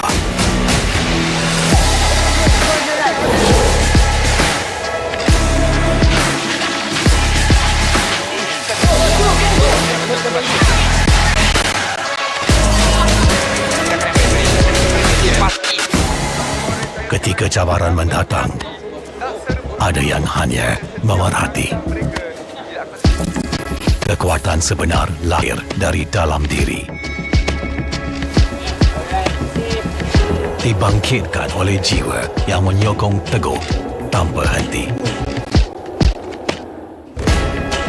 Kadangkala, saat kita rasa jauh dari apa yang kita impikan, ia muncul dari arah yang tak dijangka. Saat itu, kita sedar potensi yang sebenar ada di sekeliling. Ini semua bukanlah satu kebetulan, tapi kita yakin ini semuanya aturan takdir. Alright, ladies and gentlemen, welcome back once again to the Asian Esports Games 2024. We have just seen the conclusion of game number 1 between Philippines and Cambodia. And of course, my name is Abstract. With me here is Hans, all the way from Philippines. He's super happy that Philippines has taken such a convincing game against Cambodia, I'm sure.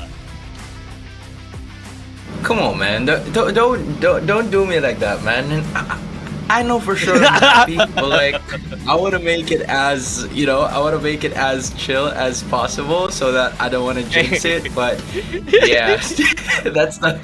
I guess that's the reason. Always, yeah, of course.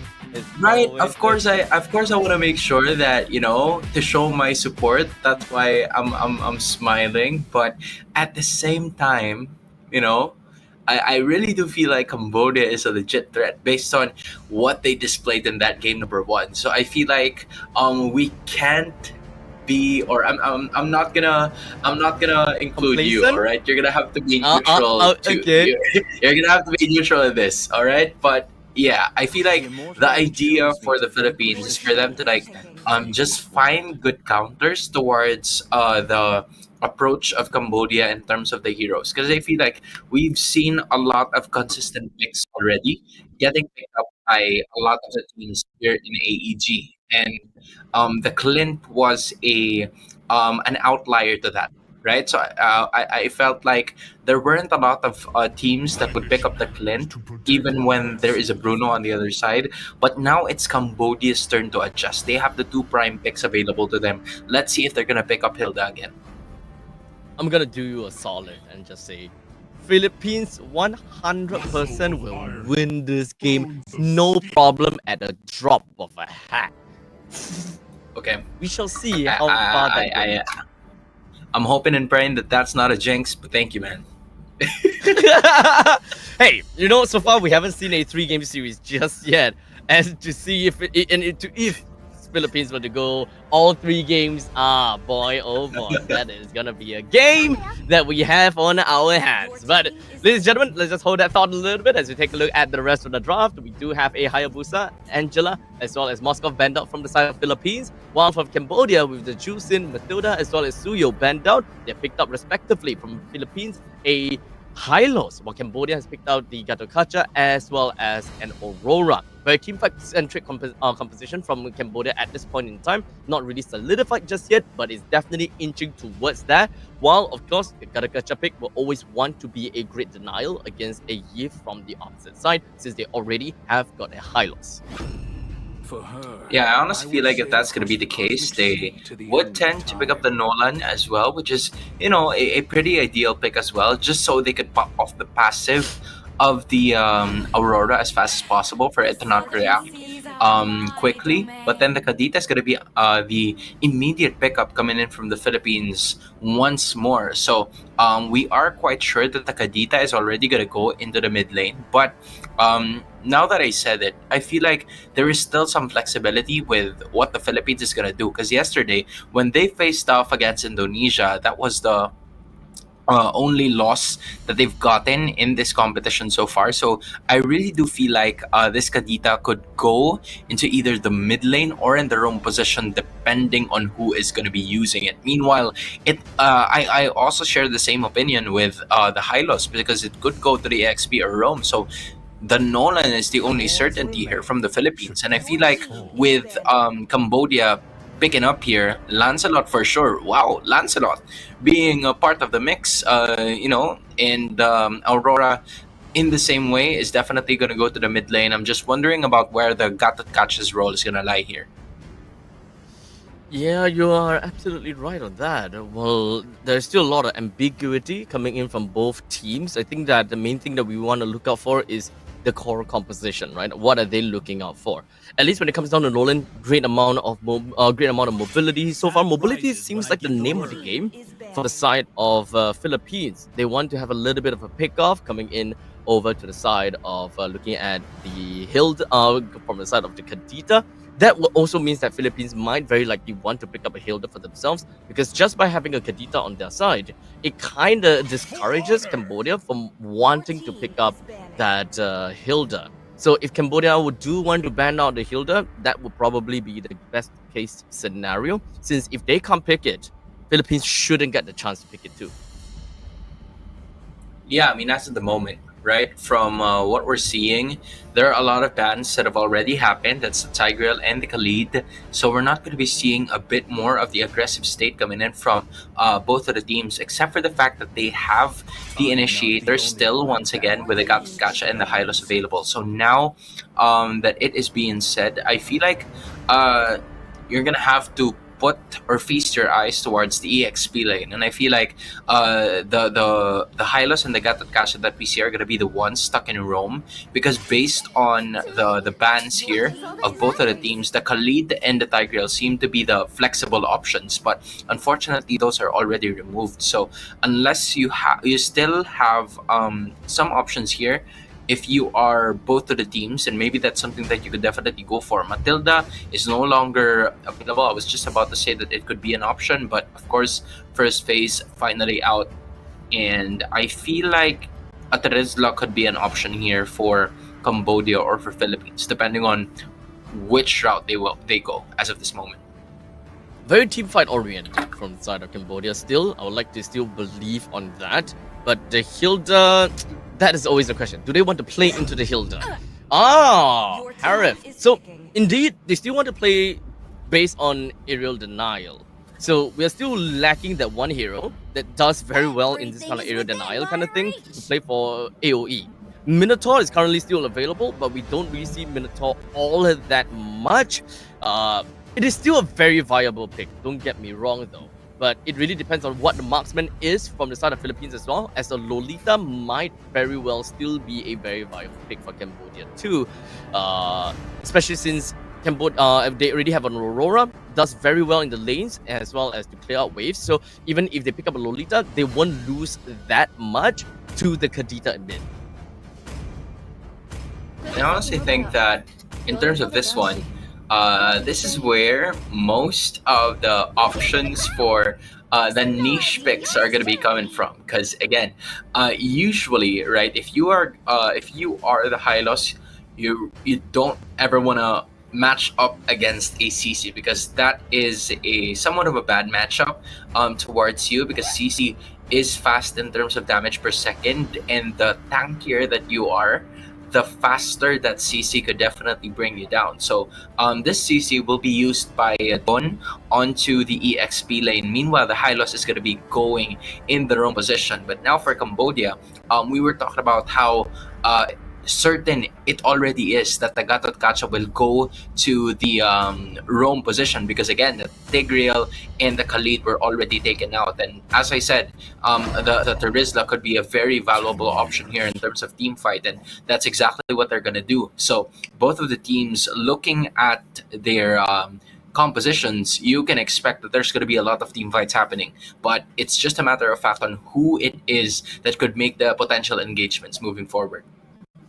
A big part of me kind of slipped away from the fact that Gatot Kacha is still very flexible, being able to go to both the EXP or the roam, so that will make a lot more sense, right? Actually putting themselves a Terizla into the EXP, still have decent amount of damage, pretty good tankiness, and of course great initiative call when it comes down to the penalty zone as well. So honestly, right now we can definitely expect quite a bit from inside the Cambodia's lineup. Very strong when it comes down to AoE crowd control and all that jazz, but they need to make sure that the funnel actually goes well in the early stages of the game and allow that Lancelot to have good amount of farm later on. If they do not manage to get themselves a decent amount of farm, then honestly I think that it might be a little bit difficult for the Harith to move on. But ladies and gentlemen, into the land of dawn we go, with Philippines starting at the blue side and the Cambodia side onto the red. Both of the jungles are going to be starting on the opposite end, with the Nolan ending in the EXP and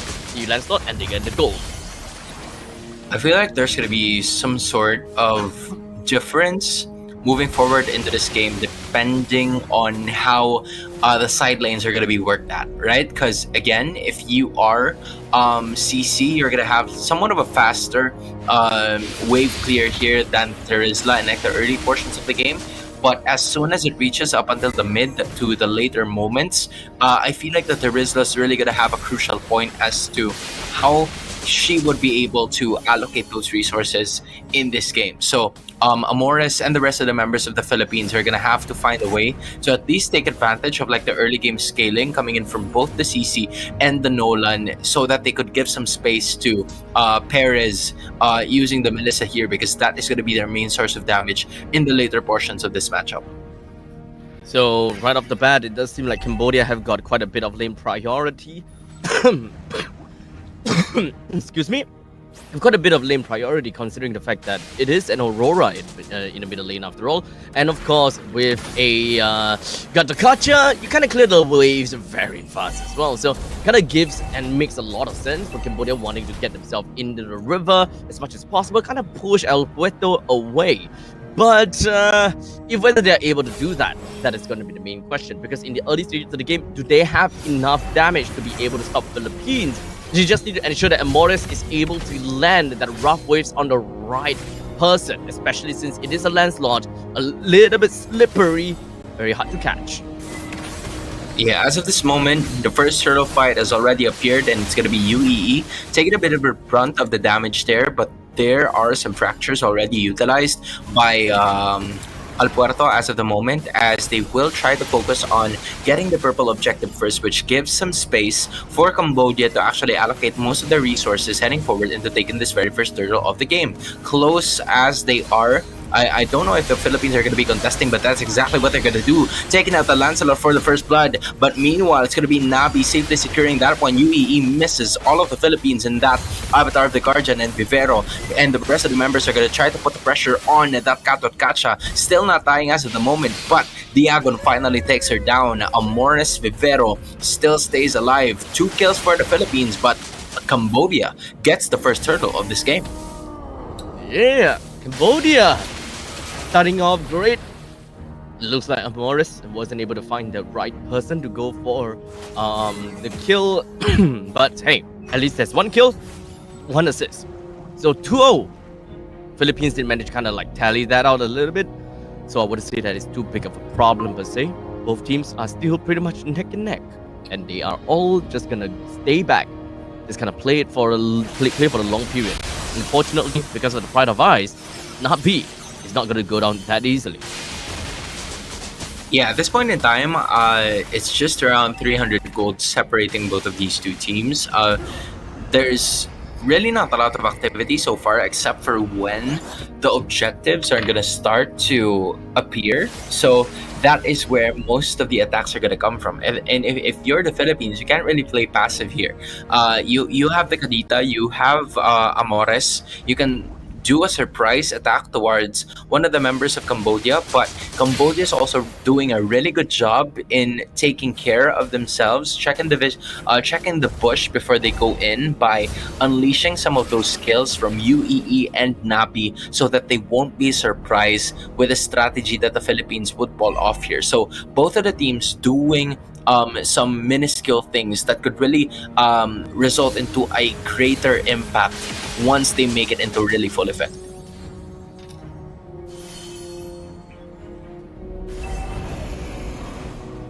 And as of the moment now, I feel like this is a certain attack that we're going to be looking for. The Philippines and Cambodia, all of a sudden, that's going to be a solo kill down bot, as it would be Paris going down. But then all of a sudden, there's going to be a certain amount of attack. Nabi now caught in the crossfire. Diagon's going to be right there, but this time it's going to be Cambodia getting another turtle for their own. Nabi goes down into the hands of Diagon, and what a really good set coming in from Cambodia once again, closing in on the gap once more. And just like that, 3-1, a little bit of 1-for-1 trade, but top lane Diagon, I don't think that is gonna go down that easily. But regardless, Cambodia, they have got quite a game in their hands at this point in time as we speak. Still got 90 seconds until the turtle eventually spawns. Let's take a look a little bit more about lane controls, as well as, you know, how they want to eventually play in their game, right? Because Cambodia, they are great when it comes down to 5v5. Yep, but as of the moment, that is going to be a kill pretty quickly coming in from Diagon with the recalls as well. I am sure that she felt really good about herself in that one, considering that it was the ultimate and there was nobody else that got the extra amount of downpour here coming in from the yo-yos of the CC. But as of the moment, they are winning most of their lanes, and I feel like that is going to be crucial. But Cambodia is really doing a good job in terms of taking care of most of their third objectives. But Diagon, or Tegami if I should say, has to really be careful as of this moment, because again, she wasn't really practically sure, but the fracture has been evaded. Diagon's trying to chase him, and Diagon is going to be able to reach him, and that means Philippines gets another kill, and they might go to another one of those objective taken. Tegami currently at level 10, while okay, El Puerto is also at level 10. That's not too big of a deal. While we do have a little bit of trade in the top and the bottom lane, a tier 1 turret, both teams is effectively trading against one another.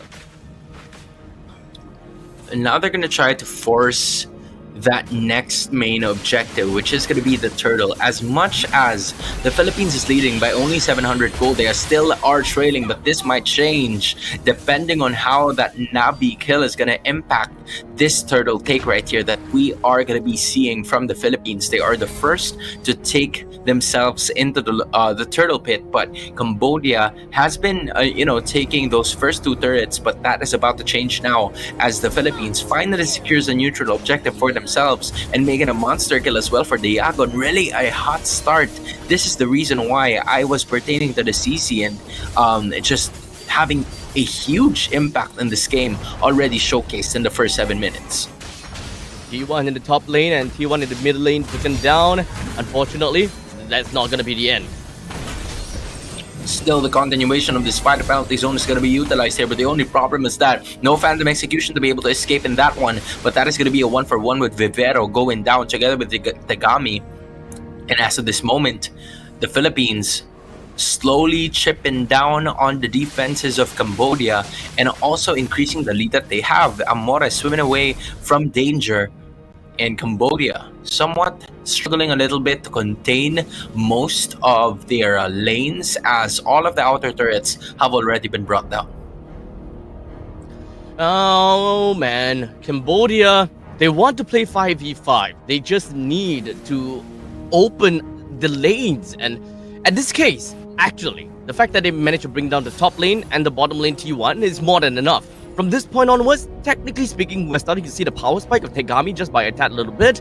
However, with Tegami only at 0:3, it might take a little bit longer. Maybe 10 minutes into the game, Tegami will get a little bit more farm and a little bit more damage that can really work very well for the team. Yui, on the other hand, 101. Pretty fair to say, there should be a decent amount of gold, close to 5,000, maybe 6,000 gold to the side of Yui already. So, it just takes more time. As long as Cambodia is able to isolate and single out these team fights effectively and try to go for a proper front to back, they should be able to do this no problem. But Vivero is a very tanky beast, and I'm not too sure if whether Yui will have enough damage from the Stallion side in order to work that out. Yeah, Vivero's doing a really good job in trying to sacrifice most of her HP, just so the Philippines would have enough breathing room, and exactly that is going to be the example, right? Vivero's going to be taking the brunt of the damage. Unfortunately, she might not be able to escape because of that penalty zone, but she is actually going to be able to get out of that danger zone, as most of Cambodia's ultimates have finally been brought down. Now it's going to be Perez landing on towards that rough waves as well. Puerto right from the back, and everybody's going to take the brunt of the damage. Now it's UEE maybe up next, but that is not going to be the case. Tegami now unleashing that Thorned Rose. Diagon getting a bit more of that HP courtesy of the yo-yos she's been trying to pull here. Now El Puerto again is going to try to target most of the members coming in from Cambodia, but Tegami again unleashing that Thorned Rose and the Phantom Execution combo. But that is going to be the end of the team fight. Good presence of mind coming from Cambodia. It could have went very well, for a lot of misclicks happened during that time. There's too much difficulty for Tegami to actually catch out onto the no-lead. Unfortunately, Tegami has only one target, and the target happens to be Melissa. Now, Lancelot is especially good against the Melissa, and for a very good reason. In the meantime, bottom lane, Lord fight. There is more fight actually happening, and with that being said, that is going to be a jungler going down in the Philippines. Gets the Lord Al Puerto only for the price of Al Puerto, and everybody else goes down for Cambodia. An immediate wipeout. The latest one, or the most recent respawn, is going to be at around 10 minutes or 10 seconds of gameplay. How will Cambodia be able to defend this? Oh man. As much as I really want to see the Cambodia actually getting a point away from Philippines, but they have lost 4 members, and this inhibitor turret definitely will go over to the hands of Philippines. I don't think it is over just yet though. The T2 in the bottom lane is down, the T2 in the top lane is going to be the next one down from the side of the Lord, as it's ready to come in and plunder and pillage everything that Cambodia absolutely wanted. We are just a few more seconds until the Holo defense eventually disappears. Not that it's going to be a big deal or anything. Yeah, but Perez is already dealing a serious ton of damage here. However, Vivero's going to be feeling it first. That is one of the Filipinas going down here, as Cambodia tries to go for a valiant effort in terms of defense, and they're going to be able to do that, but also with the assistance of the holy defenses that would be coming from the inhibitors. So Cambodia is still safe. They're going to be able to find their way back into this game, but Philippines already having the advantage in that middle lane inhibitor, and that's possibly something that they could work on moving forward into this game. Fortunately, that it is just a middle lane inhibitor turret. It's not that difficult on a macro sense, but the only thing and the only problem about the middle lane inhibitor turret going down is that you cannot afford to lose all 5 members in one fell swoop, because that is just going to be the end game for the side of the Philippines. That's the great thing about middle lane inhibitor turret down. So Philippines may want to choose to go for that. If it happens to get all 5 men down, that's great, because that is actually the MO of Cambodia. They want to fight at 5. Here it goes again. It's going to be UEE stuck in the crossfire again, using that Avatar of the Guardian defensively. Good thing it's still a minute before that Lord appears, because that would have been a really crucial ultimate to lose in this portion of the matchup, where, you know, objectives are going to be as important, and Cambodia trailing by 7k gold lead behind. As you take a look at the Philippines so far, just, you know, seemingly clear with what they want to do. Force the initiation first with Vivero using that glorious pathway, and then Perez is going to follow suit immediately, and the Mores would try to be that woman to find most of the players coming in from Cambodia, and it's going to be up to Diagon to just deal a ton of damage, given that she started off really strong with 6 kills, and she's 804 ever since. So right now, Cambodia with a total of 6,000 gold deficit. Yui as well as Tegami, they need to have all the farm that they have gotten, and unfortunately I don't think that Tegami is that far ahead, or maybe have even much gold. I would think that it is fair to say that Tegami should probably have somewhere close to 7 to 8,000 gold, while Yui should be close to a 10,000 gold. That should allow Yui to be able to deal a pretty decent amount of damage over to the side of Vivero with the, there we go, the Divine Glaive, right? Because the Starlim size plus the Divine Glaive, man oh man, would that be annoying to deal with. Yeah, that's going to be the case here, but the Philippines are going to be forcing this one. It's going to be UEE taking it. The force field is going to be there for Perez already, but the penalties also going to be utilized as well. Diagon looking for something, but that is going to be El Puerto going down. Meanwhile, Diagon still right there utilizing the Vegets. It is going to be 2 heroes, 3 heroes going down for the side of the Philippines, and UEE is still alive. A lot of Cambodia's players are low, but they are able to make sure that they will stay long enough for them to secure it unless Diagon does something here, but it's gonna be Yui winning on that fight, and Perez is at the danger zone. Cambodia gets the Lord, and Yui is gonna try to find a way to continue in this fight, but Perez stays alive. She is the only one alive from the Philippines. That is how big a Divine Glaive is gonna change the tides of the battle. Just from a single Divine Glaive, you can see that Yui went absolutely ham, and I gotta have to say, perfect play from the side of Cambodia, especially from the side of Yui. Played safe, does not have a trigger finger. She waited in the brush for the absolute timing because he knows that the number one threat is going to be El Puerto. The moment that the moment that the Harif appears, then El Puerto will just go straight in and go for the fracture combo. And Yui ensured that she don't appear that early. In fact, she will wait for El Puerto to enter. Then, only then, the Zaman Force goes down and most of the damage landed onto Nolan. That's how Yui got the kill. A really good understanding of the game here for Cambodia, because it really was a good initiation coming in from Yui, and not only that, Nabi was also able to take most of those stuns coming in from the rest of the set of skills that she possesses here, just to make sure that Cambodia is going to have the lead. And now the tides have turned.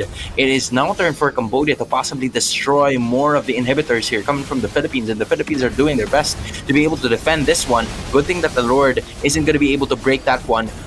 But even so, it was already an inhibitor brought down by the rest of the Cambodians moving forward in. But Moshi and Diagon facing off right there. Not a lot of HP lost between those two, but I feel like now we are all tied up with an inhibitor lost per team. I mean, we gotta have to look at things from a objective point of view, right? Cambodia is a team that wants to play team fight, and only in the later stages of the game we would be able to expect a little bit more on that, right? With the Avatar of the Guardian plus the Frigid Glacier, you can pretty much expect that anyone that wants to jump right in will be stopped right within the tracks. As such, Vivero wanting to open things up with the Glorious Pathway will always be met with being frozen solid. It's not that easy after all. In the meantime, unfortunately, Cambodia haven't really been managing to find those assassination attempts from Tegami onto Perez, which is one of the main reasons why Philippines is still in the game. Cambodia, though, as long as they're able to deal with the front-to-back kind of synergy well enough, Yui should be able to stay alive long enough because he's got very tanky front lines. UEE as well as Moshi to be able to peel for himself and the team. And let's not forget, Nabi playing as the Aurora is also a form of peel as long as the Pride of Ice is available.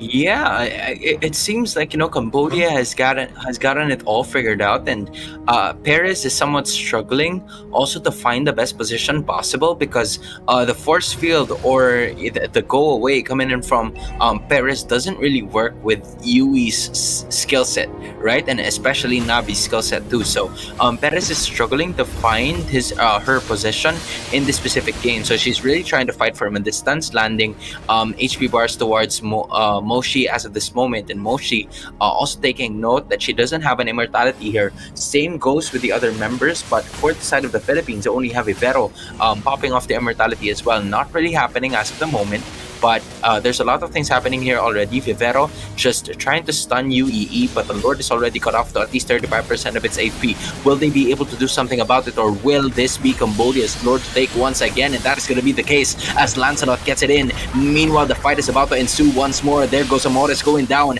and all of a sudden Vivero goes next. Diagon might just go up here. Depends on how this is going to go. Good stun coming in from Perez for them to stay alive. There goes the Rose Gold Meteor for Alberto for them to be able to buy, but a good initiation coming in from Cambodia. They're just not letting up, and they're planning to continue this fight as Perez goes down. Monster kill for Yue, and all 5 members are still alive. There's a lot of things you need to worry about, including the Lord.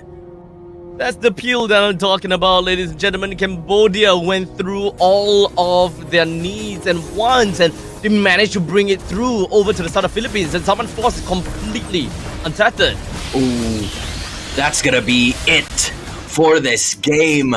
We are going straight to a game number 3. Cambodia showing how it's done and showing how to respond in this specific game. And where do I look? All right, this is where I look. Come on, man. Come on. Come on, man. With great power comes great responsibility. Sometimes even I am amazed with the level of jinx that I have right within of my power. Like, I need my strawberry drink. All right, give me a second. All right, go ahead and talk, man. Oh my goodness. You know, sometimes I honestly, I believe and I know that Philippines is indeed a very strong team, right? But Cambodia, they definitely stood out when it comes down to playing in the late stages of the game. Philippines, their early game was great. We gotta have to agree with that. They knew exactly how to tackle against the side of Cambodia. But in the end of the day, Cambodia, they still understood what they gotta have to do. They just have to extend the game all the way to the later stages of the game, until the point that no one can ever stand on their ground against that parrot. Let's be honest here. You're going up against a Garukacha. He's got quite a lot of control with the taunt as well as the AOG. You have a good amount of iframes onto that Garukacha as well. How are you supposed to catch him out while you're stuck within of the Summer Force? Number 2, we also have got Aurora. You think that you have done well enough to bring the Aurora down, but no, Pride of Ice is still available. That's peeling. You've used so much skills on both the Garukacha as well as the Aurora, and boom, there's still a Harif right there. Yeah, I felt like there were a lot of complications already coming in from the side of the Philippines as soon as Cambodia has had easy access towards taking down Perez. I feel like that has been their key towards getting most of the victories that they have had, because they were able to take down the defenses. I'm talking about the tanky heroes coming in from the Philippines, because again, you do have the Hylos. At least you have an initiator.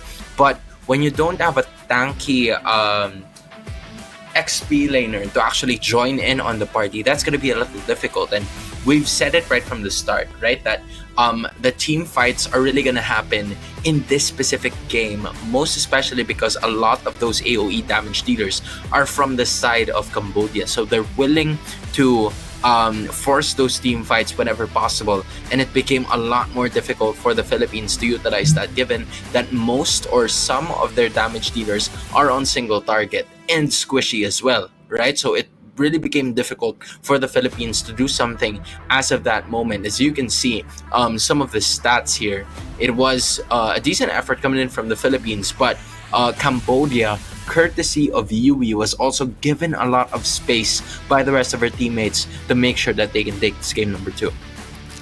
Honestly, coming into looking at the scoreboard, whenever I see a CC, I will always just say, CC is only ever great in the lanes. Aside from all of that, if you need a way to win in the lanes in the early stages, just so that you can convert that over to the mid stages of the game, CC is great. But if you want the CC to be able to realistically do anything in the late stages of the game, that's really not quite much. Looking at the CC though, 8 kills, 2 deaths, and 5 assists. All I can say is that CC has got the score to show that she has been taking most of those kills. And thus, the funnel is not towards the Nolan, nor is it going to be onto the Melissa. Although I gotta say, that also means that the CC has been great when it comes down to surviving as well as positioning. But we can also twist that narrative around and just say that, look, the CC is tanky enough and poses so little threat that Cambodia couldn't give a rat's ass about a CC. They just deal with all of the most important heroes, front to back, deal with their Hylos, and then deal with the anchor, which is going to be the mage hero at that very point in the game. And then from that point on, what's the CC gonna do against all 5 of us? Throw your yo-yo in my face, throw your yo-yo right in my gato kacha, only to be taunted? Yeah, there's really not much a CC could do once you're down for the count. Yeah, I felt like that is where the problem rose also for the Philippines, because as much as the CC got a really good scaling, that would have been a really good time for them to finish off the game, but that didn't happen because of a lot of counter attack skill sets coming in from the Aurora, and they were also able to put a stop to it courtesy of amazing positioning coming in from Yui to extend this to a game 3. Exactly. Now, ladies and gentlemen, with that all said and done, we are done with the second game between Cambodia and Philippines because of it's definitely not because of a caster's jinx. That's why we are going to look at a game 3, but it's definitely always nice to watch a 3-game series. In the meantime, I am going to go off for a bit. We're gonna take a short break, and I'm gonna head somewhere and possibly take some some help for being a jinx or something along those lines, so that I will not put any problems with any one of these teams, and I do not want to be headhunted. Okay, I'll see you guys in a short little bit. See you guys. I will cleanse myself.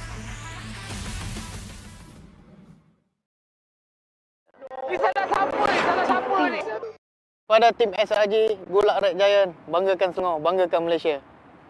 Champion juara wakil Malaysia fight for N6 in Malaysia. Keunggulan. Ianya tidak hadir dengan mudah. Ia tidak menunggu sesiapa. Dan ia tidak memilih sesiapa. Keunggulan adalah potensi hebat yang tersembunyi dalam diri. Seperti benih yang menunggu masa untuk bercambah, sedia untuk mekar hingga berkembang indah.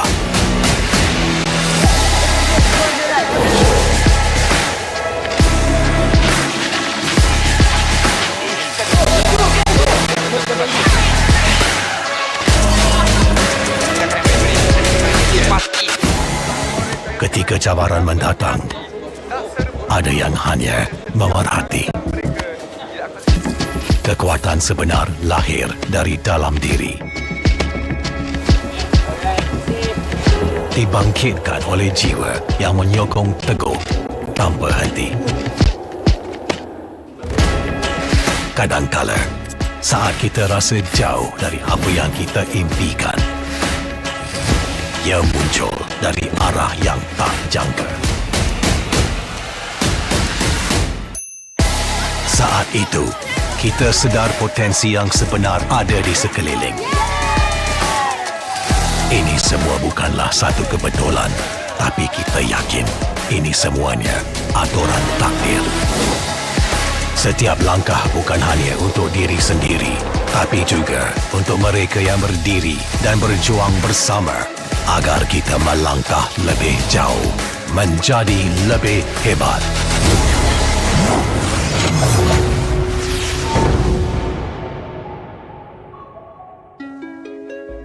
Bangkitlah rakyat Malaysia. Kita bersatu menyokong sepenuh jiwa. Demi jalur gemilang kebanggaan negara. Tiba masanya untuk menjadi greater than ever.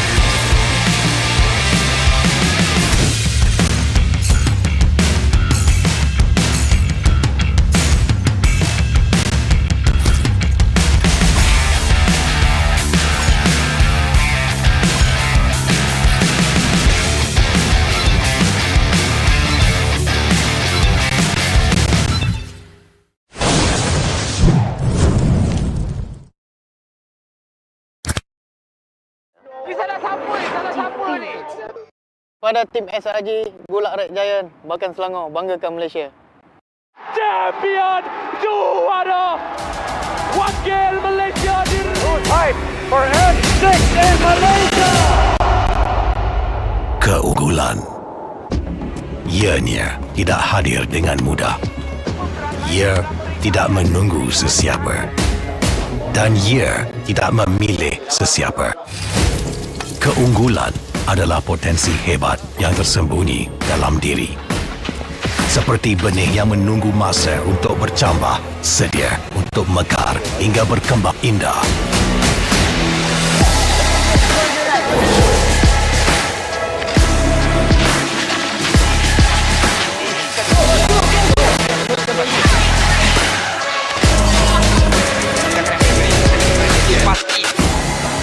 Ketika cabaran mendatang, ada yang hanya memerhati. Kekuatan sebenar lahir dari dalam diri. Dibangkitkan oleh jiwa yang menyokong teguh tanpa henti.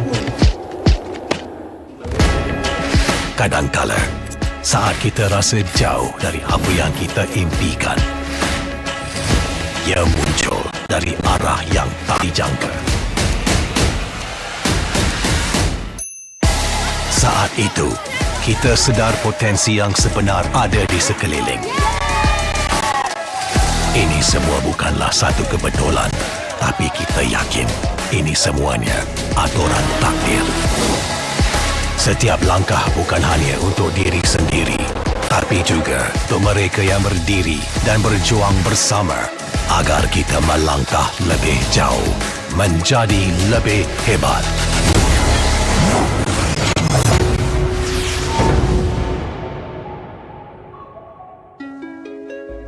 Bangkitlah rakyat Malaysia.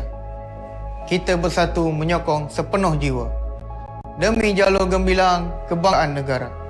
Tiba masanya untuk menjadi greater than ever.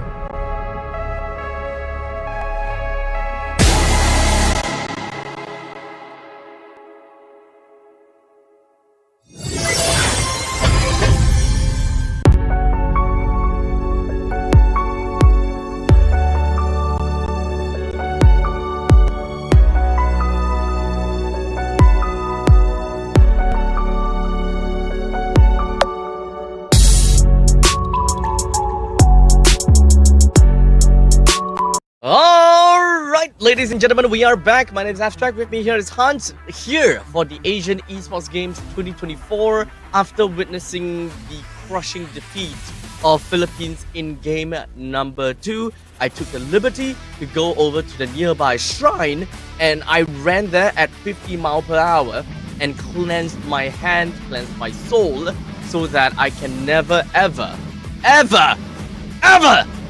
jinx anyone. That's what I'm doing. Thank you, Abstract. In behalf of all of the Filipinos, I think we give you salute. I'm sure a lot of people in the comment section are probably thinking of the same way. But if you are, of course, from Cambodia, you probably didn't like what Abstract did here because you'd want the jinx to stay the same. But just in case you guys don't know it, here's one thing that could keep you overjoyed. Exactly, and that is going to be the TGA, as Mobile Legends Bang Bang has been nominated for the Best Esports Game at the Game Awards 2024. It is the only mobile game to be nominated, by the way, so this already puts us at quite a bit of a spotlight. At this point in time, TGA is of course considered as as kind of like an Oscars of all game award ceremonies, and it's a big achievement to be nominated. So head on over and vote Mobile Legends Bang Bang at TJ's website at thegameawards.com. It is open from now until the 11th of December. So don't forget to go on and vote once again at www.thegameawards.com. Help Mobile Legends Bang Bang be the #1 best esports game in the Game Awards. You know, I just hope that whenever we win, or if by any chance we win that, we get to thank Beyonce Diamonds? so that we can still win it next year. All right, I do hope that we, you know, at some point, maybe, but again, I'm just throwing it out there. right? Just throwing it out there just to We be can sure. only help. Just We reminding, can only right? help. Right? Reminding the people, you know what? We're about to figure out now on who thanked Beyonce or not in this game number 3, because I feel like that's going to be the scenario that we're going to be looking for. But of course, I'm just kidding. None of these teams, none of these players are in contact with Beyonce. All of them are okay. If you know, you know. But Are they? Philippines on the red side, hey man, don't do us like that. But yes, that's gonna be the case that we have now. All right, Philippines and Cambodia, they are one game away from either making it into the next stage of the upper bracket, or will they go down into the lower bracket? Whoever wins in this specific game is gonna be certain that they can make it into the top 4 of the competition. So with all of the bands that is already thrown right out already, we've got the Matilda, Alpha, and Hilda banned out from the side of Cambodia, while from Philippines have banned out the Suyo, Jusin, and Angela. With the Hayabusa being first picked from the side of Cambodia, it is still very much open. And we don't really have any form of idea about how both sides of the team is going to be picking out just yet. But we definitely have a pretty decent idea when it comes down to, you know, the meta. Bruno is available, and Yeef is available, Hylos, all of that is available as well. I'm wondering if Philippines is still going to persist with the Kadita at this point in time, because they've picked it for 2 consecutive games already, but there's a lot of mid laners open here. To be specific, you have the Aurora, Vexana, you have the Eve as well, just like what you mentioned. So I feel like the Philippines would tend to prioritize other roles just because they know that they have other options left available in their arsenal. So Gatot Kacha is going to be one of those picks, but there it is, right? Just like what I was saying a while ago, the question is, will they go for the Kadita for the 3rd time around? And that's exactly what they're going to do. Amores sees something in the Kadita that not a lot of teams don't, so or not a lot of teams do. So I feel like, yeah, 3rd time's the charm here for the Philippines. There could be a probability that Amoris is extremely comfortable when it comes down to the Kadita, and they know just how much stake there are in this game. So whenever in doubt, if the meta is ever evolving and there are heroes that you don't really know how to play all that confidently, you can always rely on your most comfortable hero pick, especially if they are not heroes like Layla, Cyclops. It can all definitely still be played to a certain degree. Now, Cambodia, they've decided to go for an Edith as well as an Aurora onto their side. So at this point in time, there is a lot of crowd control and a decent amount of damage coming in from the Aurora as well. So we can definitely expect that when it comes down to the gold laners, there is quite a lot of heroes that is gonna be great fit for this kind of battles. Yeah, to be fair, that's going to be the final pick as well. The Ling picked up by the Philippines here to go up against the Hayabusa. So we're going to be seeing an assassin versus assassin matchup here.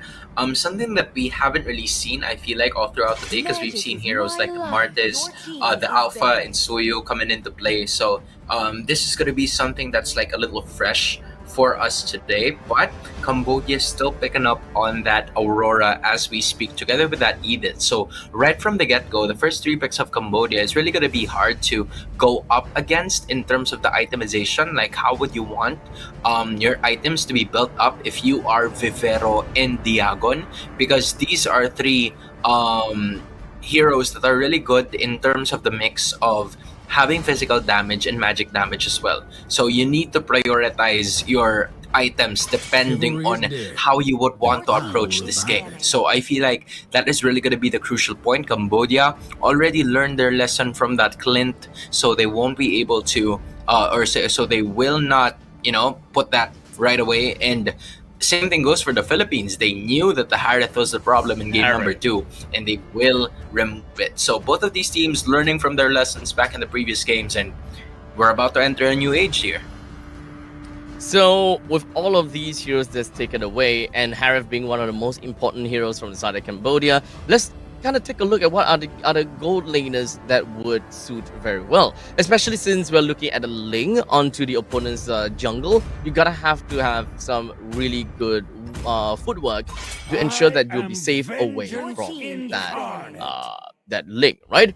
Entropy is going to be a very essential skill to get away from a Ling, right? So Nathan is definitely going to be one of the main hero picks from inside of Cambodia. It would depend if whether Philippines would want to steal that away. Bruno is also available at this point in time. With a quick little dodge away, you should be able to be pretty fine and dandy, although you should still get hit by at least 2 blades, but it's more than enough for you to stay alive to continue in those team fights. To me, fun is All right, so the 1-1's gonna be the final ban here for Cambodia. I'm curious to see on whether or not this is gonna be because for the Philippines, right? You have the Bruno, you have the Melissa, you even have the Beatrix at your disposal, and I am not so sure as to why the Beatrix hasn't been picked up in a long while. But the Philippines, they went with the Melissa in number 2, but that apparently did not work. So Paris is gonna be sticking with what she knows. Is handing on that Bruno, hopefully to at least adhere to the scaling composition that the Philippines has. The only concern that I have here is that both the Ling and the Bruno are really going to be in need of gold, so they're going to be sharing a lot of those objectives moving forward. So both of them have to stay in their lane, get at least 2 or 3 items before they finally engage. That's for the Ling. But for Bruno, he can be activated anytime, and I hope the Philippines are aware of that. We shall stand fast to the very There we end. go. The Nathan, just as we expected. But with also the Tigreal that is going to be joining into the mix. So honestly, I gotta have to say that there is quite a bit of, there's quite a draft from the side of Cambodia. Let's be honest here. It's pretty darn scary. So Philippines, they're right now only lacking onto a either Roma/EXP laner. So it could go in an either way situation. Khalid is still gonna be a very good pick, considering that you would want to go for some good initiations on your part, because AOG, once again I said before, it is not an initiation skill. AOG is a counter engage / a follow up skill, because it takes a little bit too long of a what's the word? A little bit of too much backswing in order for that AOG to actually land and hit. So how is it going to be like for Philippines? They have decided to go for the Terizla. A little bit more rooted onto the ground, but that also means that it's a little bit tankier at this point in time. Yeah, I like it. At this point in time, right? If you are the Philippines, you've said it yourself, right? At some point in time, you need like a first initiator and not that avatar of the guardian. Because if you are just gonna depend on the AOG to be the primary initiator, then you're definitely not going anywhere. So they picked on the Terizla so that it's a faster way for them to group up their opponents before that AOG is gonna be popped off. So I see the idea here coming from the Philippines, but on the other hand, you have like a really good front to back composition coming in from Cambodia. It's very quite understandable and what they're trying to pull off here. Just making sure that they have, or they could take enough time by getting the snowball on the Hayabusa pretty early. If that doesn't work, they still have the Nathan in the later portions of the game to save them from distress. I mean, we've seen it a couple of months ago or weeks ago where the Nathan could really hold out up until the later portions of the game. So with Navi also using the Aurora for the second consecutive time, there's a lot of possibilities that this game could go for. So right now, it's so difficult for us to even be able to tell what's a good composition, because both teams is even Stevens. It's all about their micro and macro play at this point in time. In fact, both teams are not exactly super great in the early stages of the game. So I would say that micro decisions in the early part of the team fights, not that big of a deal. As long as they have good macro coming from the side of Ling, as well as good macro from the side of the Hayabusa, I can always say that there could be a lot of these split push composition that would eventually work out. And this might be one of those games that we witness a backdoor endgame. Yeah, there could be a possibility for that as well. I was just, looking for a Louis for them to be able to do that. However, you can also take note that the Ling from the Philippines could potentially do that if they want to. But Amoris, good heal getting in there right just in time, courtesy of the passive. So now Tegami is going to be taking the brunt of the damage, and she is going to be going down here, courtesy of the Philippines. What seemed to be a really good start coming in from Cambodia didn't pose so well for their respective team as we speak, as the Philippines tends to get first blood. Action still not ending here, as Vivero's going to be taking the brunt of the damage. UEE is going to be, going away from that one. Not a lot of damage, not enough damage to take the Philippines down. Oh, that shy bit of damage. Just a single hit onto a Morris. Oh boy, oh boy. Just a one little hit. But the passive just had to pop up and give that massive amount of heal over to the side like a Dita. That's just so annoying to see. And for Tegami to go down because of that overextension, it's definitely gonna hurt. In the meantime, you gotta have to look at the battle spells as well, right? Philippines so far have been loving the double revitalize composition, and this is where that Terizla also picks up the revitalize together with the Gadokacha. So we won't be able to see a penalty zone flicker from the side of Vivero, and that is a very bold move. Yup, already activating the penalty zone as we speak. Both of them actually landing. The Tiger is going to be using that implosion, but the Philippines is going to be getting that turtle. And also, EE as of that moment. Here goes another one of those Avatar of the Guardian Tempest Blaze is going to be utilized as well, waiting for the right opportunity. And all of a sudden, the Philippines are getting what they wanted out of that fight, just waiting for the right time to strike, not even using any sort of ultimate before that or right after that turtle fight. That's just the time that they used it. Yeah, so with that said, we are already looking at close to a 3,000 goal lead, realistically at 2,000 goal lead in favor of the Philippines. However, they don't really have got a lot of heroes that can actually prioritize, and of course to make full use of that the power spike and that lead in the mid stages of the game. Even if we have reached the 8 minutes into the game, I won't think that the Ling will be able to do too much, because the best that I can believe is going to be a single Berserker's Fury over to the side of the Ling, and perhaps one other item. You gotta have to lead with a lot of kills in order for the Ling to be able to pop off and get a total of 3 items just by 8 minutes, and it's very much impossible, let's be honest here. But Paris, he needs to be the one to gets the farm. With a total of 1 kill to his name, he's eventually gonna get his way pretty effectively if he joins in the fight even more.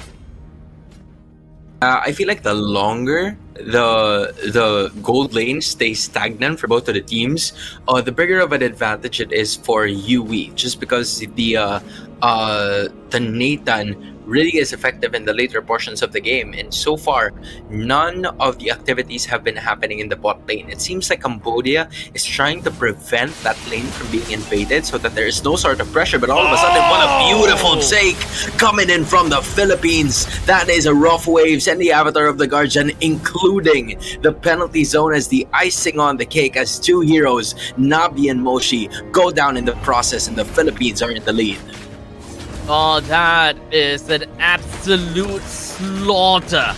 I didn't know that I made a trip down to the slaughterhouse right now, but that was an impressive fight from the side of Morris. Catches onto 1, which was actually only onto Nabi, but just so happened that Moshi walked towards the breath of the ocean, only to be hit by the rough waves as well. So that was definitely disgusting, especially with Diagon really fast when it comes down to that follow-up as well. Yui down in the bottom lane. Also another one that will be taken down by the hands of that Kadita. Yup, they're not yet done, as Nabi's gonna be taking the brunt of the damage as well. Maybe no Pride of Ice, which is why she has committed to use that flicker. And there goes the AOG as well, not gonna be able to hit anyone, but Nabi still staying alive here. The Philippines not giving this one up, as that is gonna be the Pride of Ice finally procced here. But Nabi still staying alive in the middle of it all. But the turret is not gonna be able to save her, as the Philippines did not only get a kill, but also taken down a turret in the process, now leading by at least 3,000 in gold. A turret for a turret, an eye for an eye, is what Cambodia is trying to go for. They did lose the T1 at the bottom lane, but at least they did manage to kind of equalize that fact by getting the T1 up in the top lane as well. But unfortunately, Philippines... Oh, guys, amores. Mi amor. This is crazy. We don't see Kadita that much, but this is where Amores is just absolutely dominating. 3-1-5.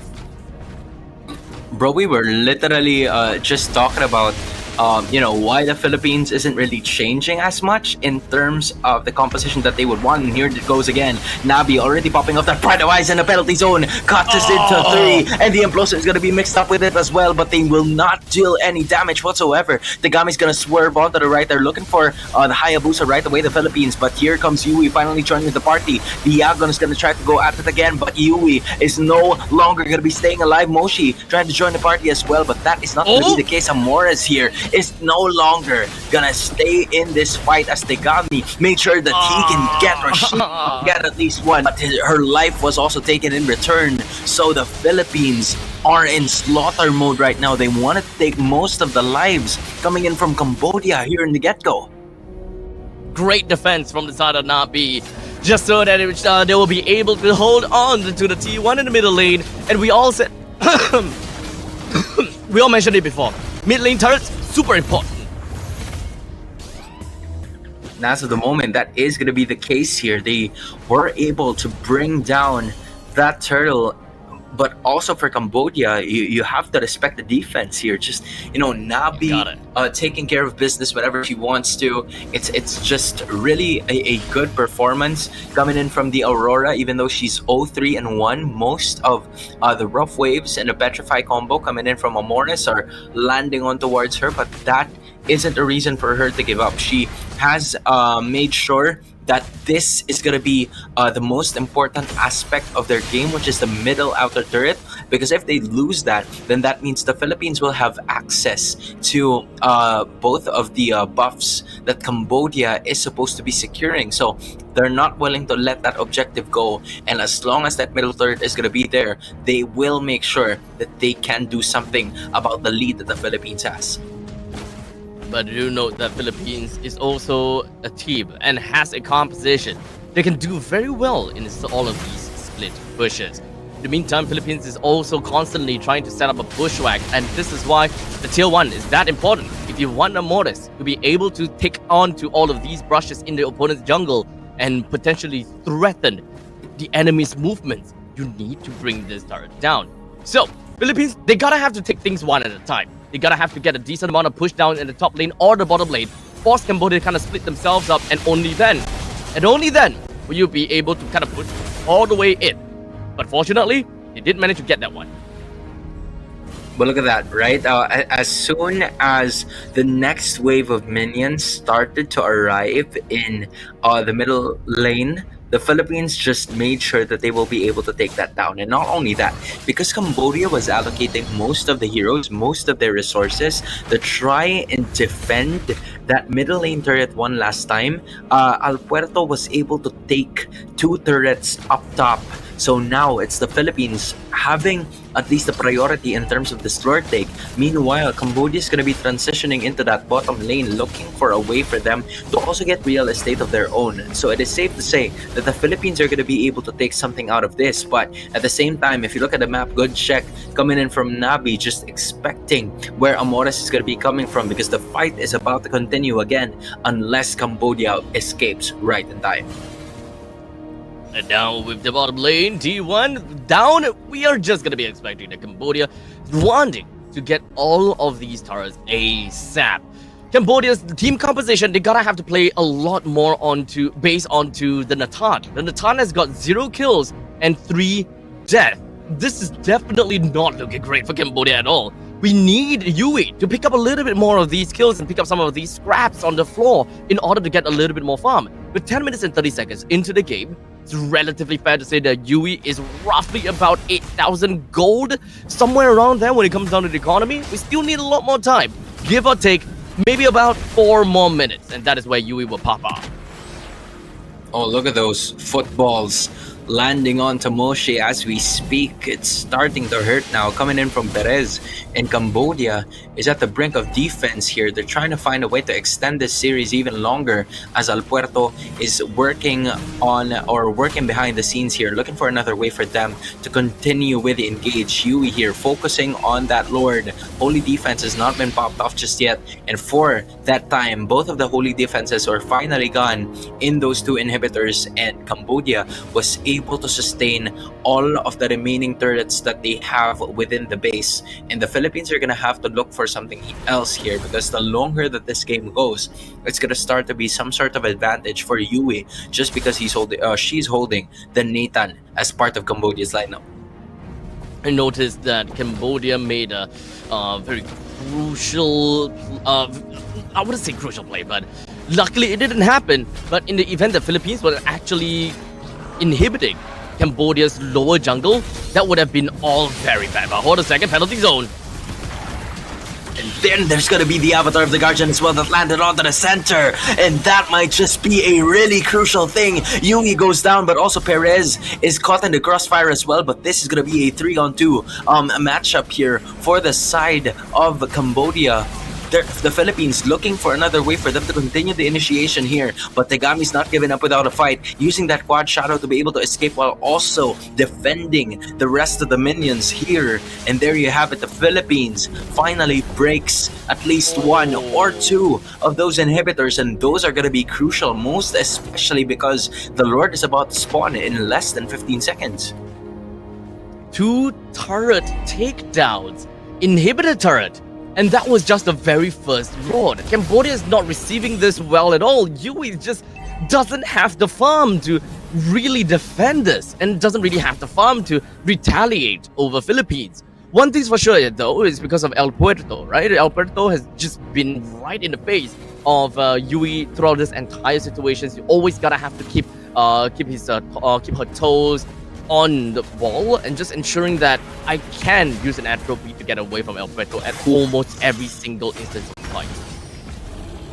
But that was just an increase, or an addition to the problem that Cambodia has had, because they were trying to find a way to contest for that major objective, which is the Lord, but Tegami lost her life pretty quickly in that one. So the Philippines are ready to at least add more insult to injury here, but El Puerto's going to be caught up here. Quick hands just to use that Finch poise to be able to get away. Now it's going to be UEE catching onto the brunt of the damage, using the flicker to be able to get away. So that is one less problem for the Philippines as we speak. Cambodia really has good wave clear here, so they're having quite a hard time trying to break past the defense of Cambodia here. Doesn't seem like that is going to be the end just yet. The Lord is ready to pillage everything that Cambodia has by marching in from the top lane, and Philippines waiting for more creeps to eventually march down the bottom lane, march down the middle lane. But I'm pretty sure the Philippines, they're looking for more blood from the top lane eventually. But the lane's just going to be slowly pushed right out in the middle lane. Philippines taking their own sweet time and wanting to make very good sure that they bring this inhibitor turret down first before engaging in the battle against Cambodia. Yup, that's going to be the idea that they're going to have here. Vivero already using that penalty zone, but to no avail. Cambodia does not falter. They will lose all of their inhibitors in that turn, but they still haven't lost the base, and as long as there's the base, you can still fight, says Cambodia. But the Philippines already holding on to that 6k gold lead. This used to be an 8k gold lead, so Cambodia is slowly starting to catch up now, and based on duration of this game, it seems like Yui rather has already built up on the potential full item that a Nathan is supposed to have as of this moment. 6-17, the current scoreline, 15 minutes into the game. Philippines hot 2. Ooh. And not only that, they also get Yui in the process. That's the best case scenario, but an implosion combo is also going to happen here. But the Frigid Laser is not going to be enough. 3 heroes for the price of 1. Moshi's going to try to back away using the flicker as well. Gets right back into the Phylax. But all of a sudden, that might be the end in this game, depending on how it goes. They're looking for a way here, but it's only Moshi and Tegami trying to defend here for the rest of the members of Cambodia. And then there's Philippines again, working on all lanes of the map, working onto those minions as well. Quad Shadow, and there goes the Uki Shadow kill as well, but it will come to no avail, as that is going to be the end. The Philippines are going to move forward into the upper bracket. There we go, ladies and gentlemen. Philippines will take 2 games away from Cambodia. Definitely a nail-biting situation, a nail-biting game that we have just personally witnessed. As such, Philippines, they're going to be moving on over to the upper bracket finals. They have evaded all of the nitty-gritty stuff that has to go on at the lower parts of the bracket, because China is just waiting for the ones that loses to eventually go there. We will break down more on the brackets in a bit later on as we wrap things up here when it comes down to the game. In here, for game number 3, it is all about tempo. And we can definitely be able to see that the tempo was building up for El Puerto as well as Perez. They eventually found themselves the groove and was able to find themselves massive amount of kills as well as participation in all of the team fights. Great amount of heal for Vivero as well as Diagon. Although I gotta have to say, Amores definitely gonna be my MVP for being able to catch out so many of the members from the side of Cambodia. Just keeps them shivering in the pants. Yeah, right from the start, right? I felt like if Amores wasn't able to do what she did in like the first 5 minutes of the game, the Philippines wouldn't have established like a really good lead for themselves that they could sustain up until the later portions. Because again, it would be a dream start if the Nathan coming in from Cambodia would have a really good time upon scaling, but Yui didn't have that for herself. So at some point in time, it really went like a domino effect for the side of the Philippines, because Amores was doing very well. She was able to get some momentum for the lineup and the size up of the Avatar of the Guardian together with the penalty zone. I'd like to talk about that as well, because I feel like those were crucial ultimates. Those were two options that was in a circular motion, somewhat of a AoE crowd control skill as well, that really helped them in looking for the other members, and mostly Yui, because they were catching Yui most of the time and they weren't really even aware of it. So it was just up to Paris to finish the job, because the Bruno was already very much fed from the get-go. Honestly, I find it really scary how the side of Philippines didn't even care about anything about forcing a battle. They didn't force any form of combat. They didn't form any form of fights. What they did was that they evaluated kill zones. They know just how far the opponent is, and the moment that they reach that kill zone, that is it. And unfortunately for the side of Cambodia, they were not able to really get a hold of how big that kill zone is. There's a kill zone for the side of Tarizla, a kill zone for the side of Kadita. Once you understand the range of it, you need to be able to draft for someone or be able to scout out some of these brushes without being in those kill zones, which is why it is so easy for Philippines to be able to just jump right in with the Breath of the Ocean plus the Ocean Oddity and then a Petrified, or heck, even just a very simple penalty zone. More than enough to catch your opponents. You don't even need a flicker onto the Tarizla to make magic work. And that is a kill zone that Cambodia gotta have to really understand when they go over to the lower bracket quarterfinals to face off against China. While Philippines, listen to this, Hans. Philippines is going up against Indonesia. All right. I guess I think I still have time to get my popcorn, right? But yeah. I guess we can close out the show now. Just for me to get some popcorn, Abstract. Come on, give me time, man. Understand. Okay, sure, no problem. Ladies and gentlemen, we'll be back with you guys right after this very short break, as we will be giving you quite a game when it comes down to which game is it gonna be? Not gonna tell you. You gotta have to come back and find out for yourself.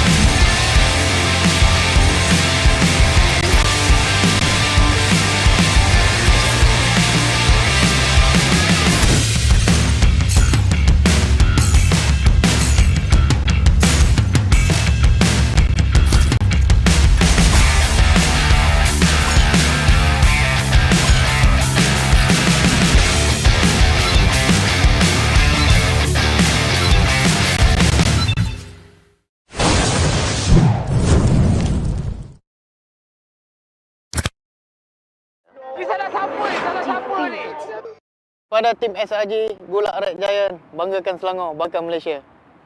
Champion juara wakil Malaysia time for N6 in Malaysia. Keunggulan. Ianya tidak hadir dengan mudah. Ia tidak menunggu siapa. Dan ia tidak memilih siapa. Keunggulan adalah potensi hebat yang tersembunyi dalam diri. Seperti benih yang menunggu masa untuk bercambah, sedia untuk mekar hingga berkembang indah.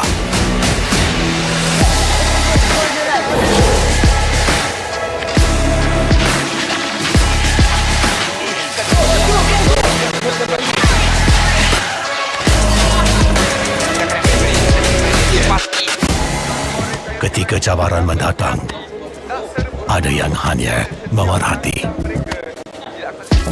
Kekuatan sebenar lahir dari dalam diri. Dibangkitkan oleh jiwa yang menyokong teguh tanpa henti. Kadangkala, saat kita rasa jauh dari apa yang kita impikan, ia muncul dari arah yang tak dijangka. Saat itu, kita sedar potensi yang sebenar ada di sekeliling. Ini semua bukanlah satu kebetulan, tapi kita yakin ini semuanya aturan takdir. Setiap langkah bukan hanya untuk diri sendiri, tapi juga untuk mereka yang berdiri dan berjuang bersama agar kita melangkah lebih jauh, menjadi lebih hebat.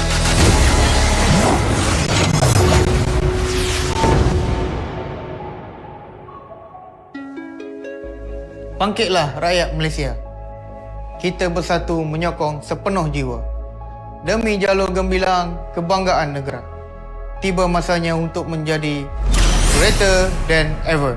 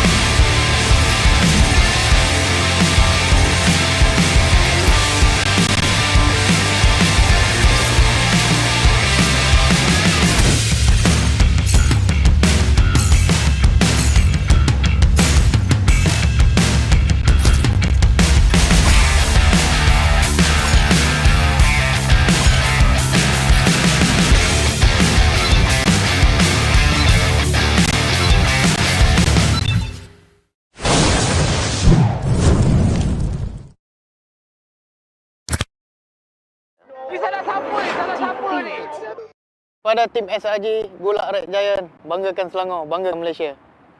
Champion juara wakil Malaysia diri. Time for N6 in Malaysia. Keunggulan. Ianya tidak hadir dengan mudah. Ia tidak menunggu sesiapa. Dan ia tidak memilih sesiapa. Keunggulan adalah potensi hebat yang tersembunyi dalam diri. Seperti benih yang menunggu masa untuk bercambah, sedia untuk mekar hingga berkembang indah.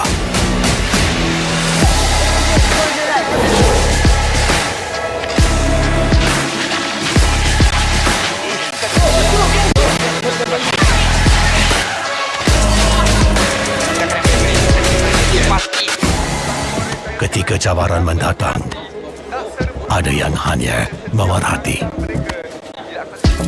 Kekuatan sebenar lahir dari dalam diri. Dibangkitkan oleh jiwa yang menyokong teguh tanpa henti. Kadangkala, saat kita rasa jauh dari apa yang kita impikan, ia muncul dari arah yang tak dijangka. Saat itu, kita sedar potensi yang sebenar ada di sekeliling. Ini semua bukanlah satu kebetulan, tapi kita yakin ini semuanya aturan takdir. Setiap langkah bukan hanya untuk diri sendiri, tapi juga untuk mereka yang berdiri dan berjuang bersama agar kita melangkah lebih jauh, menjadi lebih hebat.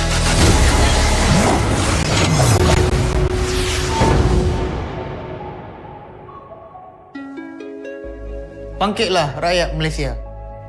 Kita bersatu menyokong sepenuh jiwa. Demi jalur gemilang kebanggaan negara. Tiba masanya untuk menjadi greater than ever.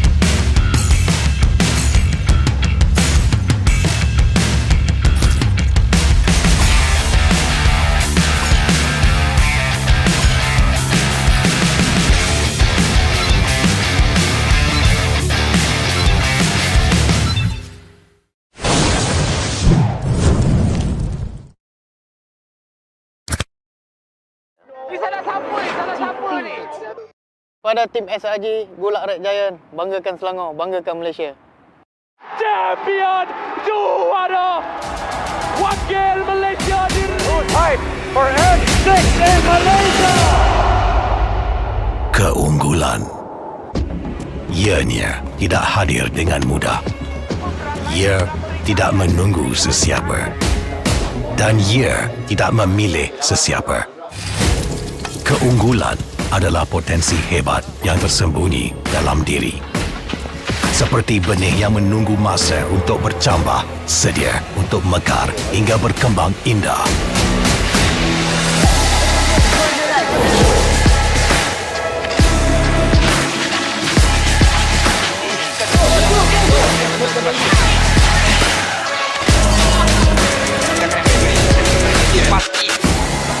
Ketika cabaran mendatang, ada yang hanya memerhati. Kekuatan sebenar lahir dari dalam diri. Dibangkitkan oleh jiwa yang menyokong teguh tanpa henti. Kadangkala, saat kita rasa jauh dari apa yang kita impikan, ia muncul dari arah yang tak dijangka. Saat itu, kita sedar potensi yang sebenar ada di sekeliling. Ini semua bukanlah satu kebetulan, tapi kita yakin ini semuanya aturan takdir. Setiap langkah bukan hanya untuk diri sendiri, tapi juga untuk mereka yang berdiri dan berjuang bersama agar kita melangkah lebih jauh, menjadi lebih hebat.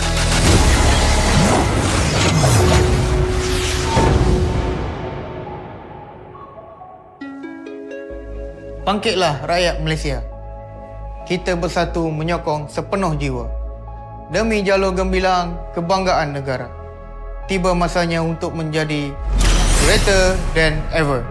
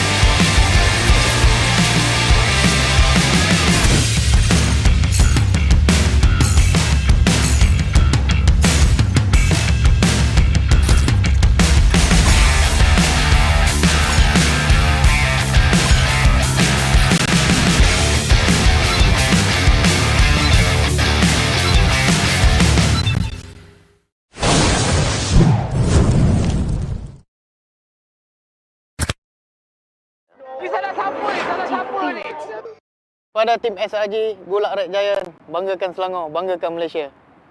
Champion juara wakil Malaysia Time for N6 in Malaysia.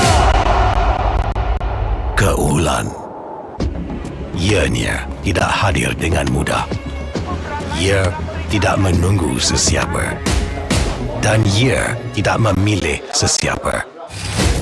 Keunggulan adalah potensi hebat yang tersembunyi dalam diri. Seperti benih yang menunggu masa untuk bercambah, sedia untuk mekar hingga berkembang indah.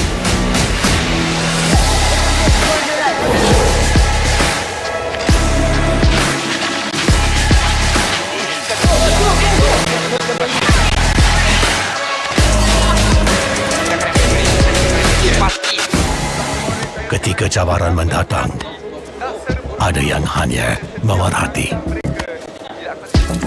Kekuatan sebenar lahir dari dalam diri.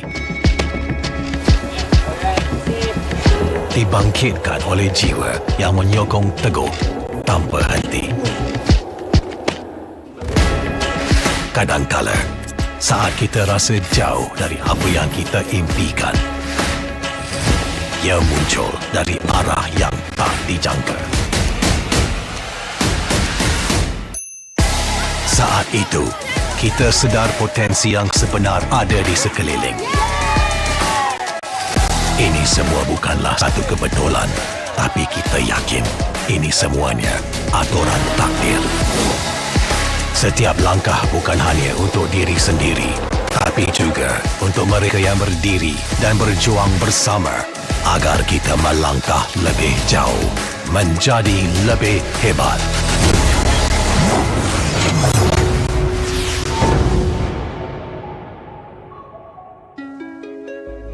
Bangkitlah rakyat Malaysia. Kita bersatu menyokong sepenuh jiwa. Demi jalur gemilang kebanggaan negara. Tiba masanya untuk menjadi greater than ever.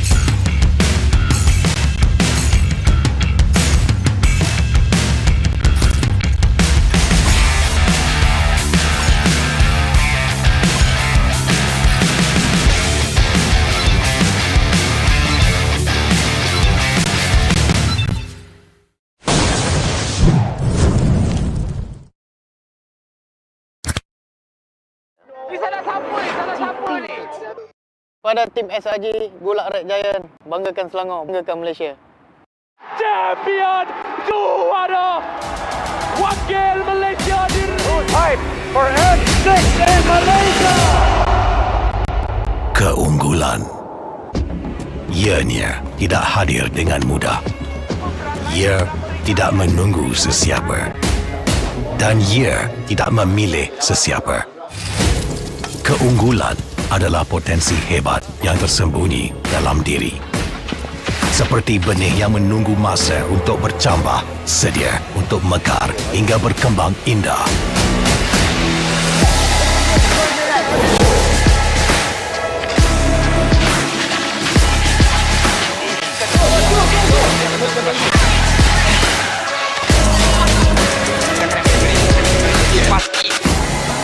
Ketika cabaran mendatang, ada yang hanya memerhati.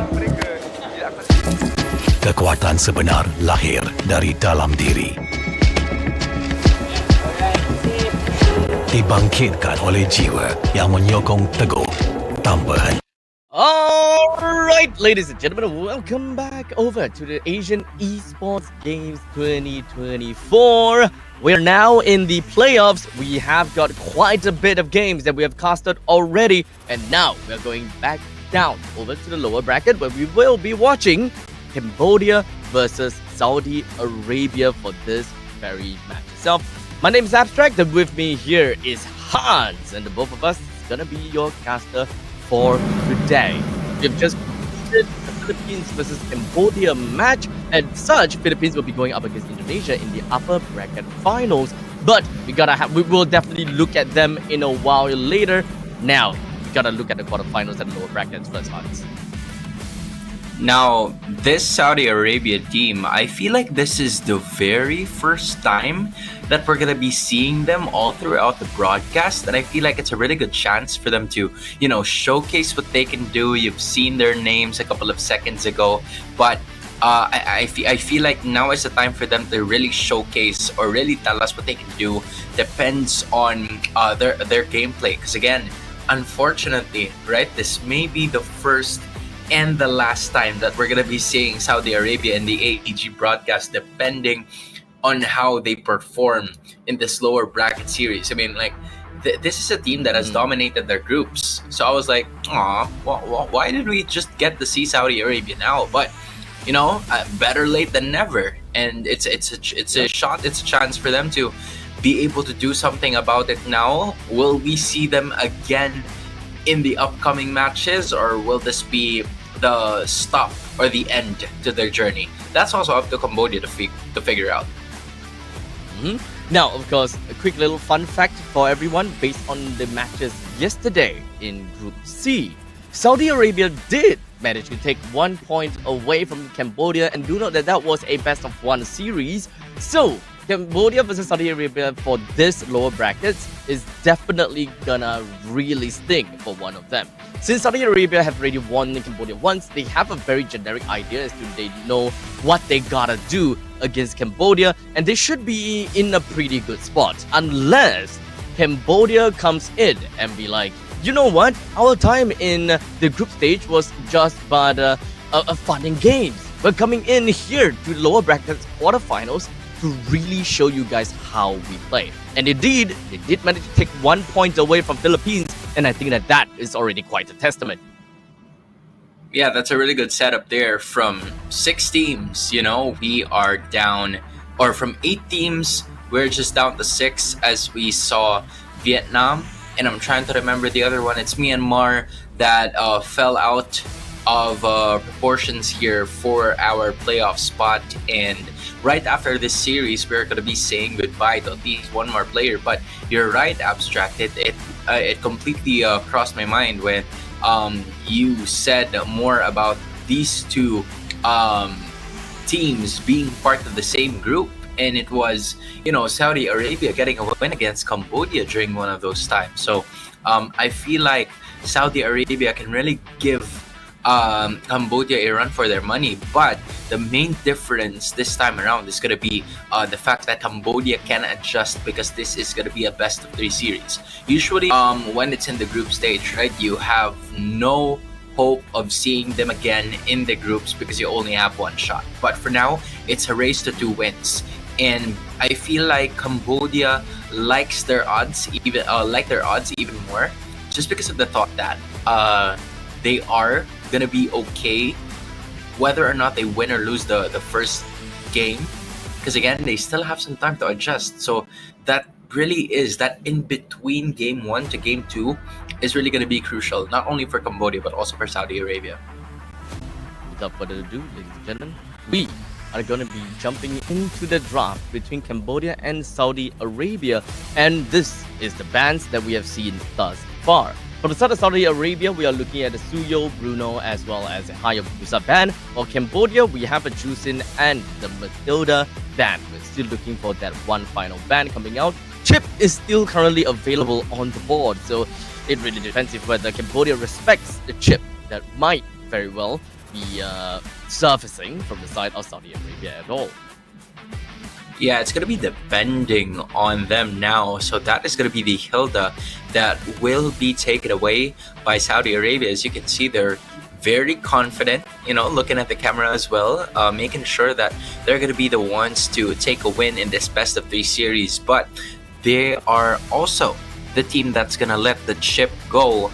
And as of this moment, they're going to be picking up the Nolan. And I feel like similar to the other ideas that we've had with the other teams from before, it feels like they're trying to leave a bit more room, because again, the alpha is available, right? There's a lot of prized picks available here for Saudi Arabia, and yet they still chose to go with a Nolan. So I feel like it really is just at the comfortable aspect. Again, chip is available, not gonna be picked up. Alpha is available, not gonna be picked up. So Cambodia and Saudi Arabia really digging deep here in terms of their comfort heroes.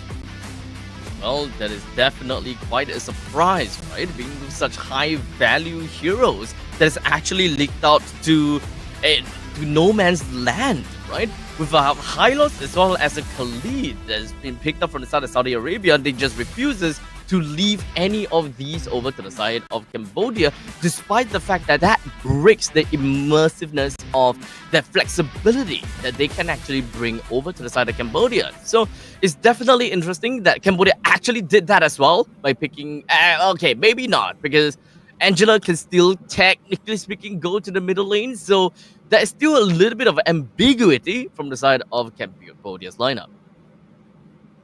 Yeah, I feel like this time around, there it goes, right? The Angeling is to be expected, knowing that the Angela was picked up first. So I feel like they're really gonna look for that hard carry type of hero to assure and make assure that they could go for the extra damage here.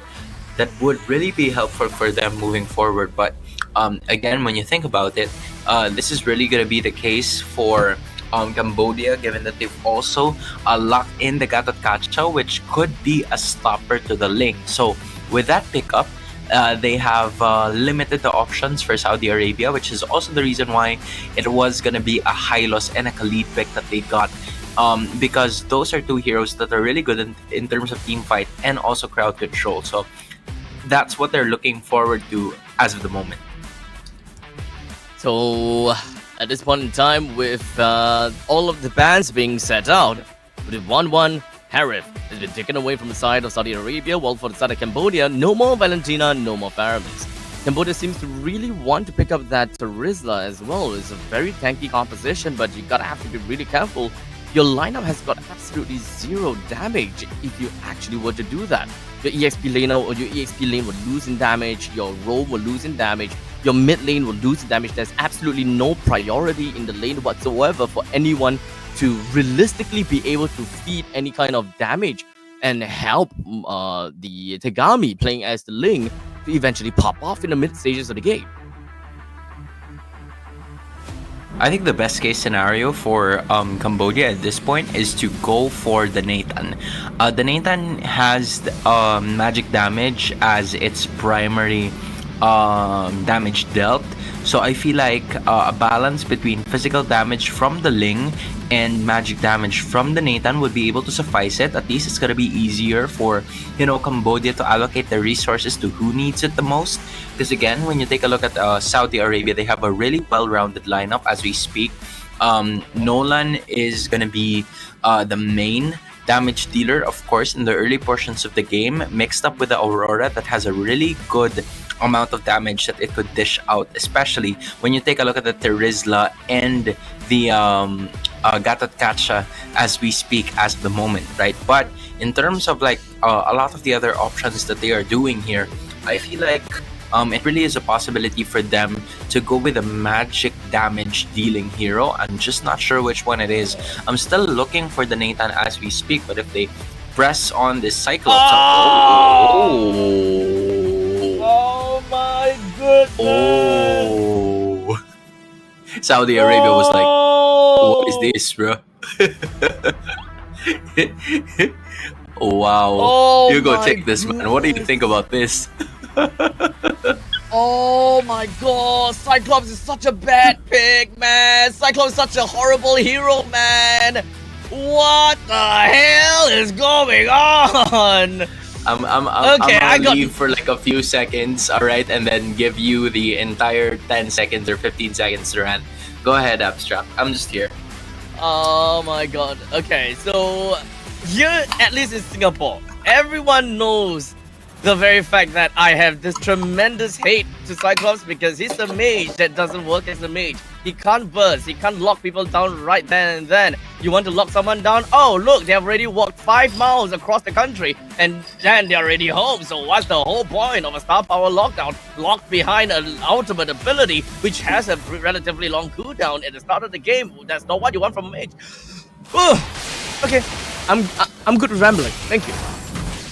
All right. I hope that mini therapy session helped you, Abstract, as we approach this game, because I feel like you're gonna need it. Because the first time in a really long while, we're about to see the Cyclops come in action, and not only that, she's also gonna be part of the gold lane, which is something that we don't usually see. And compared to there in Singapore, I think a lot of people here in the Philippines would say that rank game Cyclops is a little OD. So I feel like that is gonna be the dependent on the case that's gonna happen here. But enough talking about the Cyclops, because UEE here is taking the brunt of the damage from Livin and Pink as we speak.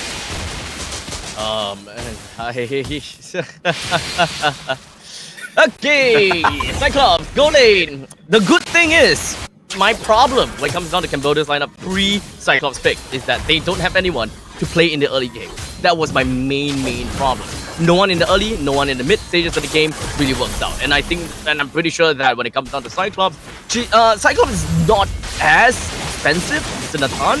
So honestly, I would still say that Cyclops is filling up this role to be able to deal enough damage in the mid stages of the game is still pretty A-okay. Considering the fact that Tegami playing as Link is actually more of a pause 1. You put Cyclops into pause 2, then generally in terms of damage as well as a power spike, it all makes sense. But at this point in time, you might as well just put literally any other mage in the gold lane then. Lunox would have done a way better job than the Cyclops. I can't. Cyclops is gonna get a horrible scoreline by the end of the game. Look at this, right? That is a quick turn, considering that Cambodia still hasn't developed their very own situation here, knowing that most of their heroes just reached level 4 very recently. So Saudi Arabia has a quick advantage here with all of their members already reaching level 4. Meanwhile, when you take a look at the other side, Cambodia is starting to be the problem here. Yep, as UEE is gonna be the first one to be taken down. From the side of Saudi Arabia, Cambodia has decided to go back into the mix and hoping that they will be able to get a kill. But let's be honest here, it's gonna be a little bit tough, as now the Pride of Ice has been popped from the side of Livin and Cambodia. With the Angeline combo, it didn't really go anywhere at all. Livin's gonna be living off of that one, and at some point Cambodia needs to allocate their resources on some more of that of those squishy heroes, because again it wouldn't work on Saudi Arabia as we speak, and them easily getting that first turtle means that they have faster rotations, just like this, right? It's going to be another pick off for sure, unless Moshi does something about it, but nope, that is not going to be the case, as another pick off is going to happen for Saudi Arabia, and they're looking to fight here in this top side. Yep, and now where's the damage coming from Southern Cambodia? Yui! Why? He Why killed! are you fighting for your life, bro? You know what? I'm gonna go ahead and take this for your reference, What? man. I think the Cyclops stunned you pretty well, so I'm gonna take this all the way for you to be able to say whatever you want to say about the Cyclops in just a bit, because Cambodia not only placed the skill towards the rest of the members of Saudi Arabia, but the Cyclops probably hit abstract as well, thus the coughing that you're hearing. But as we speak, Cambodia is now leading in terms of this in terms of this battle by just 400. I absolutely despise this pick, man. It's not about a player, it's not about a coach, but it's just a hero pick altogether. But in the meantime, here we go. The AOG unfortunately did not land on anyone. On Tempest of Blaze flies up to the sky, hoping they will be able to get a decent amount of kill. But Takami is going to be the first one to be taken down. Well, Pig is almost surviving just by the hair. Saudi Arabia, none of the members have been taken down at all. Tagami is not going to be alive in that one, and UEE is also going to be joining her as they go back into the base. And a quick turnaround here coming in from Saudi Arabia, 900 in terms of gold, and extending that even to at least 1.2k, and that is really crucial for them in the early portions of the game, considering that they do have the Khalid, the Nolan, and the Aurora, three really good heroes in terms of scaling very well, and they have established themselves as to how they would want to approach this early game performance of theirs. And Cambodia seems to have struggled already, as another glorious pathway is going to be here. Exactly, it's just going to be running right into the face of Nabi. Wasn't able to get away, unfortunately. Well, in the meantime, the Fidget Glacier wants to land on Yui, but Yui immediately flicking away. But here we go, the penalty zone is just going to be landing in the perfect way. While Tegami goes over the back lines, manages to find a kill down to Moscow. And Cambodia, they wanted to get a kill down the Lyrics, but wasn't able to do so. It is a 2-for-2 trade, and it has been very, very fair until Saudi Arabia found that turret in the top lane. That's a win to Saudi Arabia. Yeah, Rafa, quick presence of mind to go for that top lane turret, because she knows that there's not a lot of situation happening, but here it goes again. Goodness, Moshi down to the count by the hands of Rafa. Saudi Arabia still putting a very good fight against the side of Cambodia. Honestly, I am a little bit baffled with the fact that Cambodia is still able to take up some of these fights, despite not being able to have any form of heroes that is genuinely good enough. Sub 8 minutes, but here we go. They have a total of 4 kills, albeit not as good as Saudi Arabia, but still, they exceeded my expectations already. I think it's because of the Terizla pickup here coming in from Cambodia. The penalty zone really is a huge problem in like the early portions of the game, especially when you take a look at it, but they're trying to go at it once more. Oh, landing right on the 2. The AOG wants to counter engage, but it doesn't seem like UEE will be able to do too much, while Yui just immediately went backwards. Was almost able to get away right under the turret's nose, but stayed around a little bit too much and overstayed his welcome.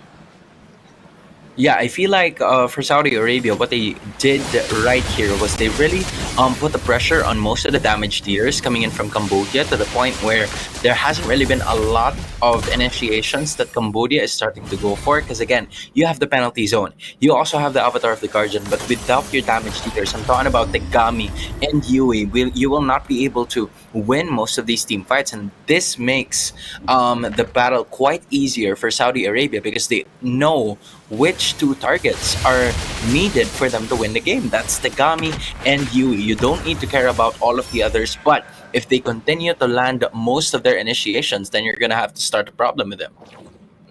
Ooh, Cambodia wanting to go for a sandwich, but let's be honest here. Who's the real sandwich here? As Lyric's just gonna be jumping onto the back lines, the AOG is gonna be landing, but in the meantime, the main thing that we're gonna look out for is Kagami with a force sword, managing to deal so much damage. Nabi gets one kill. Livin was hoping she will be able to stay alive a little bit longer, while Yui takes 2 kills. The Cyclops is working. Oh. I'm really curious as to how Saudi Arabia has been making most of their initiations, because again, it was quite an okay decision to put the sandwich play towards the rest of the Cambodians who were, staying at that long bush down bottom. But the problem here was that Nolan, Rafa wasn't part of a lot of the fights here coming in for Saudi Arabia. So I don't know if this is the kind of initiation that they would really want to go for, but Rafa is finally here. Can they go and unleash the damage output that I have been looking for quite some time? Because again, Cambodia, they've had the same kind of situation from a while ago, and UEE is just gonna tap that like a champ. But the second time, it's not gonna be the charm here. And fortunately for him, she was able to escape that time, but that was a lot of damage. That is right. A very big amount of heals coming in from the side of Gadokacha. Getting away with the AOG. Perfectly played out, and of course it did manage to suss out every single one of the members from the side of Saudi Arabia as exactly where they were. Now, of course, we're looking at 2,000 gold lead from the side of Saudi Arabia. They're still having a pretty good lead, but you gotta have to really watch out for Tegami, right? Tegami is currently 1:1:6, and this is a pause 1 Ling. After all, whenever you see a Ling is always gonna be pause 1. It's gonna be a tough game for Saudi Arabia if they eventually weren't able to find a way to really knock Tegami off of her shoes, and Lunar unable to get any form of farms. That is gonna be tough. But I'm pretty sure that at this point in time, Lunar should have a pretty decent amount of farm, and Rafa can deal with Yui pretty effectively over the backlines too. The reason why Saudi Arabia hasn't really capitalized on a lot of these skirmishes is because Tegami has been doing a really good job in trying to find Lunar for most of the clashes that are always happening. So without Lunar, you don't have that physical damage aspect, but they finally put a stop to Rafa always joining the party here, but not going to be enough damage or not going to be enough reach even. But just look at Tegami, right? Like playing this Ling like a mad woman. Yeah, and now Lunar hides within of the brushes and really want to get away, and surprisingly, he stayed alive! They outplayed against Tegami! As Tegami goes down, Cambodia loses their main form of damage, but Saudi Arabia is not too interested in continuing on this fight because Nolan as well as Monster decided to go back home, giving Cambodia another round of fight as their penalty zone lands right down over to the side of Livin as well as Lyrics, and I don't think that both of them is gonna stay alive in this 4v1 matchup. Cambodia takes 2, while Saudi Arabia focuses their power over to somewhere else, the opposite side of the map, the Lord.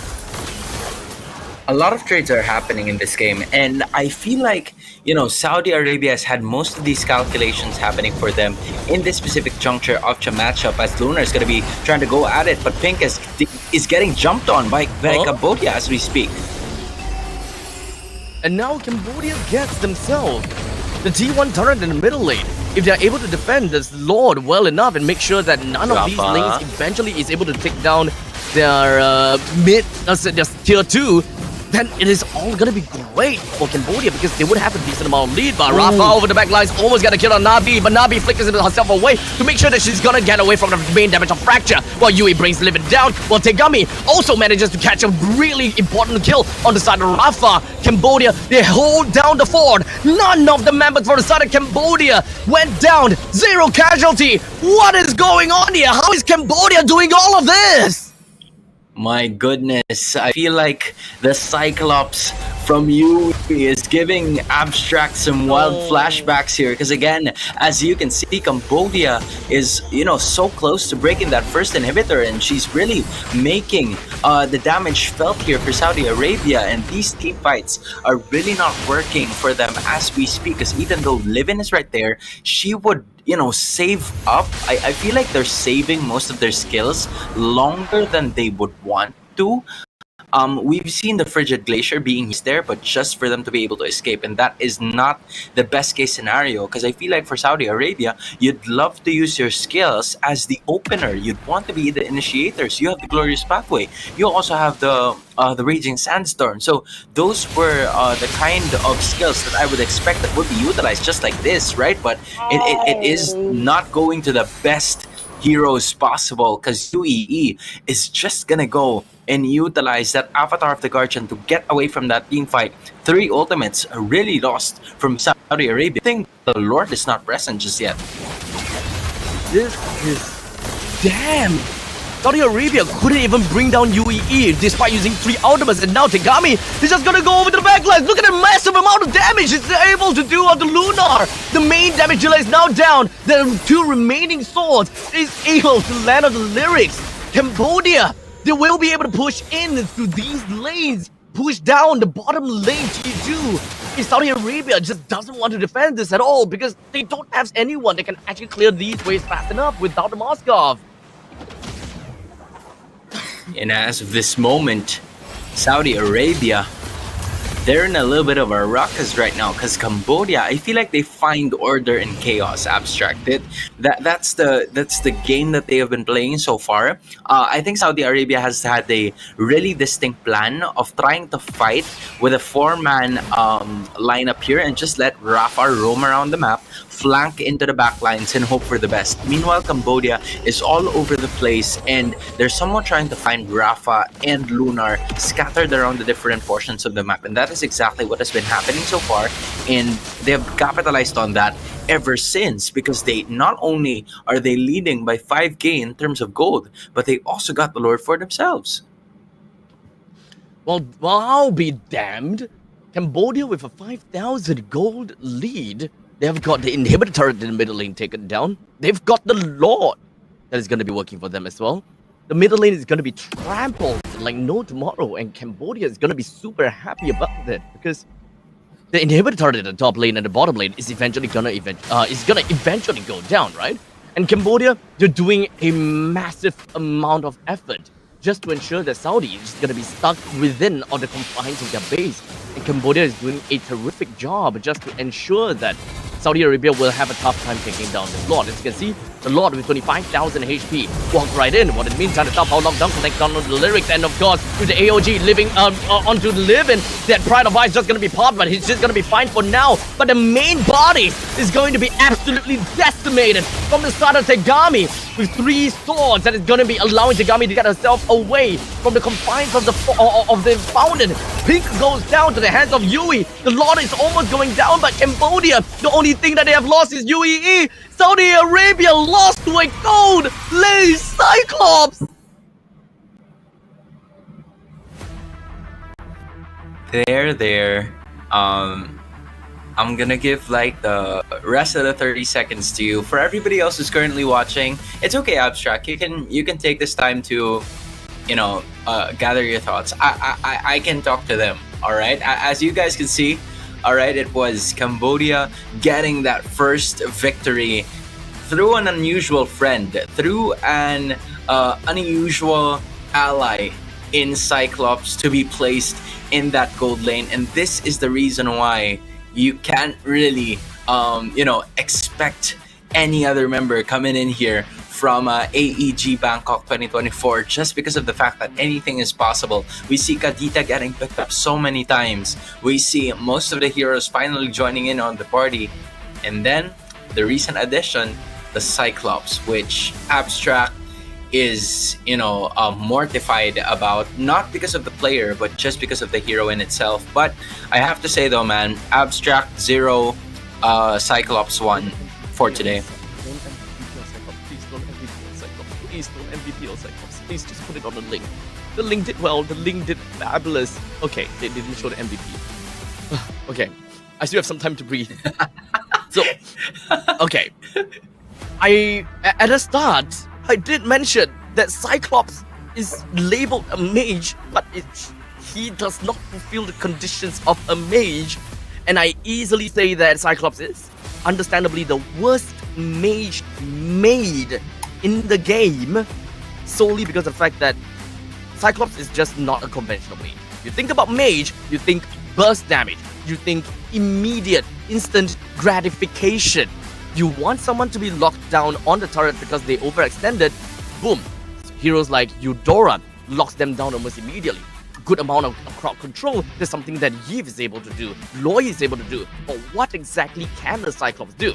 You throw a ball to the opponent's side. Okay, thank God it's UEE. Thank you, UEE, for taking that MVP away. But Cambodia though, I gotta have to say they did well. They hands down did very well against Saudi Arabia. And honestly, Saudi Arabia is supposed to do super well. They have great early games from the side of they've got great early games from the side of Khalid. Rafa is supposed to have that crazy amount of pacing and tempo in the lanes in order for them to win in the early games, but that just wasn't the case for Saudi Arabia, and they just melted. They lost to, honestly, I don't even know if whether it's actually the Cyclops or is it actually the Ling or is it actually the, it's a whole team effort. Just put it that way. Whole team effort. Yeah, I think. Whole team. Yeah, effort. I think it is because of the fact that it's easier for you to allocate your resources, given that there's not a lot of players or not a lot of heroes in that team that needs gold to be able to operate, right? Just look at it.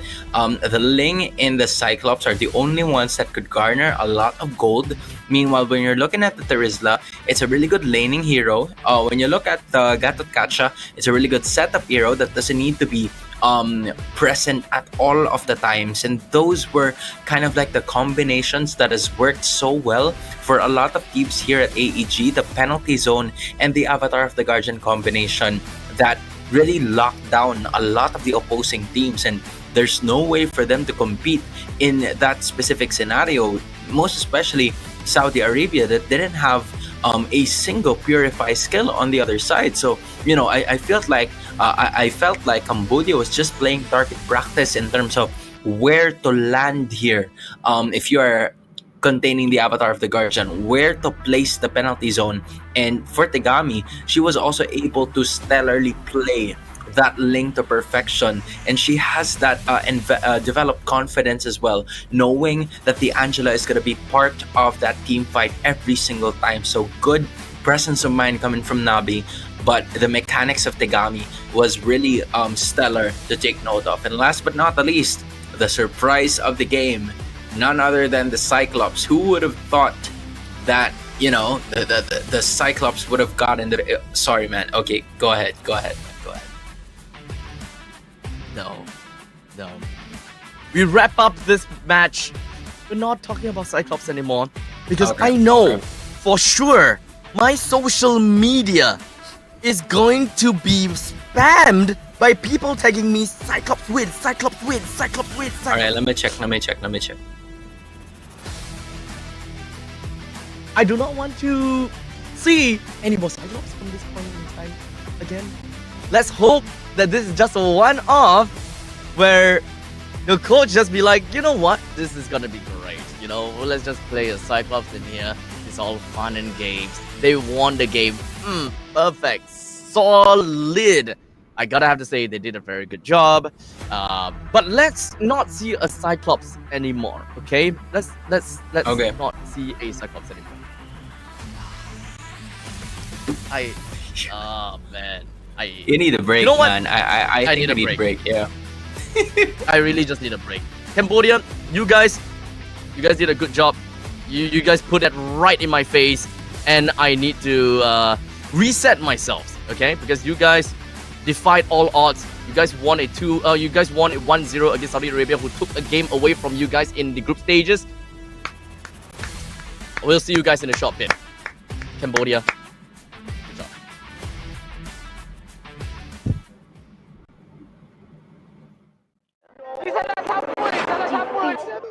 Pada tim SRG, Gulak Red Giant, banggakan Selangor, banggakan Malaysia. Champion juara wakil Malaysia time for N6 in Malaysia. Keunggulan ianya tidak hadir dengan mudah. Ia tidak menunggu sesiapa. Dan ia tidak memilih sesiapa. Keunggulan adalah potensi hebat yang tersembunyi dalam diri.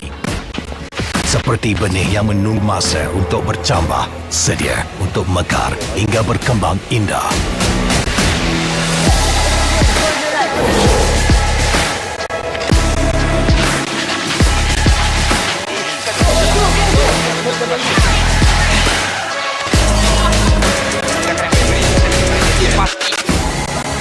Ketika cabaran mendatang, ada yang hanya memerhati.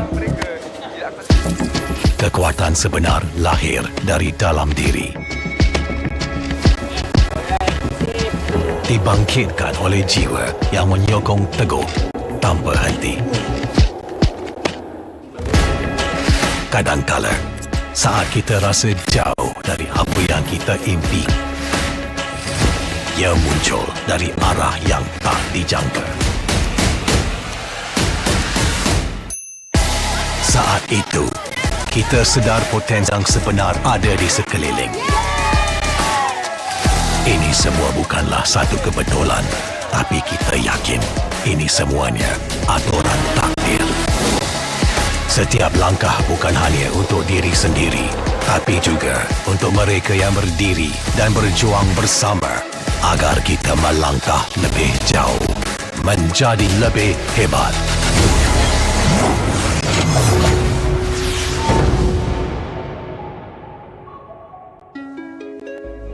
Bangkitlah rakyat Malaysia. Kita bersatu menyokong sepenuh jiwa. Demi jalur gemilang kebanggaan negara. Tiba masanya untuk menjadi greater than ever.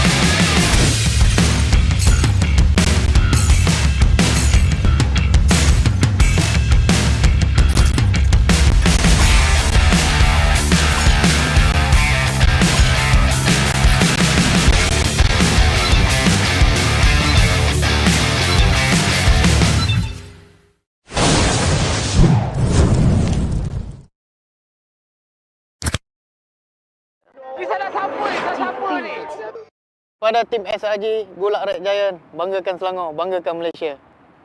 Champion juara wakil Malaysia diraih for N6 in Malaysia. Keunggulan ianya tidak hadir dengan mudah. Ia tidak menunggu siapa dan ia tidak memilih sesiapa. Keunggulan adalah potensi hebat yang tersembunyi dalam diri. Seperti benih yang menunggu masa untuk bercambah, sedia untuk mekar hingga berkembang indah.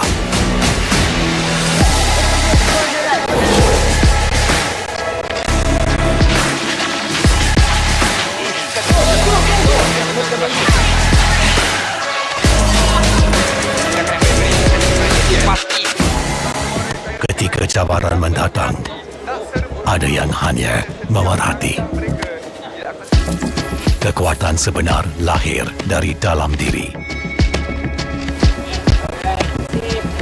Dibangkitkan oleh jiwa yang menyokong teguh tanpa henti.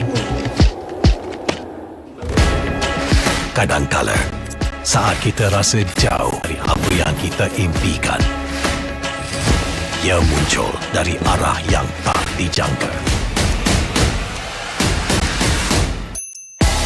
Saat itu, kita sedar potensi yang sebenar ada di sekeliling. Ini semua bukanlah satu kebetulan, tapi kita yakin ini semuanya aturan takdir. Setiap langkah bukan hanya untuk diri sendiri, tapi juga untuk mereka yang berdiri dan berjuang bersama agar kita melangkah lebih jauh, menjadi lebih hebat.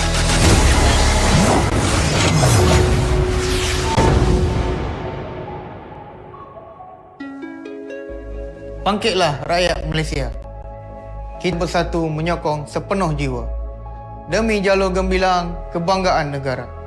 Tiba masanya untuk menjadi greater than ever.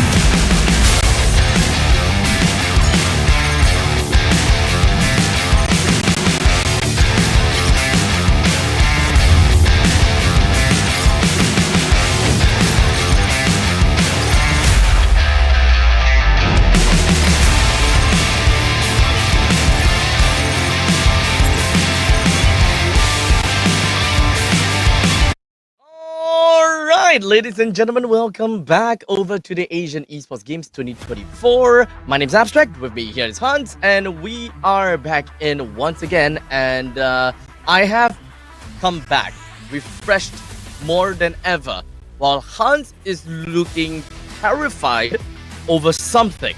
I don't know what, but his eyes are huge, and he has frozen into a daze. He's no longer frozen into a daze and no longer scared. Do you think I'm frozen or I'm not frozen? I'm gonna try. Look. It was a decent try, but the only thing that is really that's really like throwing you off was your earpiece. That's the only thing that's giving you away.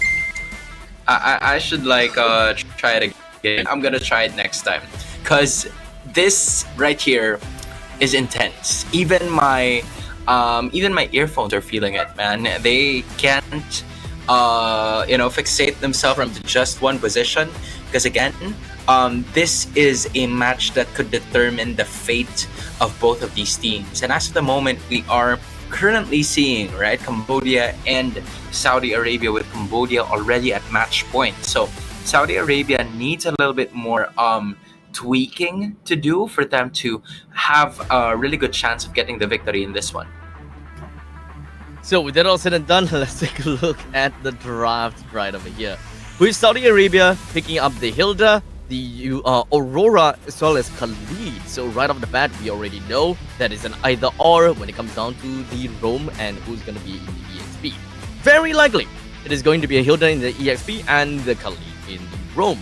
While in the meantime, for Cambodia, they did manage to pick up a Hayabusa as well as the Gatotkaca. So at least we've got that out of the way. We also managed to see a 1-1 over to the side of Cambodia.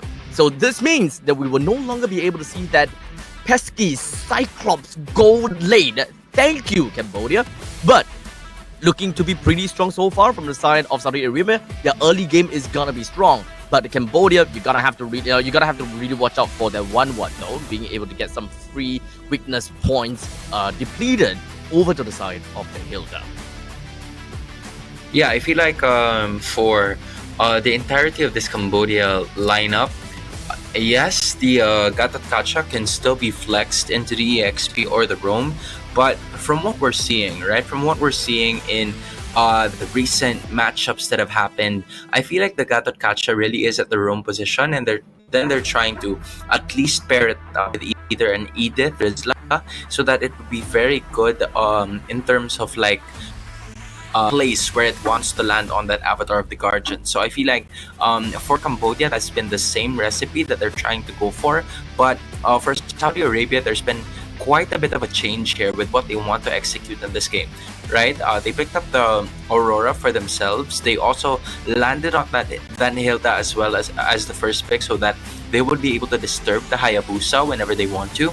And not only that, it's also in terms of the Khalid and the Hilda. That would be a really good combination in terms of disrupting the flow of offense here for Cambodia in the early portions of the game. So maybe that's something that they could really focus their eyes on, so that there wouldn't be any sort of probabilities and possibilities here for a lot of the teams, especially with the Ling and the Fanny being banned out here. So I feel like the Nolan might be the choice once more for Saudi Arabia if they want to go for it.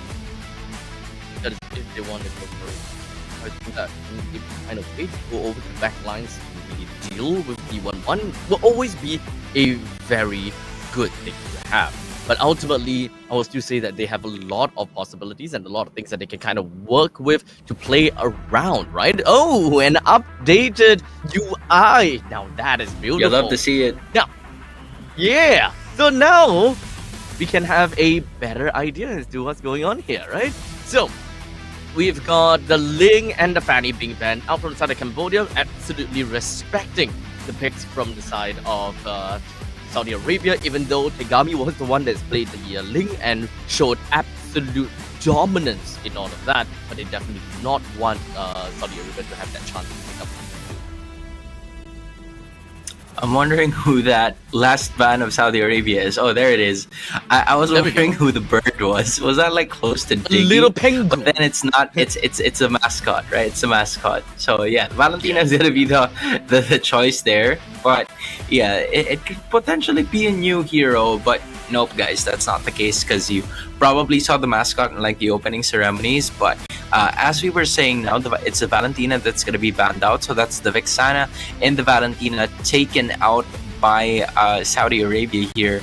But then Cambodia is looking for other different sources. And I like the fact that they have the glue onto their side. So at some point, a lot of disposition is gonna happen for Saudi Arabia that could go into Cambodia's favor. Because again, you have the Aurora, you have the Khalid, and all of these heroes are really good when isolated with each other. They can go toe to toe with you one on one. That Khalid and Hilda. So I feel like if Glue would be able to put them out of position, then maybe they could really stand a good chance against those two tanky heroes of Saudi Arabia. And not to forget, right, Blue is absolutely a banger in the lane against the Hilda. We don't see Glue all that much because of the possibilities of seeing a Vexana or a Faramis. But in this very case, now that the mage hero has already been picked up, which is the Aurora, the Glue is all for the taking, and Cambodia really put their thinking caps on and picked up the Glue. This way, the EXP lane coming in from that Hilda is not going to be all that easy anymore. It is going to be a Glue that will be holding on to the front extremely well. And now is all about that final pick that we really wanted to see. What exactly would that final pick look like, especially since we are looking at, let's see, just lacking of a mage. Valentina has been taken away, Vexana has been taken away as well. So honestly, Loi is something that I will believe could be a very possible pick, but they don't really have anyone that really makes it sure like they want to play as a death ball. And in this case, wow! Dad! Oh wow, Cambodia is digging deep in their mages as of the moment. Game 1, they had the hero that is not to be named, Cyclops, everybody, for everybody's information. And then for game number 2, you have the Odette right away, but this mid laner is definitely gonna go, or this mage is now gonna go to the mid compared to what has happened in game number 1. So a lot of the picks here coming in from Cambodia have been pretty unconventional, but if they can replicate the same strategy that they've had in game number 1, then anything is possible here. Well, I think that the main thing that we gotta have to do, at least for the side of Cambodia, is to help the viewers kind of understand what do they gotta have to do in the lanes and how things will work out, right? But hold on a second, up in the top lane, Moshi definitely having a tad little bit of a problem going up against Lyrics as well as Livin, but it's gonna be held out in the lane for a little while longer. I know that when it comes down to Blue, he's got very good healing capabilities, and being able to lock down the Hilda in place, this is definitely going to help. In the meantime, the second coming from the side of Livin wants to get herself away from the rest of the members from the side of Cambodia. As such, Saudi Arabia has already expended a single flicker onto their side. That's not looking great at all. Cambodia continues to go on forward. Pink joins into the fray, wants to get a little bit more on the UEE, but look at that, the Revitalize is doing quite a number. But Rafa, with the electrifying beats, brought down UEE. And that is definitely gonna hurt. That was a bad sequence coming in from Cambodia, honestly, because UEE didn't have any business being that deep in Saudi Arabia's space. She could have just let Livin go, but instead she wanted to pop off at least the Pride of Ice, but that is definitely not gonna happen with the total damage that the Gatotkacha is gonna be dealing. And not only that, right, the kill went on to Rafa, so this gives more options for Saudi Arabia to move forward. The Spick is gonna be cut here to half of his health. Oh my god, look at that. If not for Livin, that would have been a dead Khalid. But Lyrics now on the face of Moshi, but it doesn't seem like they will be able to get a kill down on Moshi that easily, as Moshi popped into millions of glulings, and he's gonna be A-okay at least for now. Might be able to possess on someone, or maybe not. He escaped and out of the sticks, the kind of the split form, and now he's gonna be down to the hands of Pink. While Livin gets a kill down on Tenkami as well. Rafa takes the turtle, but now Nabi going in for the swan song. Not quite enough to deal a decent amount of damage to the members of the side of Saudi Arabia. And now it's Lyrics that is just pushing the rest of the Cambodians away. Saudi Arabia making the here so far in this game. They've pushed more of those resources into trying to make the turn in this game, right? Cambodia knowing that there are a lot of heroes from Cambodia that were low HP, and they had the balance in Saudi Arabia. So there was one hero to hold the turtle, and then the other 3 members went out to try and lower the low coming in from Cambodia. So really good presence of mind coming in from Saudi Arabia. So really good presence of mind coming in from KSA. They know what they're supposed to do at this point, and hopefully they can sustain it, because again, this is their tournament life on the line, and you don't want Cambodia for you to land on a sweep. A team seated in the group stage is gonna be the team that's gonna eliminate you from the entire tournament. You don't want that to be the headline. Exactly, and you also wouldn't want to go down in a 2-0 fashion. It's now Saudi Arabia popping off as Rafa takes a kill down on the 1-1, and as they continue on, UAE as well as Nabi joins the fray. But Swan Song is not quite enough to get a kill down on the Pink just yet. Pink is just going to be roaming around, hoping that he will be able to get away. But oh no, Pink with a sliver of health almost got away, but down to the count of Nabi. That's going to be the first kill of Cambodia in this specific game. So if you're Cambodia, you'll take what you can get. Absolutely. Just at least gives you a bit more of that composure, and it gives you a bit more of that momentum. Because again, there's going to be a second turtle appearing in this fight. And that kill went on to Nabi, who didn't really check that push and got surprised by the Khalid here. Wow, the electrifying beast from Sarah Rafa definitely putting quite a number over to the side of Cambodia. They are really afraid of that Joy, as we can very obviously tell. Now, Saudi Arabia, they do have got the priority over the turtle, and Cambodia, they have absolutely nothing that they can do against the turtle.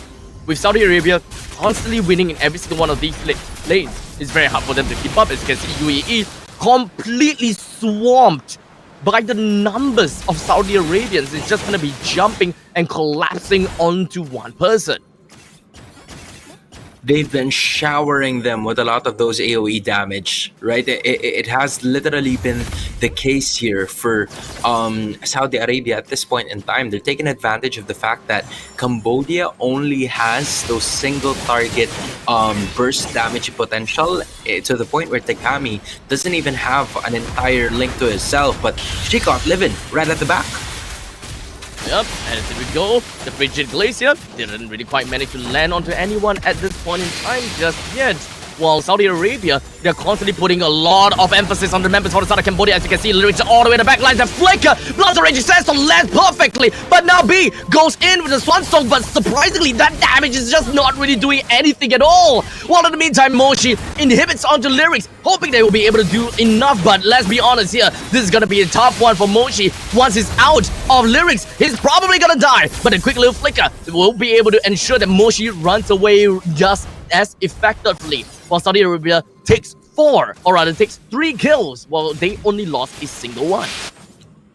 Great patience coming in from KSA, just knowing when, as soon as a lot of the skills coming in from Cambodia were utilized already by the said team, Saudi Arabia just went for it, just because they have the Aerithel on their side. Lunar, we haven't seen much of her in like the first few minutes of the matchup, but that didn't stop her from getting most of these objectives to be in her favor. And not only that, that's going to be another kill towards Cambodia. Her Saudi Arabia is really going for it. Pink, great follow-up when it comes to Raging Sandstorm. Nabi continues on in the Swan Song. Didn't really quite manage to do too much damage at all. Livid with a killing spree down on the UEE. While Tegami goes over to the backlines, hoping that the Ohi Shadow kill is more than enough to get a kill down onto Lunar. But every single one of the members from Saudi Arabia survives, while Cambodia lost 3. Yeah, Tegami was, taking a risk as of that moment, because she knew that she already used most of her skill sets. She doesn't have a quad shadow to be able to escape, so the best gamble she could go for was to just go for a Ugi shadow kill and hope for the best. But during that time, Saudi Arabia, good presence of mind, sticking together makes or divides that total damage output. But here they go again. Oh my god, Rafa, bloodthirsty, time and time again, just dealing with Yui like no tomorrow. Now that is definitely a pain in the butt, since this 1-1 can't do anything at all to Rafa because he's traveling at the speed of light. And Cambodia, now with their back against the wall, this is Nabi, Moshi, and UEE that went down to a single Hilda.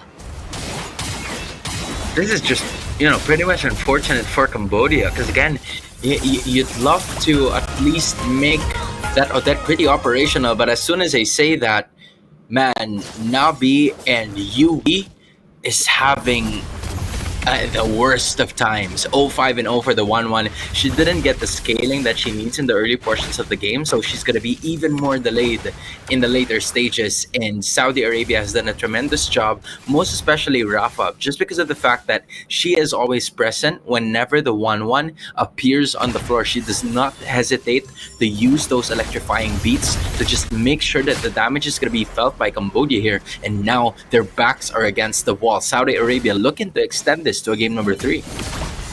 Exactly. Saudi Arabia is doing an absolutely phenomenal job that Cambodia can't even do anything. But we are now currently 9 minutes into the game. We're looking at about 8,000 goal lead, very much in line to what they want to do. As the Reggie says, don't lands on the UE. Oh, not again, UE, not again! The entirety of Cambodia melts at the touch of Saudi Arabia, as this hot knife is slicing through the buttery smooth Cambodia. And this is just a tough game to come back onto, because Cambodia can only play in the late stages of the game. They need to survive even longer for Nabi to get the damage that she absolutely wants. That's going to be another question, right? Can Cambodia reach that point in time where they can fight back when they want to? Because if they don't, Saudi Arabia is then just going to wreak havoc over and over again. Yui is struggling so much into trying to find those resources available. She doesn't have a choice. She needs to come out of the base just so the resources are going to happen here. Because from what we're seeing, right, Saudi Arabia is already freezing the lanes, not really taking much of those minions away, so that Yui is going to be starved here. She can't really buy a lot of those resources just because she lacks the gold that should come from the minions, but Saudi Arabia is not giving it to her anyway. Oh man, so now Nabi as well, Nabi, Tegami, Yui, all three of them does not have the farm that is absolutely required for them to even go online. And Saudi Arabia is already at 10,000 gold lead at this point in time, so the gap is just gonna get wider and wider. Once Saudi Arabia reaches, 45,000 gold, that is pretty much going to be the end game for the side of Saudi, while Cambodia will still be stuck somewhere around 30 to 35k on the economy. So there is a lot of time that Cambodia needs to burn and to buy. Only 18 minutes into the game. Only then can we expect Cambodia be able to fight back, but can they hold on that long? Not only that, right, but Cambodia hasn't even broken a single turret. But as soon as they say that, it's Tegami finally contributing to an objective that was scored here coming in from Cambodia. But the only problem is that they are just struggling to find most of their damage outputs just because of the lack of gold. You see the 10,000 gold gap discrepancy here in favor of Saudi Arabia, and in disagree coming in from Cambodia. They have to find a way to secure this, because again, the Hayabusa is supposed to scale in the early portions of the game, but she couldn't come to full effect anymore. I'm talking about Tegami, because the power spike is already gone as we speak, so it's supposed to be Yui's time, but she chose a defensive item with that rose gold meter instead of building on those extra damage outputs, just because she could no longer handle the damage that was brought about by Saudi Arabia. So now 12 minutes and 30 seconds into the game. The Lord is marching down from the bottom lane. Mid and the top lane are equally as pushed out. Saudi Arabia, they're really happy with what they've got, as Lyric just going to be jumping right into the face of UAE. UAE runs away with the AOG just to make sure that Reggie Sansom doesn't hit on anyone. Nabi popped off with the Swan Song, but where's the damage at all? Cambodia! They're melted down one by one. It is where Saudi Arabia, they broke through like an Olympic diver, and Cambodia would have unfortunately have got no answer to this whatsoever. As now Tegami hoping that they will be able to extend their lifeline, hoping that they will be able to stay in this game for a little while longer. Tegami went in for a short little bit together with Nabi. They should be able to clear this wave just as effectively, but every single one of the members from the side of Saudi Arabia are just going to be focusing down on Tegami with the next one over to the side of Nabi. Saudi Arabia takes game 2. Victory! They're just basically telling us that this right here is not, all right, this game right here is not the group stages. It is not the group stages. I am Look. for certain that Saudi Arabia really made sure that they can get the win here, because again, you don't want that to be the headline, and they are definitely not agreeing to that as we speak, because now we're back to a 1-1. And Abstract, man, Cyclops was game number 1, Odette was game number 2. I felt like there were a lot of bag of tricks, or there were a lot of possible pieces in that bag of tricks of Cambodia, but it seems like Saudi Arabia just played fundamental, chaotic MLBB ball game in this one. Exactly. Honestly, I just gotta have to say, even though Cambodia, they gave me a little bit of a PTSD in game number 1, I absolutely adore what they have got in the drafting stage, right? Gave us a little bit of a Cyclops, gave us a little bit of an Odette, definitely unorthodox picks, which is actually one of the main reasons why MLB is so fun to watch, so fun to cast. Unless it's a Cyclops, maybe we'll kind of change things out a little bit here. But regardless, the Cambodia coach definitely have got something very different in his mind. It did work out in game number 1, but not quite for game number 2. As much as I want to say this, it's kind of tough for me to be kind of like biased per se, but I actually kind of want to see Cambodia moving on forward even further, because they've got some amazing bag of tricks that we probably don't know too much about. But as of the moment, when you see it, right, none other than Lyrics is going to be the MVP of this game number 2. Just an amazing performance brought about by this player, knowing what she is most likely capable of, especially when she was using that Hilda, providing some space for the rest of her teammates. And not only that, right, because she was the main source of attention coming in from the side of Saudi Arabia, which enabled Pink to unleash those raging sandstorms due to the information that she was giving. Lunar was also able to increase more into that pull gap. And not only that, right, they were also you see, it seemed like you had a change of outfit there. A little bit of change is that what you were outfit, looking yes. for a while ago? Yes. I was trying to unhook it from my trophy stash, just so to show my sportsmanship as well as my showmanship to Cambodia, because honestly, it has been fun. Okay, as much as I absolutely hate the Cyclops, okay, but I want to see them move through, just so that they will be able to show us even more amazing games from this point onwards. So we found ourselves in a 1-1 fashion. I honestly want to see more from them, and I am very excited to see Cambodia. What other tricks do you have in that party bag? Ladies and gentlemen, we're going to go off for a short little break, and once we are back, we will be able to give you the final game between these two monsters, between Saudi Arabia and Cambodia. Don't go anywhere too far. We'll be right back with you.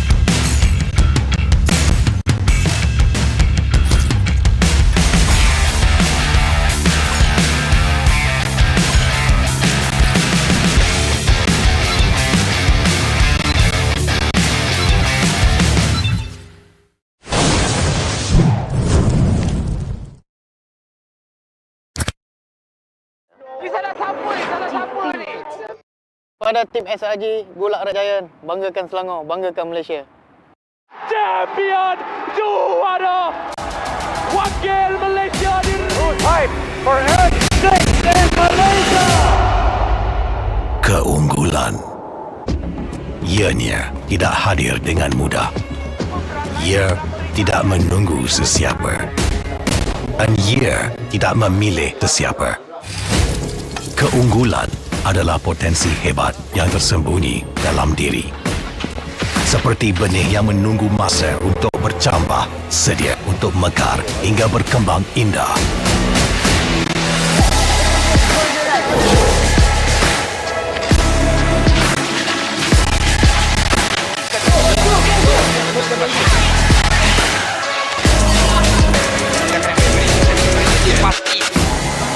Ketika cabaran mendatang, ada yang hanya memerat. Kekuatan sebenar lahir dari dalam diri. Dibangkitkan oleh jiwa yang menyokong tanpa henti. Kadangkala, saat kita rasa jauh dari apa yang kita impikan, ia muncul dari arah yang tak dijangka. Saat itu, kita sedar potensi yang sebenar ada di sekeliling. Ini semua bukanlah satu kebetulan, tapi kita yakin ini semuanya aturan takdir. Setiap langkah bukan hanya untuk diri sendiri, tapi juga untuk mereka yang berdiri dan berjuang bersama agar kita melangkah lebih jauh, menjadi lebih hebat.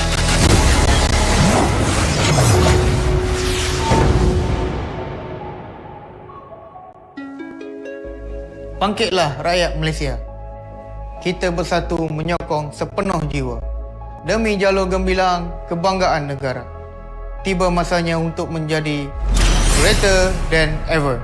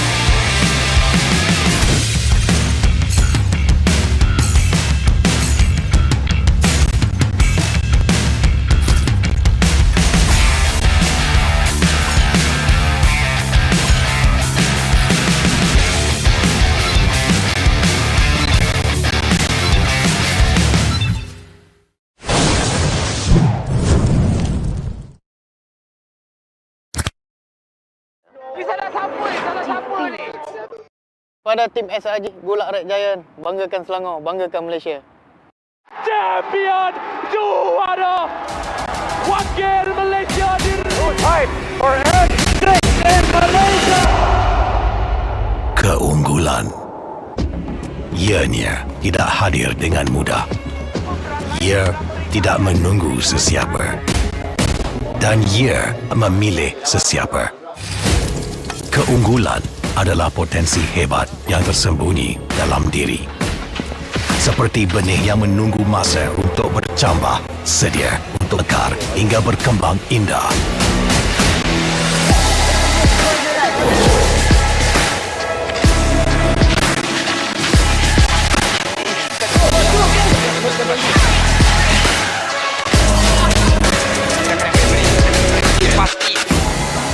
Ketika cabaran mendatang, ada yang hanya memerhati.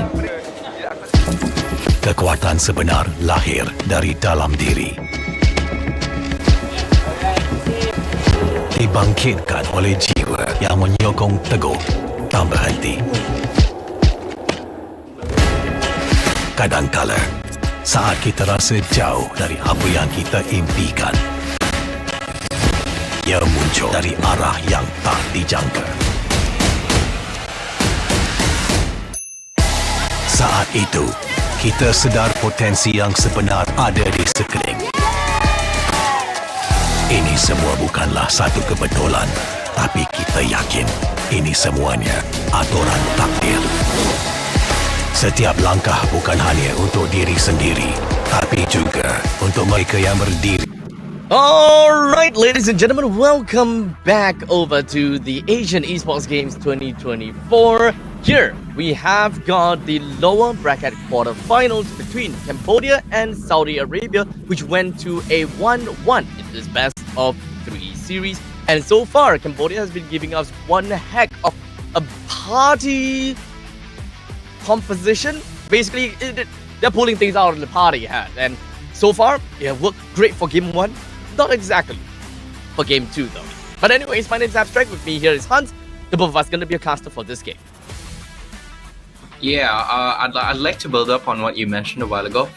In case you guys don't know, the aspect of what has been Cambodia's lineup here is more on trying out different kinds of compositions, or the same kind of composition, but at the same time you'd add something, you'd add much of a twist to it. Like Cyclops has been that game number 1, or that has been the game number 2. It's like, you know, the famous conflicting statements of putting pineapple on pizza. Now, I don't know what your insights with that are, or those are, but it's kind of like the idea that Cambodia is trying to fixate in this kind of matchup that we have right now. And meanwhile, Saudi Arabia, it's somewhat of a very traditional, approach that we have been witnessing from them so far. Banning out the Bruno, banning out the Angela. It's been this kind of scenario already.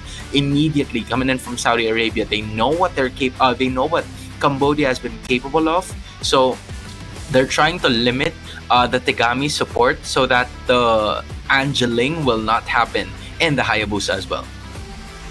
To answer your question, I like my pineapple on my pizza. I don't love it. I like it. Most people are hating it because it's cool to hate, in my honest opinion. But I like my pineapple. Oh man, don't do your social media like that, man. But anyways, let's take a look at this game, right? Because we've got the Hayabusa, Ling, and Bruno being banned away from the side of Saudi Arabia, and Matilda, Juiced, banned from the side of Cambodia. We're still looking for that one final ban from the side of Cambodia. And so far, we gotta have to kind of look at what has been a problem thus far, right? Is it really gonna be the heal? Okay, they're gonna ban the Hilda after all. Joy definitely seems like a problem. It worked out very well for Saudi Arabia, but it feels like it is definitely a case-on-case basis. It worked well in the game given the circumstances, but it's not something that you can kind of pull off in every single darn game. And I still definitely gonna have to give my props over to Rafa for being able to be that pesky hunter that is just constantly going after Yui time and time again. Yeah, as expected, it's gonna be the Hylos that will appear first. I'm expecting more of like a Khalid appearing here this time for Cambodia. I feel like um, they had a hard time trying to go up against that Khalid from before, but it completely crossed my mind that the Suyu is available, and that's immediately going to be a pickup for Cambodia, which leads me to the option of having the Alpha as well, because Suyu can go very well against the Alpha, and the same can go the other way around. So I feel like the Gatacha and the Hylos would have pretty critical roles here as to how they would want to approach trying to put a stop into one of those junglers, because that is going to be the idea that they will try to instill now. I'm wondering if Eve is going to be added into the mix now, but nope. Saudi Arabia is really about their Nolan as we speak. Even in the midst of the Alpha, they are not willing to take it for themselves and to add that 1-1 as well. They were trying to, this was a hero that was utilized by Yui in game number 2. So kind of like giving him a lecture that, hey, this is how you use the 1-1 at this point in time. Hey, we actually haven't seen a lot of Suyo as well. So I'm actually kind of surprised that it actually leaked out of the bag. So we shall see how that is going to work out for them, right? So with the Hylos, the Nolan as well as 1-1, I like how Saudi Arabia actually picked up the Hylos first and they immediately picked up the 1-1 so that Cambodia wouldn't have a chance to pick up the 1-1 for themselves. So now Cambodia will have to resort over to picking out that Harith. It worked well, definitely, for UAE before, and I think that Saudi Arabia, they definitely will want to look out for that, considering the fact that we have got Gatakacha plays very well into the Harith for being able to deny an area. Maybe for the side of Saudi Arabia, they can look for more heroes that can define these areas well, like the Phobias, for example. Yeah, as of this moment, that is going to be the Harith and the 1-1 in the mix of that gold lane matchup, and we're looking at a Khalid that's going to be the first ban here for the Cambodian squad in the second phase of this game. Not only that, right, you're also going to have to take a look at the Aurora on the other side for Saudi Arabia, because both of these teams doesn't really have a lot of magic damage yet, except for Cambodia because they have the Harith. So I'm looking for mid laners here. Maybe the Vexana would come in really handy, but I am wondering if Cambodia still has some tricks up in their sleeve because of the picks that they've had from a while ago. Do they have something left in their arsenal once more that could surprise us in this game number 3, or will they go traditional this time around and look for those meta heroes? I mean, you still have a lot, right? Like the Valentina, you have at some point the Faramis if you want to use it as well, because it could go in matchup okay at some point when the 1-1 uses that crossbow of Tang, but as I say it, they're the ones who banned it instead. So the Faramis and the Khalid are going to be taken out by Cambodia. So with the Phobias and the Aurora taken out from the side of Saudi Arabia, they're really afraid of Cambodia being able to supplement all of these area denial to themselves, and I think that is pretty valid. But what other heroes is currently left to the side of Saudi Arabia? That's the question, right? Vexana is currently still available, and I think that Vexana is probably one of the main contested high priority picks for both sides. So Cambodia might want to focus on taking that away, because aside from this, honestly, aside from Vexana, I can't really think about anyone else unless. Okay, the other thing I'm thinking about is Luo, but that could work, right? Yeah, I think the Zask is a really good counter towards the Hylos, or maybe not like a hard counter, but it deals enough damage so that the Hylos will be peeled off its HP bar every once in a while. And in addition, I was wondering why the Phobius was banned instead of the Terizla, because the Terizla was what Cambodia is mixing together with the Gatotkacha all throughout the first 2 games of the matchup that we've seen. But they didn't get to use it, if I remember correctly, in game number 2, and they might go for that right now, considering that Cambodia has been on a roll, but instead it's going to be a Sicilian added into the mix here. So pretty early is the scaling coming in from Cambodia with the Zask and the Suyo together with the Gatot Kacha in that trio mid. But on the other side, you have either the Edith or the Hylos and the Rome, you have the Nolan and the Sicilian. Both ends of the spectrum are going to be covered there in terms of late game and early game damage output. So this is a very well-rounded composition coming in from Saudi Arabia. But now that I look at it, the 1-1 and Sicilian are going to be activated way later in this game. So the Nolan and the Edith are going to need to do some hard carrying, because if they don't, it's going to be a little difficult for them to push through with the initiations moving forward. I absolutely agree. In fact, it kind of seems like a very, very greedy draft from the side of Saudi Arabia. If they know that they are a competition, or rather, if they know that they are a team that prefers and likes to play over to the late stages of the game, I can understand why they have decided to go for that. In the meantime, the final pick from the side of Cambodia happens to be a Tigreal. As such, the Gatokacha will go over to the EXP lane. We'll talk about lane priorities in a short little bit. But for now, we do have got Nolan as well as the Suyo that will be starting from the same point and ending together by the EXP lane. And not only that, right? We're looking at two potential power picks here coming in from Cambodia, just because they picked up the Gatot Kacha and the Tigreal on their side, and no purifies except for Sicilian is happening for Saudi Arabia, which led to a flicker in the coming here from Pink that would not be available in that first turtle fight. So they're quite tanky here in terms of like the battle spells, but as long as a lot of them are going to be staying alive, they have a chance to make it into the level 4 and hopefully deal some damage early on. One thing that I'm a little bit worried about Cambodia's lineup is the fact that they picked up the Zask into the Hylos. And the thing about that is that Hylos cannot go down to the Dominator's descent, and that is definitely the most important thing. In fact, we'll hold on a second as down in the bottom lane, Moshi pops off with a Revitalize in hopes that he will be able to stay alive from Lyrics, and indeed, he will be able to stay alive from Lyrics as well as Rafa. So that's all fine and dandy, but for me to finish things up, Nabi might not be able to do any form of damage aside from bringing Lyrics all the way down to a very low amount of HP, because the Hylos would want to tank the entire laser beams from Nabi.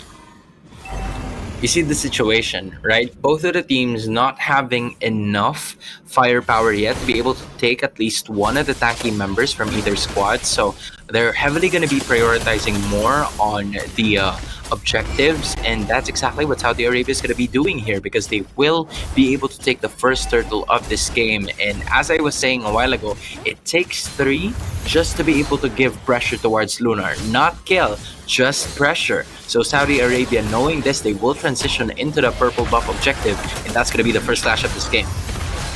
I don't think that Cambodia will be able to hold them out at all, as Saudi Arabia came in and got what they wanted, which is the purple buff, and that is going to be credited over to the side of Rafa, while Tegami playing as the Suyo didn't get much of an EXP from that. So at least for now, they're both at level 5. It is still salvageable at this point in time. Cambodia, I'm mostly just looking out in the early stages of the game. How much damage do they realistically have?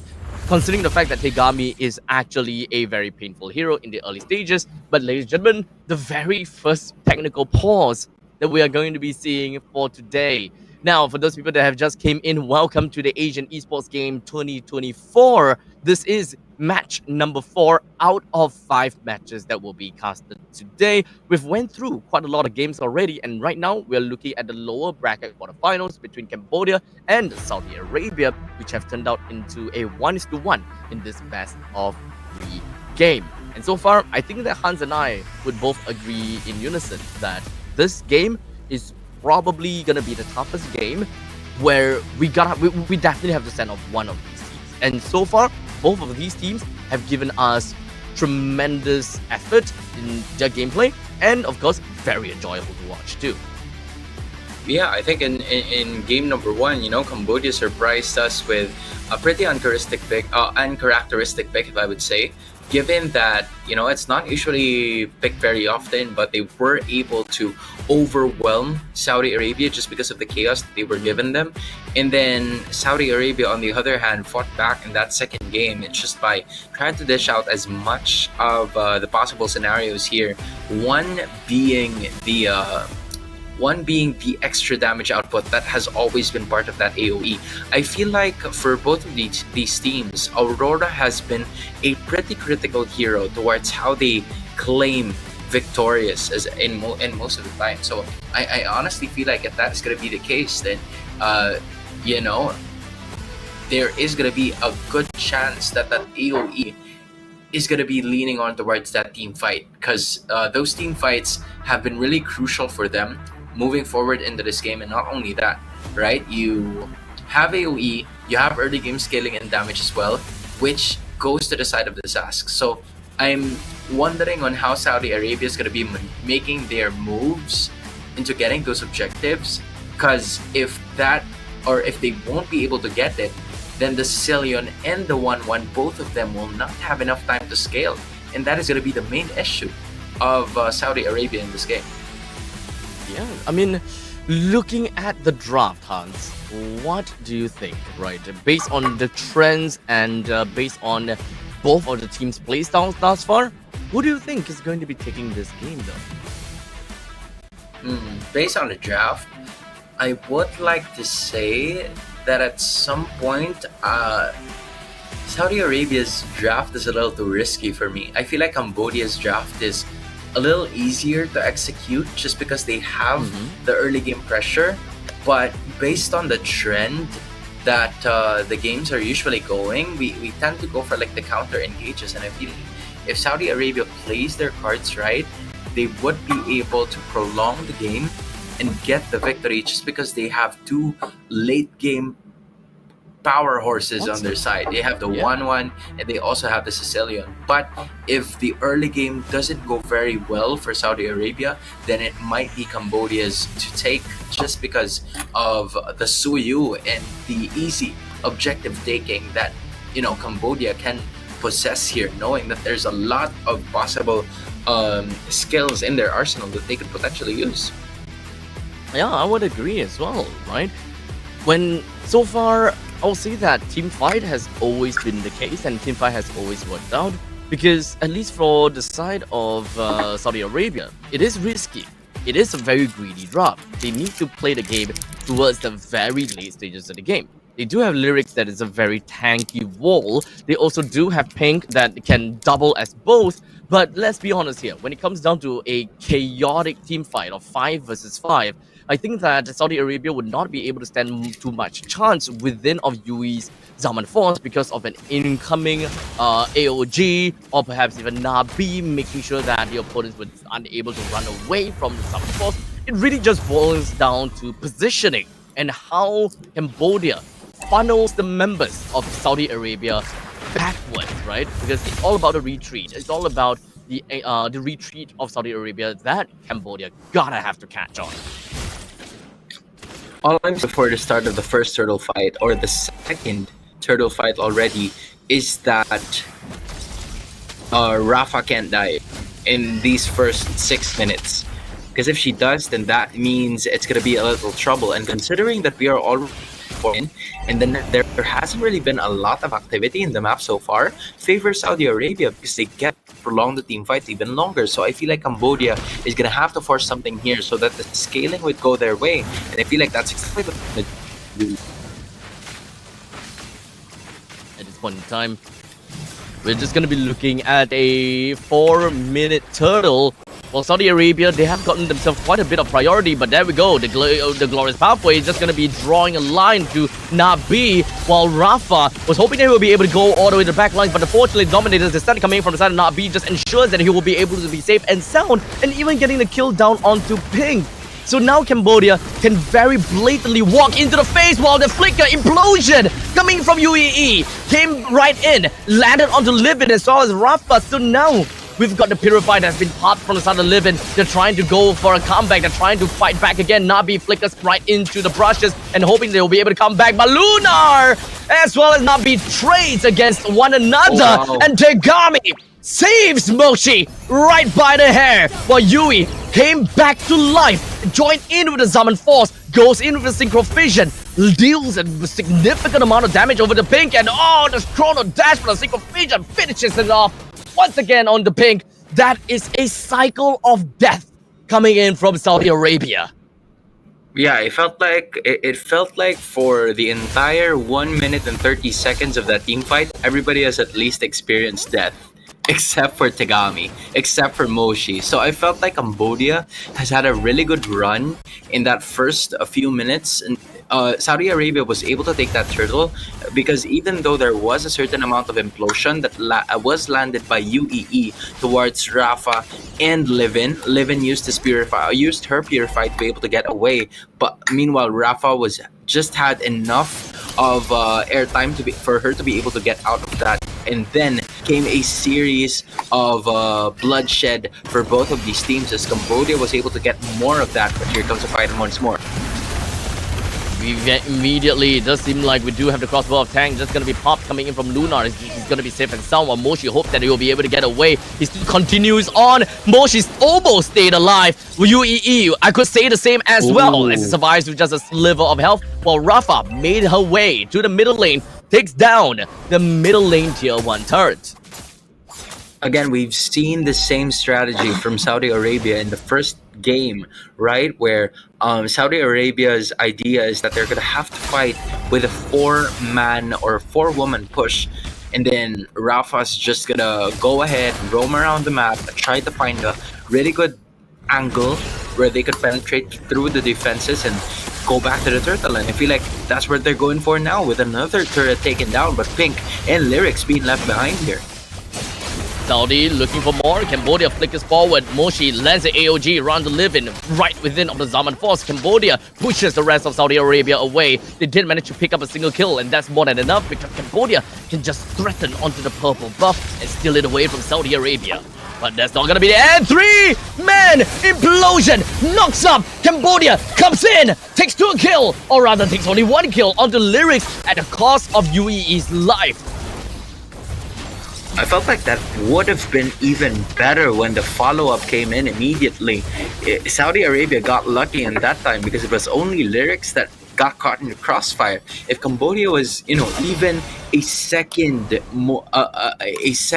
alert, or a second more alert, I felt like it would have gotten south completely for Saudi Arabia. But unfortunately for them, it was only Lyrics that was taken back then, and it was also UEE that was killed in that clash for Cambodia. So at this point in time, Cambodia is still leading by 2,000 in terms of gold lead, but Saudi Arabia has been doing a really good job in trying to prolong this fight, courtesy of Rafa doing work in different parts of the map. Just look at this, right? It's always going to be 4 members from Saudi Arabia grouped up together, and Rafa doing work on the other sides of the map. And I feel like Cambodia is starting to catch up to it.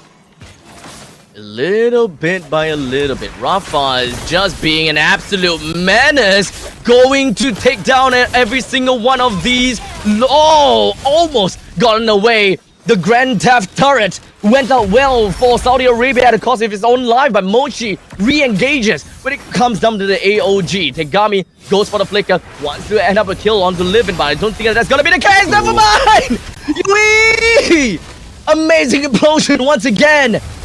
Pulls down on the Pink, forced the Purify from the side of Livin. Cambodia reclaims the middle lane tier 2, and Saudi Arabia, once again, they gotta have to play from behind. That has been the story of this game, right? You can't let Rafa die in this first 10 minutes because she's going to be the one that needs to carry the early game potential coming in from Saudi Arabia. But if Rafa goes down, then that means Cambodia has access to all of the other members because there's no longer going to be a distraction for Cambodia in terms of them proving a team fight with Saudi Arabia, because Saudi Arabia, whenever they go for these team fights, they are only with 4 members. Rafa has always been roaming around the map. She is the reason why they have those 4 turrets taken down. But Cambodia has done a tremendous job in capitalizing in the fact that Rafa was already out of the picture, so they were forcing these team fights against Saudi Arabia, and they caught Lunar, they caught Pink, and sometimes they would also catch Livin. That was the best case scenario. So props to UEE for just finding the best targets possible with those implosions and forcing the Purify out of Livin for him to be, or for her to be a little bit more, doubtful on what her next moves are going to be like.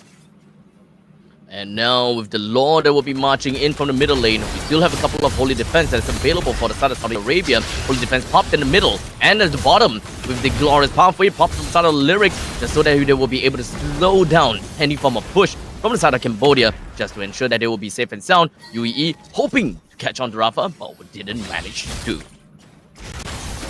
Yeah, 11 minutes have already been passing by in this specific game. Still a Holy Defense available on the top lane inhibitor for Saudi Arabia, but Cambodia, they were probably looking forward to at least burning down one of those inhibitors down, but that wasn't the case. So it was a good defense coming in from Saudi Arabia. 11 minutes in, you start to see a little bit more damage coming in from both Lunar and Livin. So at some point in time, Cambodia is going to have to be a little bit more weary in what their next move is going to be like, because again, you do have UEE and Moshi to unleash that implosion AOG combo, but the situation for Saudi Arabia is they are going to be more than willing to go for these team fights, considering that they have enough damage with Sicilian and the 1-1 already, who is currently at 3-1-0. So just really be careful here if you're Cambodia.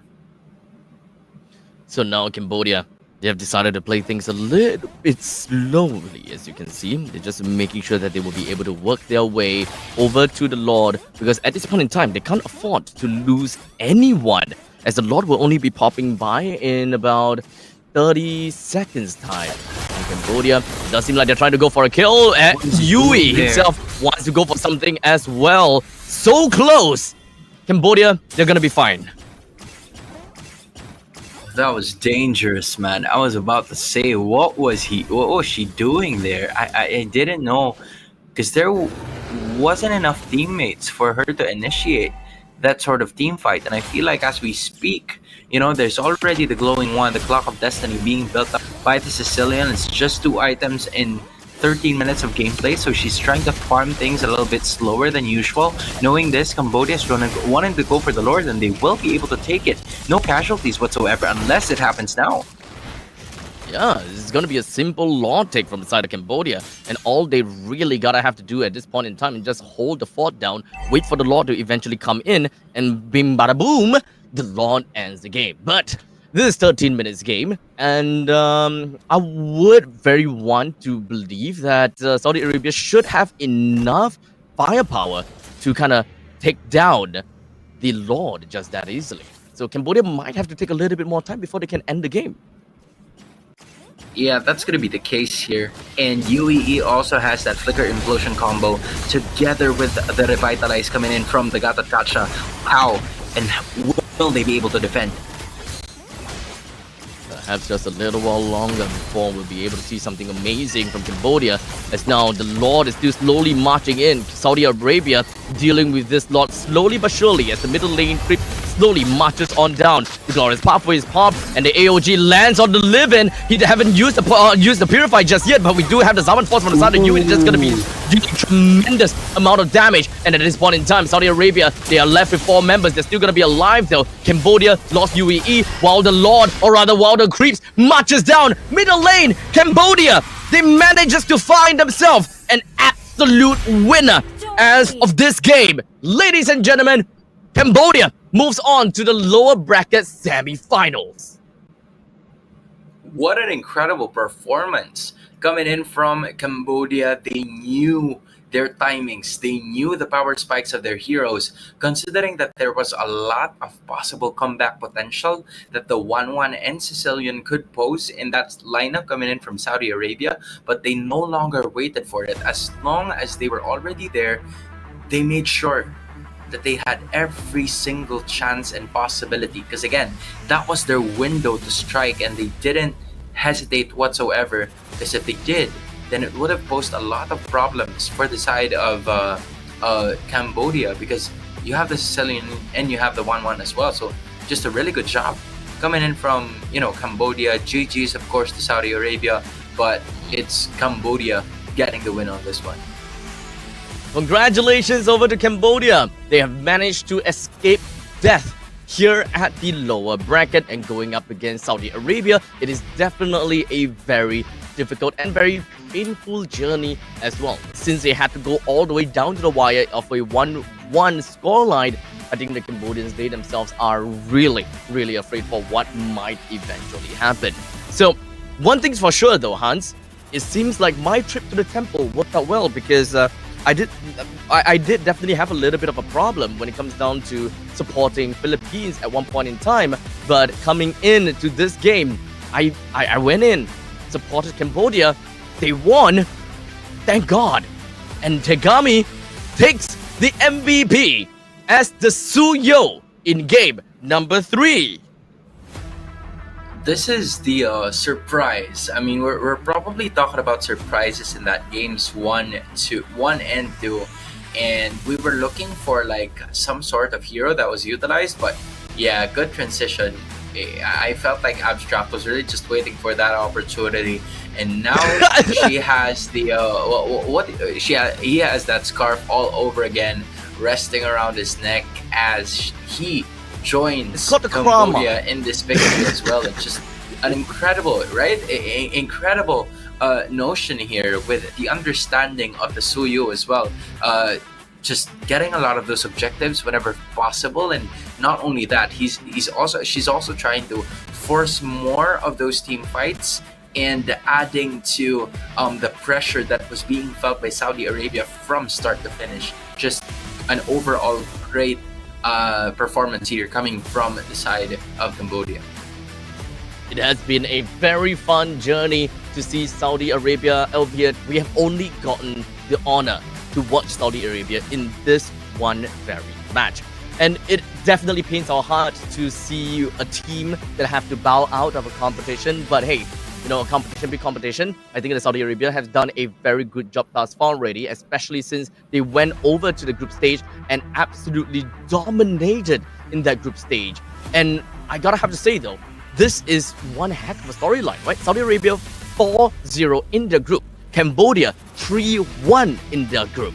And that means that Saudi Arabia actually won against Cambodia, but now Cambodia delivers the finishing blow, and they are the one that sends Saudi Arabia home. Now I'm wondering for Cambodia, right, regarding their next opponent, on whether or not it's gonna be either China or Malaysia. I'm not sure if that is the bracket that we're looking at, but I feel like that is going to be the case. We're about to figure that out in just a bit, but this will really give you confidence, because again, you followed your timers, you made sure that you will be able to stay alive in certain situations, and most of the shots brought about by Cambodia weren't really forced, and I felt like Moshi was able to do a good job as well in trying to locate the back lines, in which Lunar, a very agile hero using the 1-1, didn't have a lot of space to operate, because you would want to continuously move if you're the 1-1, but unfortunately for them, they weren't able to do that as much together with the Sicilian that got them this victory. So it was Tegami unleashing the damage, but for me, I really would also like to commend Moshi, just knowing where most of those people are, and they really capitalized on it. Now, of course, ladies and gentlemen, that would pretty much conclude the 4th match of the day. We're almost going to be closing out the day soon, because we still have one more match to go, and that will be the next round, which is going to be Malaysia versus China. that is definitely a game that we gotta have to watch, guys. I'm super excited. So, to every single one of you guys, thank you so much for tuning in thus far. Make sure you guys come back in again after a short break, because the final game of today is about to start very soon. Take care, and we'll see you guys in a bit.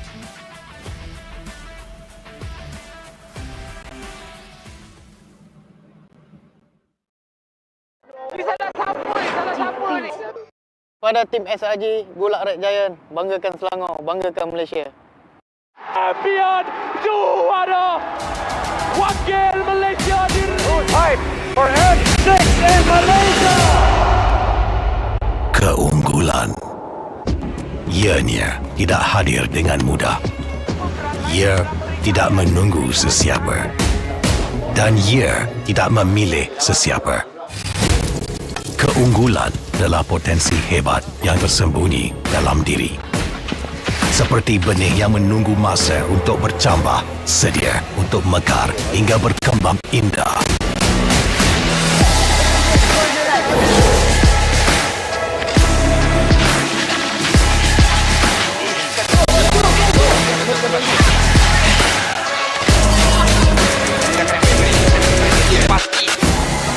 Ketika cabaran mendatang, ada yang hanya memerhati. Kekuatan sebenar lahir dari dalam diri. Dibangkitkan oleh jiwa yang menyokong teguh tanpa henti. Kadangkala, saat kita rasa jauh dari apa yang kita impikan, ia muncul dari arah yang tak dijangka. Saat itu, kita sedar potensi yang sebenar ada di sekeliling. Ini semua bukanlah satu kebetulan, tapi kita yakin ini semuanya aturan takdir. Setiap langkah bukan hanya untuk diri sendiri, tapi juga untuk mereka yang berdiri dan berjuang bersama agar kita melangkah lebih jauh, menjadi lebih hebat.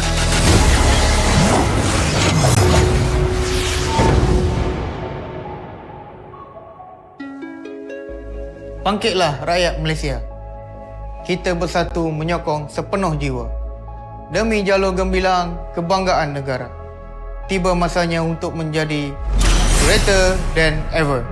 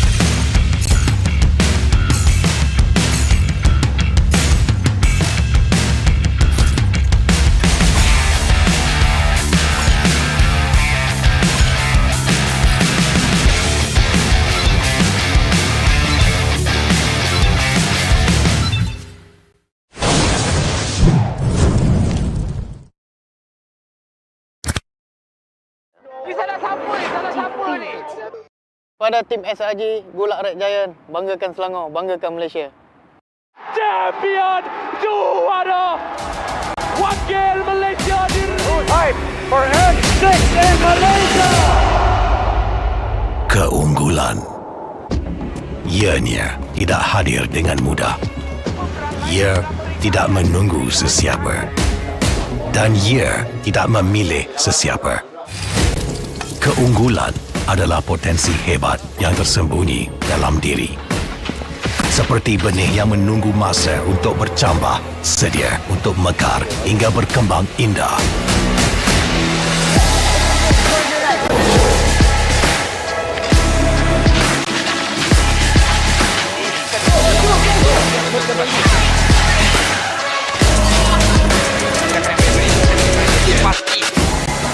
Ketika cabaran mendatang, ada yang hanya memerhati. Kekuatan sebenar lahir dari dalam diri. Dibangkitkan oleh jiwa yang menyokong teguh tanpa henti. Kadangkala, saat kita rasa jauh dari apa yang kita impikan, ia muncul dari arah yang tak dijangka. Saat itu, kita sedar potensi yang sebenar ada di sekeliling. Ini semua bukanlah satu kebetulan, tapi kita yakin ini semuanya aturan takdir. Setiap langkah bukan hanya untuk diri sendiri, tapi juga untuk mereka yang berdiri dan berjuang bersama agar kita melangkah lebih jauh, menjadi lebih hebat.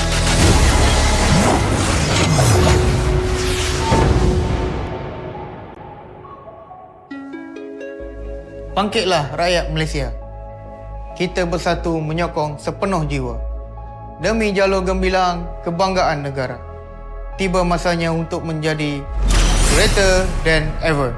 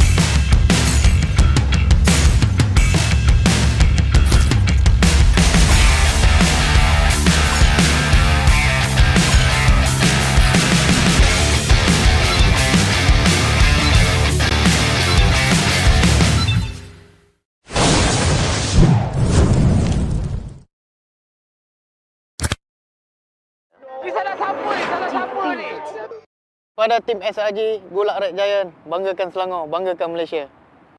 Champion juara wakil Malaysia diraih for N6 in Malaysia. Keunggulan. Ianya tidak hadir dengan mudah. Ia tidak menunggu sesiapa.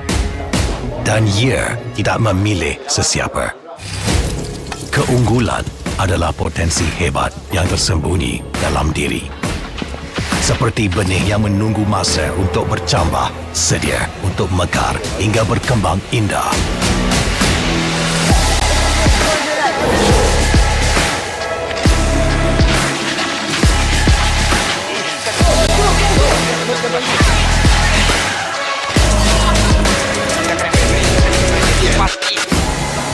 Ketika cabaran mendatang, ada yang hanya memerhati.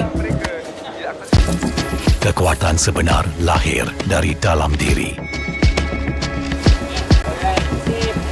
Dibangkitkan oleh jiwa yang menyokong teguh tanpa henti. Kadangkala, saat kita rasa jauh dari apa yang kita impikan, ia muncul dari arah yang tak dijangka. Saat itu, kita sedar potensi yang sebenar ada di sekeliling. Ini semua bukanlah satu kebetulan, tapi kita yakin ini semuanya aturan takdir. Setiap langkah bukan hanya untuk diri sendiri, tapi juga untuk mereka yang berdiri dan berjuang bersama agar kita melangkah lebih jauh, menjadi lebih hebat.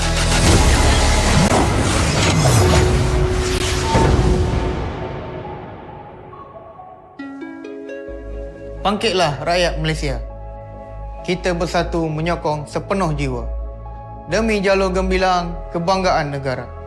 Tiba masanya untuk menjadi greater than ever.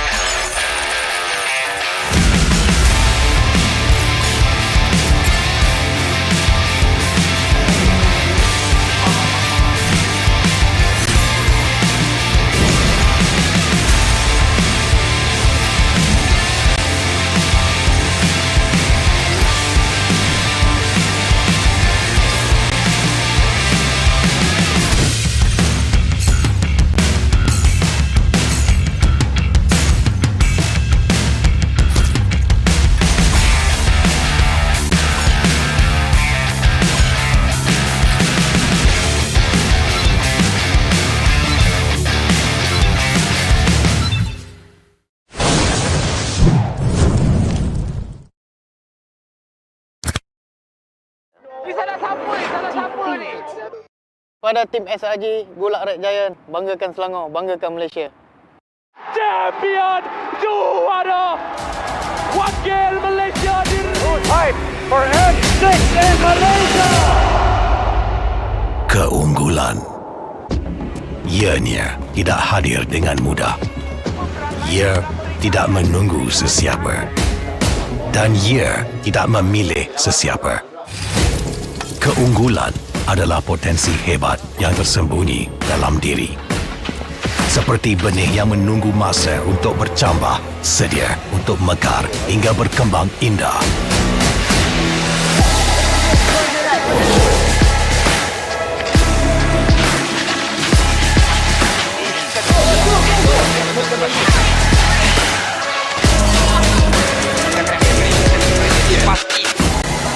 Ketika cabaran mendatang, ada yang hanya memerhati.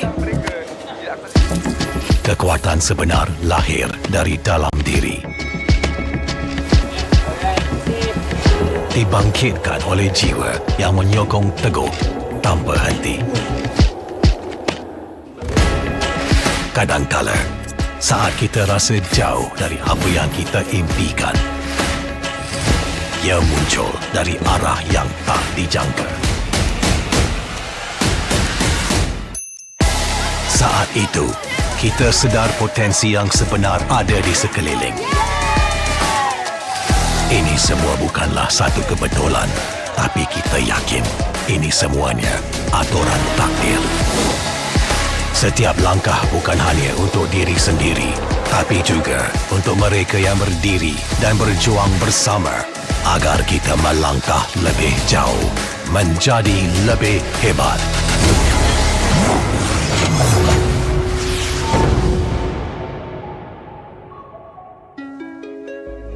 Bangkitlah rakyat Malaysia. Kita bersatu menyokong sepenuh jiwa. Demi jalur gemilang kebanggaan negara. Tiba masanya untuk menjadi greater than ever.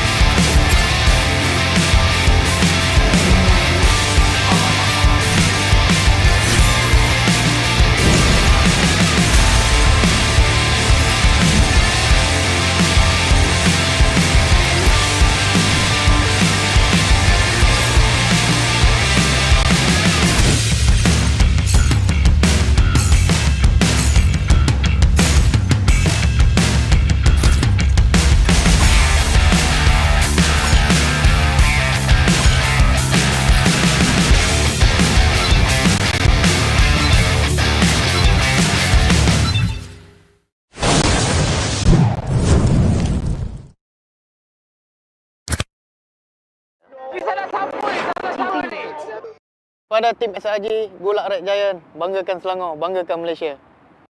Champion juara wakil Malaysia fight for Edge in Malaysia.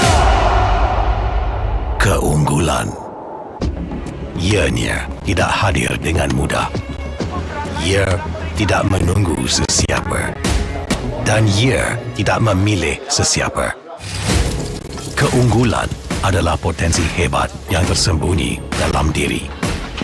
Seperti benih yang menunggu masa untuk bambah, sedia untuk mekar hingga berkembang indah.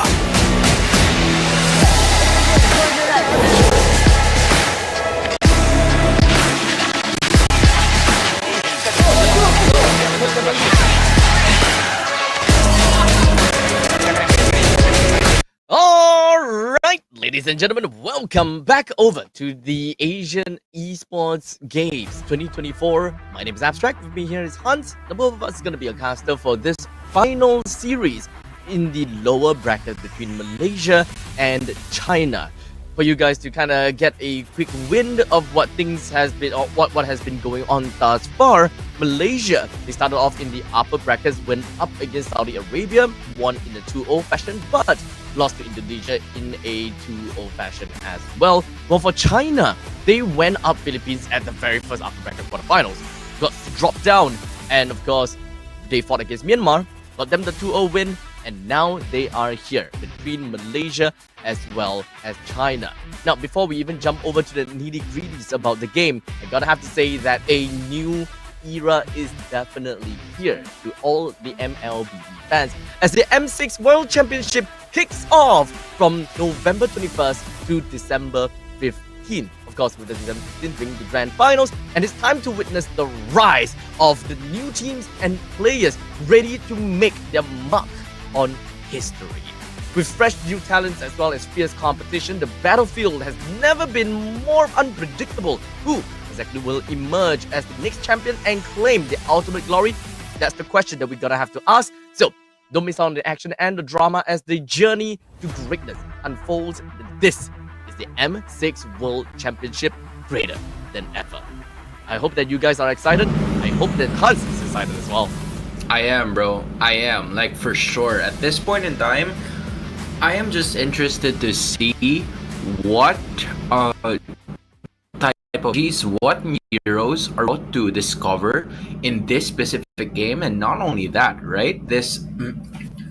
We're about to find out more of China Malaysia's best of 3 series. And from what we've seen from before, China has been a squad that has had tremendous performance all lower bracket, and they're starting to try to make a run in the lower bracket. But Malaysia has also been one of those squads that have really showcased what they can do, and as of this moment, they're going to be the first team all throughout the day that's going to be picking up the Fulvius, and I feel like the Angela as well could be a premonition that a Ling is about to arrive, considering that it is part of the banning phase. I think that it all makes sense with how Malaysia usually play. They would just want to go all out for the battles, and normally we see that Malaysia actually put a lot of priority onto Cho. To see them actually first pick on the Angela is actually relatively interesting, but still, Angela is still the first blood queen for a very good reason, and I pretty much expect to see that the aggression from Malaysia is unparalleled against China. And at this point in time, right, you pick up the Bruno, and you also get the Aurora for yourself. And just like what I was expecting, the Ling is obviously going to be part of it. And I feel like if China gets to pick it up, this was also like a test, Malaysia's test towards China on whether or not their jungler, Chokes, is comfortable enough to use the Ling. But apparently that is not going to be the case. So, you know, Malaysia tends to pick it up pretty quickly, and they're very comfortable with that kind of hero, knowing that Quinn with a 1 for an eye is going to be using that as we speak. And in addition, I feel like another thing that is about to arrive here could potentially be the I'm looking at other options here for the EXP lane. I'm just missing all of the others. But I felt like a Teresa is about to arrive too. But it's just a solid 3 option here for Malaysia. And China still has some sort of flexibility on whether or on where this cattle catcher is going to be coming from. I would say that with the probability of seeing a Khalid not banned is definitely going to be one of the possible initiations as well, right? Especially for both of the teams, technically speaking, majors has been picked out. Glue is also going to be one of the very possible reach out, especially for the side of China. If Malaysia didn't really pick, if Malaysia kind of showed that they are definitely going to be picking like the Angela over to the middle lane or to the Rome, and we don't have a Vexana nor a Faramis, I think that the glue pick for China is going to be super good, because that is going to put the Phoveus ambitions to rest.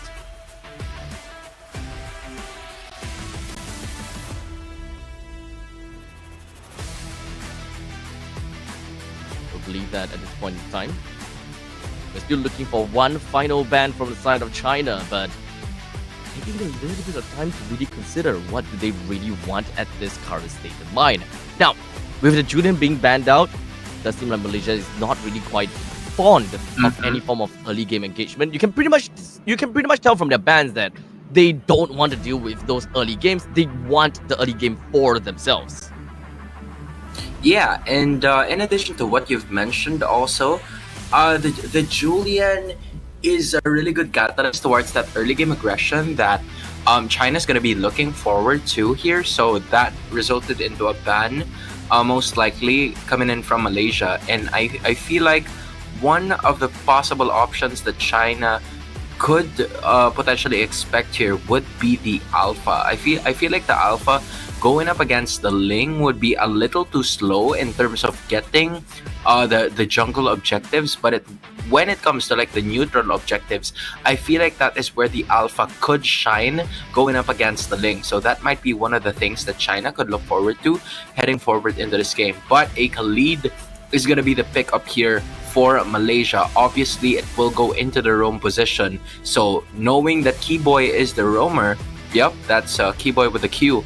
You can expect that the aggression is going to be, right? You're going to expect that there's going to be some sort of aggression here that's going to be displayed by Malaysia in the early portions of the game, just because they have the Khalid and the Phoveus on their side. So, with all said and done, both the Phoveus as well as Khalid is out. Glue is actually amazing over to the side of China. There's no one that is going to be stopping this Glue right on his tracks, and there should be no problems in winning in the lanes as well. But unfortunately, we're not going to see a Glue. It is going to be an Edith as well as a Nolan that's picked up from the side of China, and Malaysia, they're now left with one final pick, and that has got to be the gold laner. They're going up against a Bruno, so there's actually quite a bit of options, right? 1-1 is definitely something that they can potentially look out for. But other than that, if they want to play for area denial, I think that Nathan is actually not too shabby of a pick too.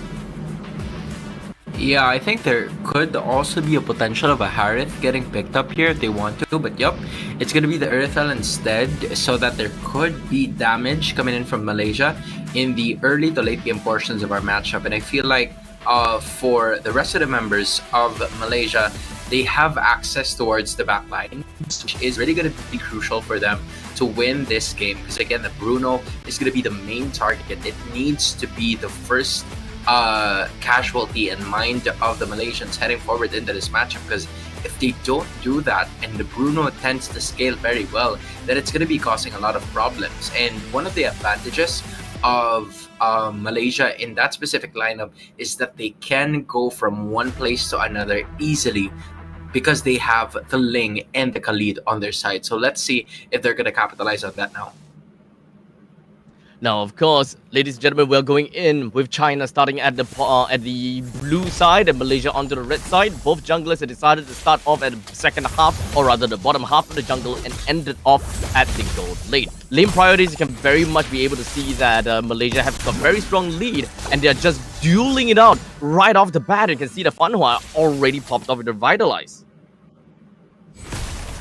Just an immediate pop and off of that battle spell is really going to be crucial for both of these teams because the turtle fight hasn't even started yet, right? So I feel like for both of them, they're gonna have to make sure or ensure themselves of some sort of idea that they can do something about it pretty quickly. But as of the moment, Malaysia just really allocating most of their resources about just getting those jungle objectives, and then afterwards start off with a fight in the turtle that's going to be happening in less than 40 seconds of gameplay.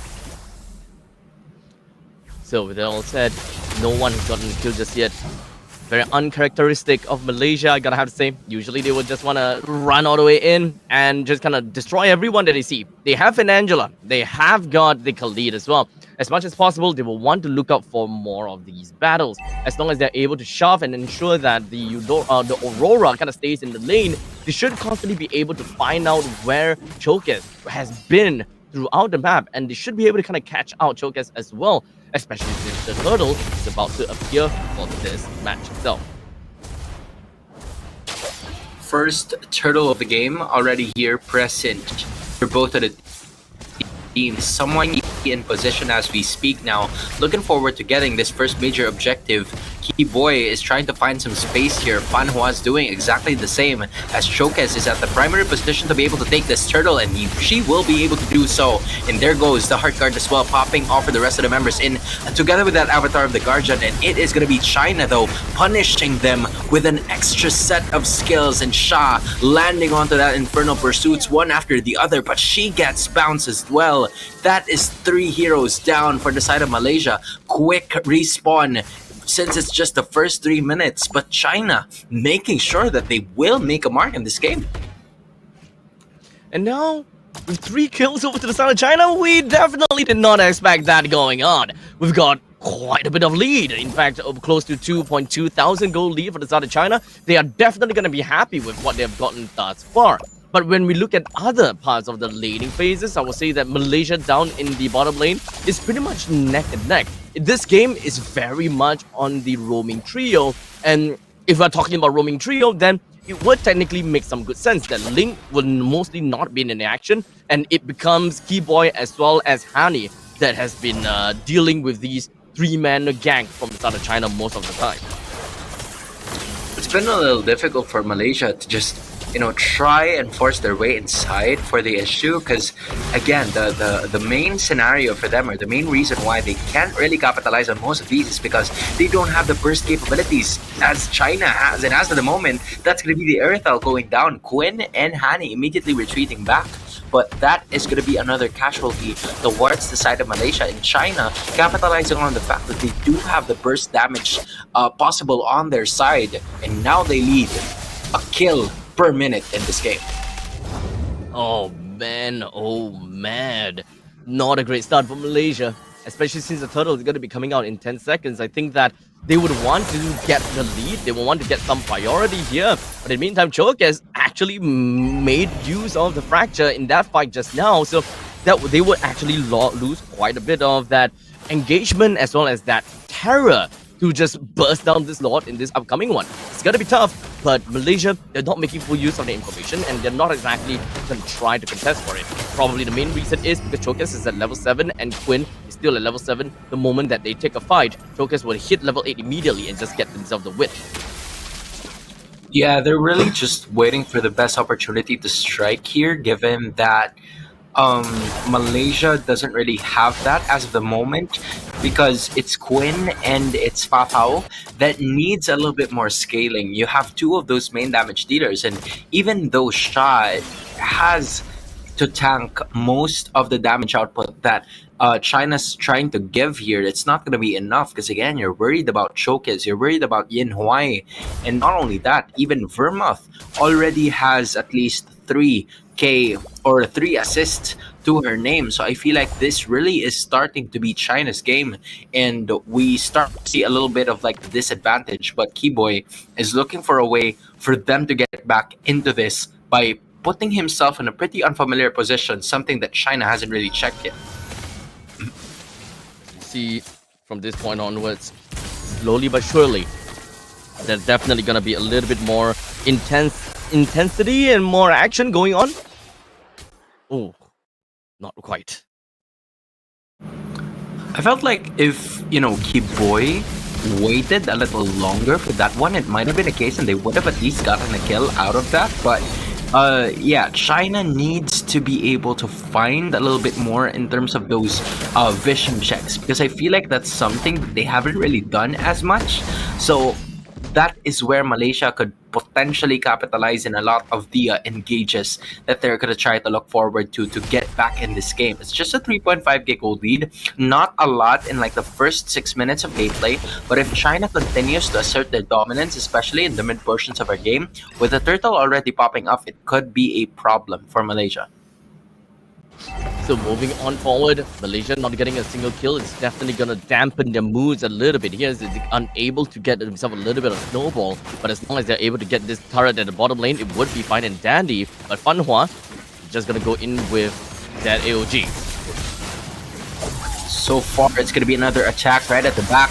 Vermouth now trying her best to just be able to stay alive, and she will be able to, because that is going to be another kill. This time towards Malaysia once more. Shah trying to fight by her lonesome, and that is 2 kills. Onto the side of China, Malaysia immediately retreating, and that what seemed to be an initial attack coming in from Malaysia was dealt a counter punch by China. They lead 6-0. At this point in time, I'm just having a little bit difficulty just understanding what's going to be the best case scenario from them, right? It's kind of a tough game for Malaysia. They are 4,000 gold down. Their jungler is about 1 level down. It's not too bad actually, but we gotta have to pull the game out a little bit longer. So far, that is going to be one of the cases that they are going to be looking forward to again. Now, fortunately for Malaysia, no casualty has happened in that one, but China having all of the confidence in the world right now, as they would try to continue to initiate more in terms of what Malaysia has to offer. There's going to be the knockups coming in from Shah here, and still no deaths for both of the teams, but the pressure is starting to be felt by China, so they're gonna have to retrace back on their on their steps and find a way that works best for them, because Malaysia is starting to realize that Shah is gonna be the main catalyst of how they will initiate and fight back. Slowly but surely, Malaysia will slowly start to take points away from China. They are definitely trying to defend their middle lane inhibitor as much as possible. It's not necessarily going to be the easiest though, but China doesn't seem to be too involved in that fight just yet. In fact, China, at this point in time, I think that they are just kind of floating around on the river line, not really making full use of the lead that they have got in order to get even more objective, which I think that is going to be definitely a little bit of a problem. But luckily now, they got in the bottom lane T1. In this scenario right here, China just slowly but surely asserting more of their presence in the land of Dawn just by getting one turret after another. Already 2 turrets have been secured by China at this point, and they have also secured 6 kills. I feel like an icing on top would have this lord that will be spawning in just less than 20 seconds of gameplay, and Yin Huai has been, roaming around freely, and Jessica's just right there dishing out at least damage and information, but the fight's gonna be here now. Keyboy landing onto that Raging Sandstorm, not gonna be able to hit anybody, but that just might just be another one of those ultimate Tempest of Blades has already been thrown here. Again, no casualties. Malaysia just doesn't have enough damage to take one Chinese player down. With that, it's okay, considering the fact that we are only 10 minutes into the game. Malaysia will start to pop off even more once we have hit the 12 to 14 minutes part of the game. We're looking at 24,000 gold, so the lead is not all that great. 6,000 gold, but unfortunately, because of this lord, we might be able to see more of these money bags taken away by the side of China. So eventually, slowly but surely, I think that if China is able to play this well, take down every single one of these inner turrets, I think it's relatively fair to say that China should be able to get a good 7,000 gold lead, and if they are able to hold on to the 7,000 gold lead, they should be able to end this game roughly about 14 minutes in, right before Malaysia eventually gets their power spike. And not only that, right? The flicker is already gone coming in from Sha. I'm surprised that Sha didn't choose to go for a vengeance. Instead, she went for a flicker as of this moment in time. But maybe that is for the case of when she is gonna try to evade most of China's attacks here. But as of the moment, it is still a-okay. Sha's gonna do her best to be able to defend this middle inner turret, but that to no avail is gonna happen. So as of this moment now, China already burning most of the holy defenses that the inhibitors of Malaysia are going to be putting here, but they're simply not forcing their way inside. They're waiting for the right opportunity, and they know that they're almost at least like 8k or 7k gold lead ahead, so they don't want to pick most of their corners. They just want to establish more of that lead so that when they make for that one final push, it's going to be ready. Honestly, that's kind of the problem for me, right? They managed to get themselves a good lead on top of China. That's an 8,000 goal lead, but they're not necessarily playing like as though they got the 8,000 goal lead, and the timer is running out. The moment that they take a little bit too long to end Malaysia, that is pretty much gonna be the end game for Malaysia, and they will be happy with what they've gotten thus far. China, they really gotta have to make a move soon. Malaysia may have got 0 kills at this point as we speak, but won't be like that for long.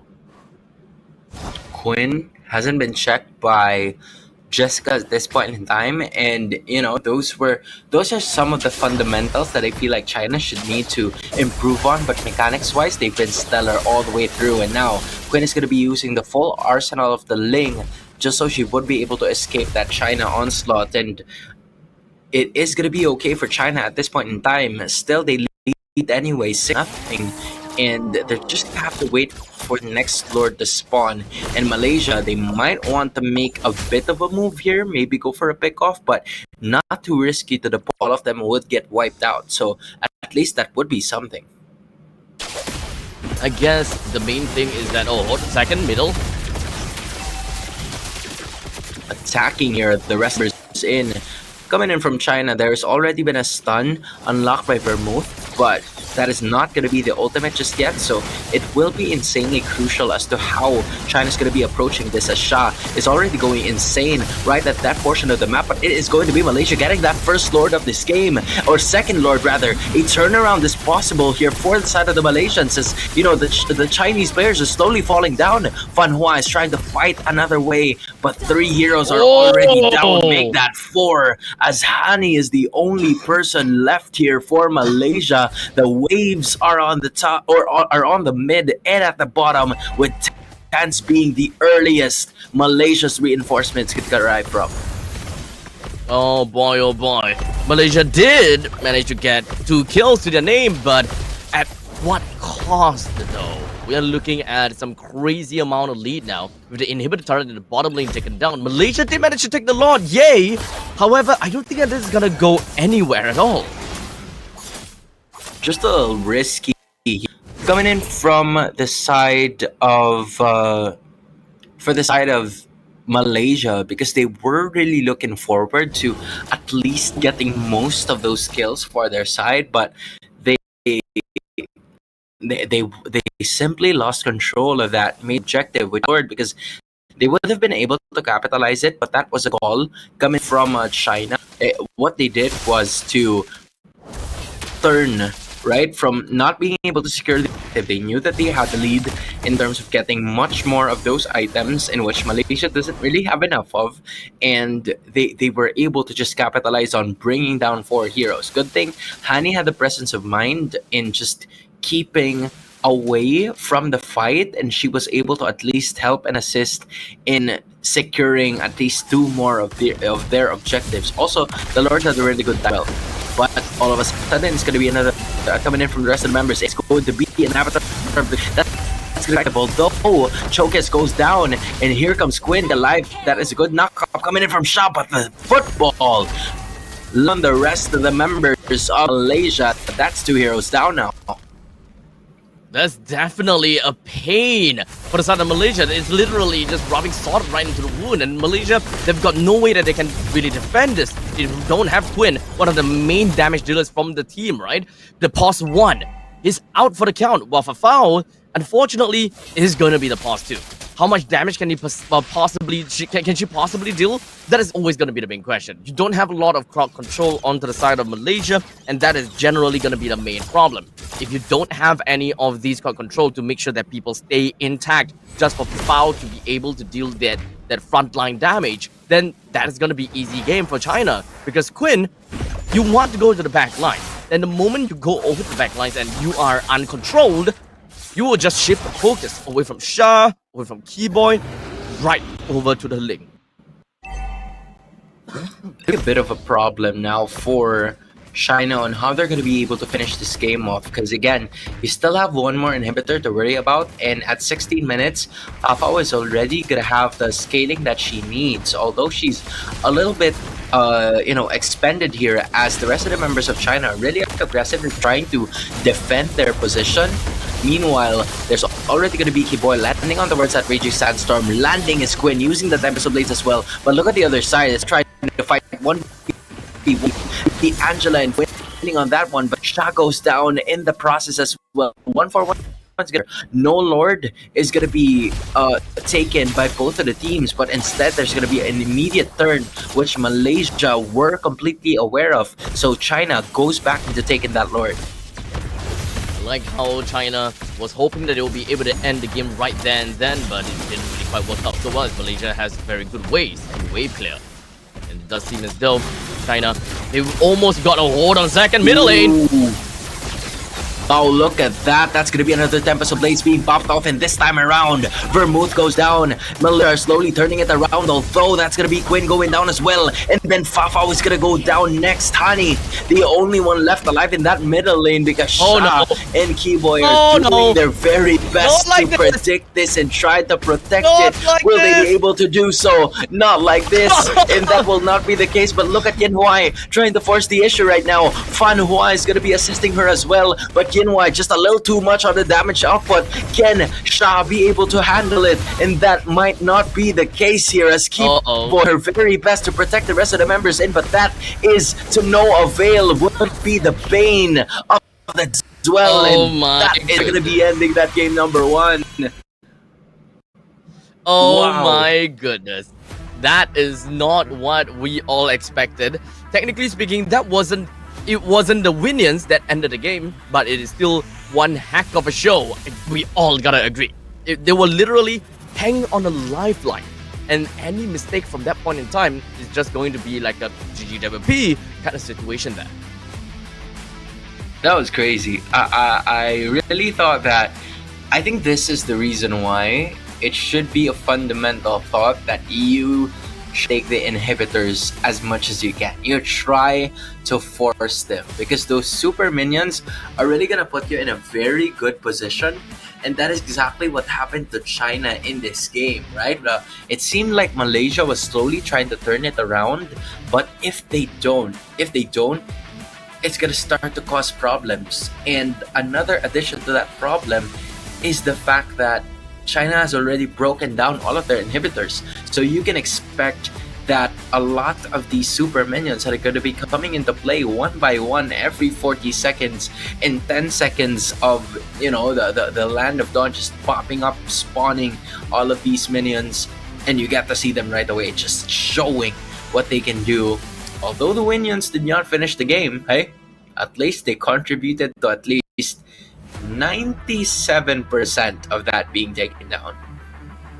I agree. There's so much damage that the Winions did for the China side, but even without the Winions, I think that there is still a lot of probability and a lot of cases where it will still work out tremendously well. So regardless, we gotta have to give a huge congratulations over to Fan Hua, which is the MVP of that game. So regardless, ladies and gentlemen, that is definitely fine and dandy.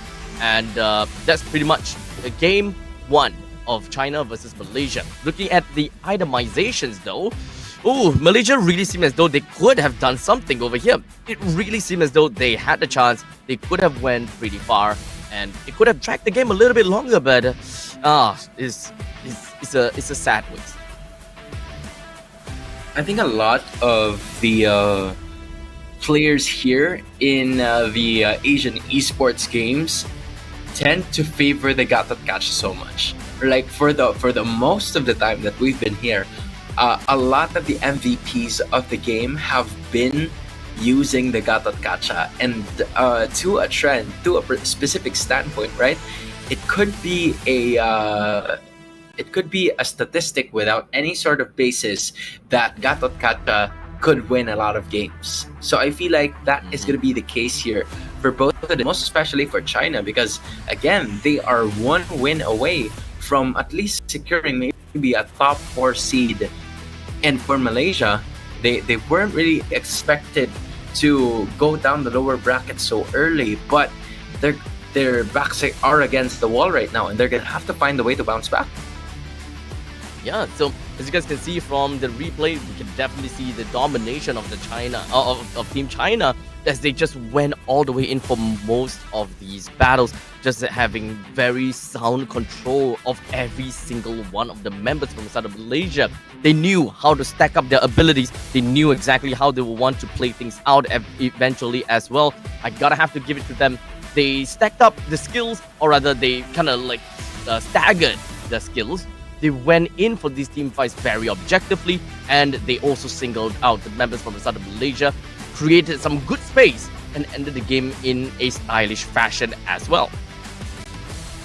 I felt like Malaysia was banking their cards too much on the scaling of both Quinn and Fafao at this point in the game, whereas China was really taking advantage of the fact that each and every one of them can make a play. Right? The Bruno can just dish out a ton of damage to bring in those turrets down. Vermouth, the crowd control mage, as we would expect. Showcase getting a lot of those objectives and neutral creeps right from the get-go. And then you also have Jessica and Fanhua, who was the MVP of that game number 1. That was which were the initiators, all right, of this specific game, and they really did an incredible performance in making sure that the lead will stay with them, even though this game lasted 18 minutes, even though the scaling was already somewhat favoring Malaysia at some point in time. They were still able to hold it down. Exactly. Now, it's really unfortunate that Malaysia dragged for so long already, but still couldn't find those wins. It's either that they get themselves early game lead by snowballing and winning in all of these team fights, but that wasn't the case. So what Malaysia had to do in the end of the day was just hold things out a little bit longer. Let's just play the game all the way to 18 minutes and try to win team fights, try to win objectives from that. We shall see if whether Malaysia have got a different game plan for game number 2 right after this short break. Ladies and gentlemen, we'll see you guys in a short bit for the Asian Esports Games 2024. Don't go anywhere too far. Hans and I will be back with you soon.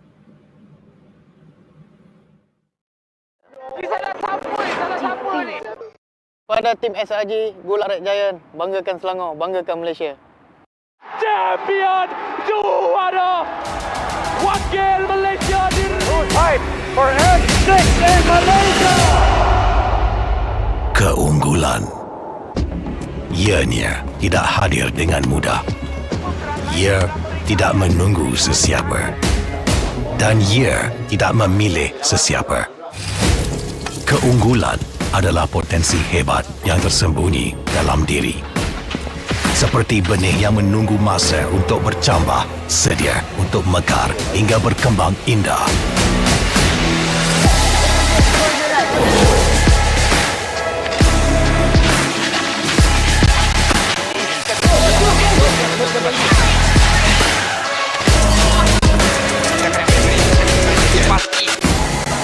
Ketika cabaran mendatang, ada yang hanya memerhati. Kekuatan sebenar lahir dari dalam diri. Dibangkitkan oleh jiwa yang menyokong teguh tanpa henti. Kadangkala, saat kita rasa jauh dari apa yang kita impikan, ia muncul dari arah yang tak dijangka. Saat itu, kita sedar potensi yang sebenar ada di sekeliling. Ini semua bukanlah satu kebetulan, tapi kita yakin ini semuanya aturan takdir. Setiap langkah bukan hanya untuk diri sendiri, tapi juga untuk mereka yang berdiri dan berjuang bersama agar kita melangkah lebih jauh, menjadi lebih hebat.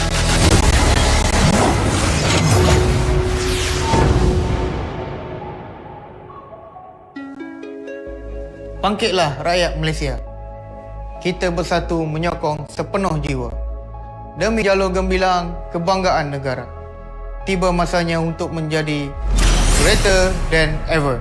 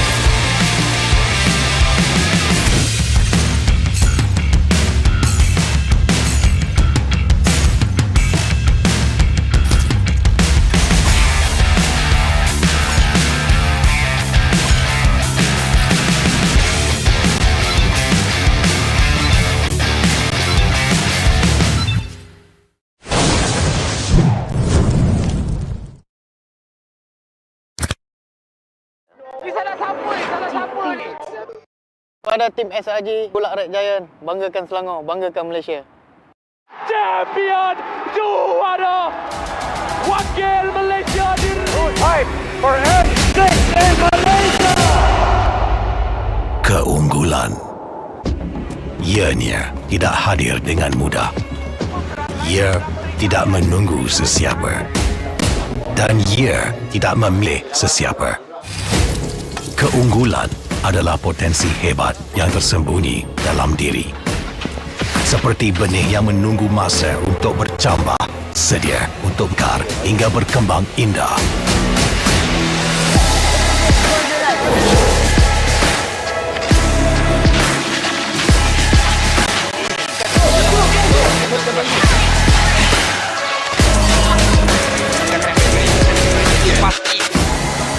Ketika cabaran mendatang, ada yang hanya memerhati.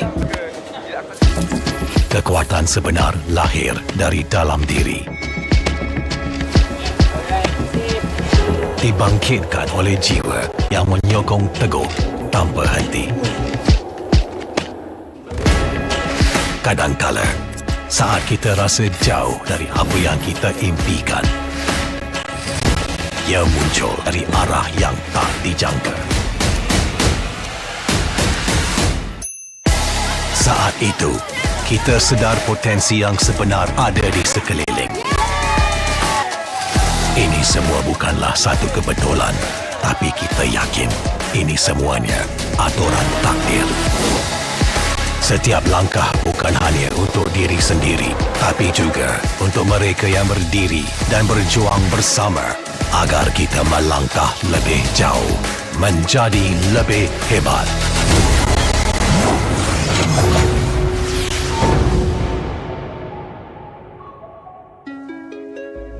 Bangkitlah rakyat Malaysia. Kita bersatu menyokong sepenuh jiwa. Demi jalur gemilang kebanggaan negara. Tiba masanya untuk menjadi greater than ever.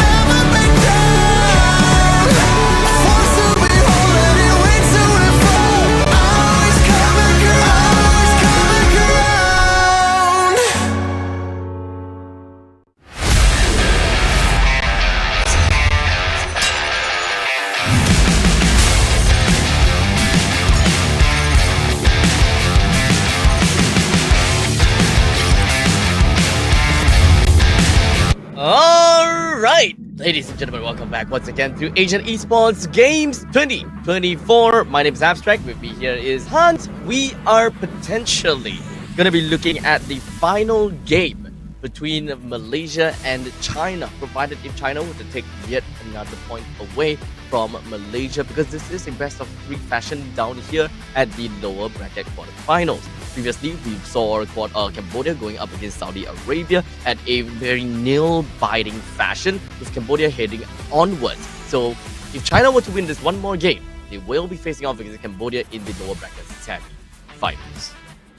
Yep, that's right. I feel like this is the closest that, China has ever been towards making it into the Final Four for the longest time after joining a lot of different tournaments in MLBB competition. Like, this could really showcase the level of understanding that China has already had by just participating in a lot of these tournaments. Because I feel like it hasn't really been that long since China became part of the MLBB scene, right? But then all of a sudden they're showcasing what they got, and for a very well-known region such as Malaysia to get a game off of them and potentially even eliminating them from the competition is no little feat. Like they're really making sure that their presence is felt around here. You gotta have to agree that China, they are learning and improving at an exponential rate. And at this point in time, they are going to be a beast with the growth that we have seen from them thus far. Without further ado, let's just jump right into game number 2 at the lower bracket between Malaysia and China. We start things off with Chusin, Matilda, Yves, and Moskov. Bang! So there's the Eve, Moskov, the heroes that you've mentioned. So I feel like there has been some sort of throwaway bans, I honestly think, for the side of Malaysia, because those are heroes that you don't usually eliminate so early in the banning phase, except if you're really looking at specific play. So for Malaysia, I think there's something that they're probably trying to cook here in this specific moment of game number 2, because even the Hylos was already taken out. Usually, right, you'd see heroes like the Suyu, you'd see heroes like the Hilda, but so far we haven't seen both of those heroes, or neither of those heroes as we speak. So it could be potentially picked up by Malaysia, and they do have to pick it up pretty quickly, because if they don't, then it's definitely gonna go to the hands of Jessica here. It's gonna be hands of China for sure. I'm telling you right now. They'll get up because they know that China utilizes that hero so well. No bans on the chip as well as Suyo. We shall see how that is gonna work out in the end of the day. Malaysia have decided to pick up onto the Hilda almost immediately. That will qualify for the aggressive gameplay that we more or less expect coming in from them. But so far, game number 1, we didn't really quite manage to see that, but perhaps we'll be able to see it a short bit of time. Now, of course, the ball is now on the court of China, right? We will always want to expect, okay, Suyo as well as the chip being picked out over here, but it doesn't seem like it's necessarily going to be that easy or that simple right off the get-go. They are going to be picking up a Bruno on their hands as well as a Gato Kacha. And this is an interesting take, right? Because it has always been Malaysia, or it has always been that red side who would always pick up the Gatot Kacha. We never saw the Gatot Kacha on the blue side, as the usual picks there would either be the Hilda or the I'm trying to remember the other person. It's the Hylos. But then, but yeah, China has always picked up, or the red side has always gathered the help of the Gatot Kacha, and I feel like yeah, it deservingly so, because the Gatot Kacha, when you pair it up with a lot of other crucial heroes in terms of setting up, such as the Aurora here, that is a really good pick, I believe, coming in from China, just really utilizing most of their skills to make sure that they can get the setups that they need. And through the Frigid Glacier mixed with that Avatar of Guardian, I feel like it could be possible to catch Malaysia off guard here. But Malaysia, compared to that game number 1, they're somewhat building off a little faster now with the early game, just because of the pickup of the Nolan together with that Hilda and the Vexana to top it off with the wave clear potential. There's definitely gonna be a lot of team fight that we can expect coming on between Malaysia and China right now. So with all these three being picked up, we mostly want to look at their lane priority. EXP lane, Hilda definitely takes the cake against China, at least for now, right? Even if you're looking at the Gato Kacha, there could still be a lot of movements, even though Hilda might be a little bit slower at clearing up the waves, but she will be able to run way faster and will be able to get her to her respective places. Now, how about the mid lane though? Malaysia with the Vexana and the China with the Aurora, very well balanced. So right now we need to find a way, and both sides, they probably want to find something that will kind of tilt the balance just by a tad of it. That's gonna be the idea that they're looking for here, because again, based on the bans that I'm seeing, the Beatrix and the 1-1 kind of like limits the threat of AoE damage, and I feel like That is what China is trying to go for, because they're also limiting or like toning down the possibility of Malaysia getting a really good scaling hero, but even so, it is still potentially open. So Malaysia could pick it up if they want to for Papa to be able to use, or they could go with the Irithel once more. That might be one of those situations. But on the other hand, Malaysia also limiting the alpha so that the Nolan could always move faster. So I feel like the Hayabusa could be present here for China if they use it, or if they don't, they're gonna have to find a way to kick things up to speed. Maybe a Julian would be sufficient here. Slowly but surely, I will say that with all of these bans going out, we have a very stable answer for it. Gold laners are out, at least when it comes down to Beatrix, as well as the 1-1, and as for the junglers and EXP, it is the Edith as well as the Alpha that's been taken away. So far, I gotta have to say that there is a lot more probability for the side of China to want to focus picking up a jungler for this moment, because they want to keep the ambiguity of that Gatakacha as much as possible. Or maybe I am completely wrong. Pick up the Khalid for themselves, and that's all fine and dandy, at least for now. It's been that kind of combination, right? It's either the Gatakacha Terizla, it's either the Gatakacha or the Khalid, which has been a trend in the AEG. So far in the past 2 days of competition, we haven't really seen a lot of players use the show except for Vivian. So I feel like it could be just a possibility of how easy it is to pull off or execute. So Khalid has been a staple choice here by most of the players that we have seen from before. Now it's going to be Malaysia's turn, right? So we're looking for a really good gold laner that they could utilize to go up against Bruno, and Nathan might be their choice. To add to that is also going to be the Jawhead that will most likely be used by Kiboy. So it is confirmed, as expected, the Hilda will go to the EXP lane, and the Jawhead is going to be the roamer for this game number 2.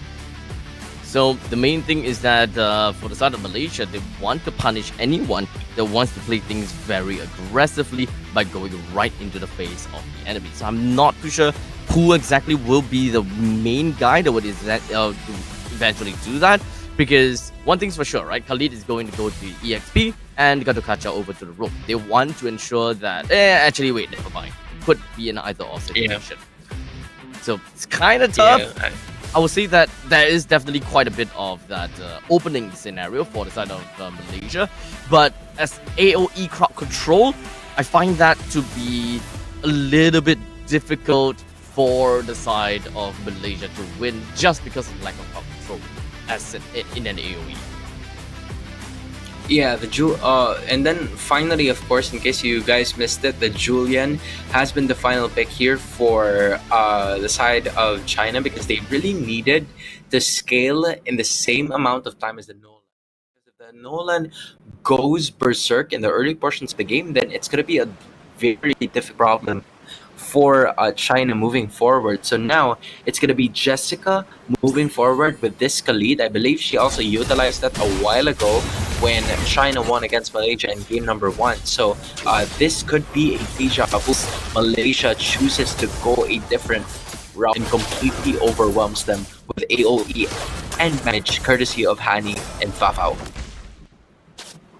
Right off the bat, China, they are going all out aggressive and showing every single one of their dominance right within of the lanes as much as possible. They want to ensure that they play the game hard enough to just force out the entirety of Malaysia away and out from their homes. It's not going to be easy, let's be honest here. Malaysia, they do have the Hilda, yes, they also do have a pretty fast pushing lane pusher from the side of Hani, but Keyboy doesn't necessarily clear waves all that fast. It's still not too bad, but China's mid lane as well as their roaming trio will always come up on top against Malaysia. I think the key to this fight is always going to be that riverside or that river bushes, because again, that is where most of the initiations are going to be coming from for both of these teams, with the crowd controls that they possess. For the Jawhead, it's going to be the ejector and of course the unstoppable force combo. And I don't think I need any sort of introduction, and this is exactly a perfect example of that, right? An immediate initiation coming all the way from China as they landed Keyboy to force his flicker to be taken away. So that is where the control of this early game is going to be coming from. As we just slowly move on with the turtle that eventually will be able to do quite a number over to the enemies. It's pretty much going to be a turtle that will be credited over to China. They are definitely going to be happy with what they have gotten so far, with a steady amount of 800 gold lead. Not exactly a crazy amount, but hey, we're only 2 minutes into the game. Yeah, you're definitely gonna take that if you are China, because considering the heroes that Malaysia has, this is supposed to dominate at least in the early portions of the game. But look at Fan Hua, probably a bit unaware also of how the positioning of Fafao is going to be like, but Fafao already there trying to give out the assist as well. But then there's going to be that Avatar of the Guardian that was kind of a bit of a misclick there. I don't think she meant to go that position, but hey, it's mission failed successfully as Chokes gets a double kill anyway. So that works all out. It's all good in the hood for People's Republic of China as they got 2 kills in exchange of 1. That was a surprise. I don't think any one of us was just gonna expecting that kind of play that technically worked out, I guess, but it's definitely fun to see the AOG going in like that. And regardless of all of that fact, I gotta say that there is definitely a lot more than we can expect from the side of Malaysia. Eventually, they are gonna be dealing a lot more damage, and I definitely believe that there is so much more that they can do coming into maybe 8 stages, 8 minutes into the game. That's huge. That is huge. Another kill going on to Quinn, a Nolan, a hero that's supposed to at least be the threat in the early portions of the game, not get threatened by China at this point in time, but it really is working for them. And not only that, Choke is also able to get Quinn's orange objective, and that is going to be crucial. Good thing Fafa was built up on the Starlium side in like the first 4 minutes of gameplay, but we're starting to see a bit of a distance in terms of the gold lead that People's Republic of China has as we speak, and they will be able to take the second turtle of this game. Just an amazing and flawless performance for 1 in terms of kills. So now 1-4. China still got a little bit of a lead, and Malaysia, as much as possible, wants to take some of these energy turrets down, get himself a little bit more gold. China has been playing up to the name, and of course with Jessica just constantly just leaving the lane so much, this has been great from China, because one thing's for sure, we always want to see that a Khalid constantly just running around, and you can see just how much annoyance Jessica is able to put up with Malaysia, even though she's not doing anything. She just needs to show herself. And they're really trying to force out like most of those ultimates to be popped off. Not even the ultimates. I'm talking about the battle spells even, because Kiboy has had that flicker committed already. So unfortunately, that's going to be another one of those engages decreased in terms of distance for Malaysia. They would have covered a bit more ground with that extra flicker unstoppable force combo. But because of this, China has had all of the confidence in the world to go inside and maybe try to deal damage onto one of the members. Unfortunately, Fanhua was stuck in a little bit of a ruckus there. So she will decide to go to the other side, but that is going to be the fight that they will be looking for. Now Sha is caught in a little bit of a crossfire here. Meanwhile, on the other side, it's going to be Fafao staying alive. Keyboy stuck in the middle of it all, but he or she will be able to escape as work is going to be done by Malaysia in the middle portions of the map. But Jessica not allowing that to happen. Quinn unsuccessful in taking that middle herd down. That's definitely a very drawn out fight, while Chokes took the opportunity to take down the tier 1 at the bottom lane. China has been pretty strong when it comes down to their macro decision, and we are almost looking at 1,000 gold per minute this is definitely very different because China, they haven't been overly aggressive to the point whereby they have been getting a lot of kills, but they have been macroing so well whereby they took the top lane turret, they took bottom lane turret, they took the turtle as well. All these objective games and objective plays that is for the side of China is just coming into dividends. I don't think Malaysia has gotten a single objective in this game. All turrets are still intact. The damage output is going to be there for Quinn to take. Less than 35% of that HP is going to be there for her. But as I was saying, just really good allocation of the skill. And oh no, Sha felt it, but she was a little too late upon trying to evade that. Good thing she was fast enough to be able to run away from the damage output that China is starting to pose here. But the relentless pressure of China is just giving Malaysia a lot of problems right now, Abstract. And here it goes again, right? That's going to be another thing that you're going to have to worry about as Hattie goes down. And Kikoy is going to be going up next to Heroes for the price of none, as another turret is going to be destroyed by Quinn. But the problem is the damage has already been done by the red side, and China takes the lead. And now the turret down to the bottom lane finds itself at a low amount of HP. Yin Huai survives with just a hair as Malaysia went in for the fracture. Didn't really quite do enough to get a kill down on Yin Huai, but it's still pretty fair, right? Malaysia, they have a lot of burst damage, but all of these burst damage is not quite enough to kill one for one kind of thing. You gotta have to work together as a team in order to really bring anyone down at this point in time. Especially since Fanhua, as the Gatwakacha, is pretty tanky. Jessica is pretty tanky as well. Malaysia, they need to put a lot of resources just to bring one of these tanky girls down. The pressure is really felt right now by Malaysia as we speak, because again they are trailing by 8.3k gold, 8.3k gold, and it is starting to be a scenario wherein the chances of them winning is pretty slim. They're gonna have to rely on Fafan, and I feel like that is gonna be the start retribution in this game as they were able to take on Showcase. It could be a start, or which would have been an easy Lord take if she was already there. So Malaysia are going to be putting their resources on this Lord fight, hoping that the retribution is going to be enough for Quinn.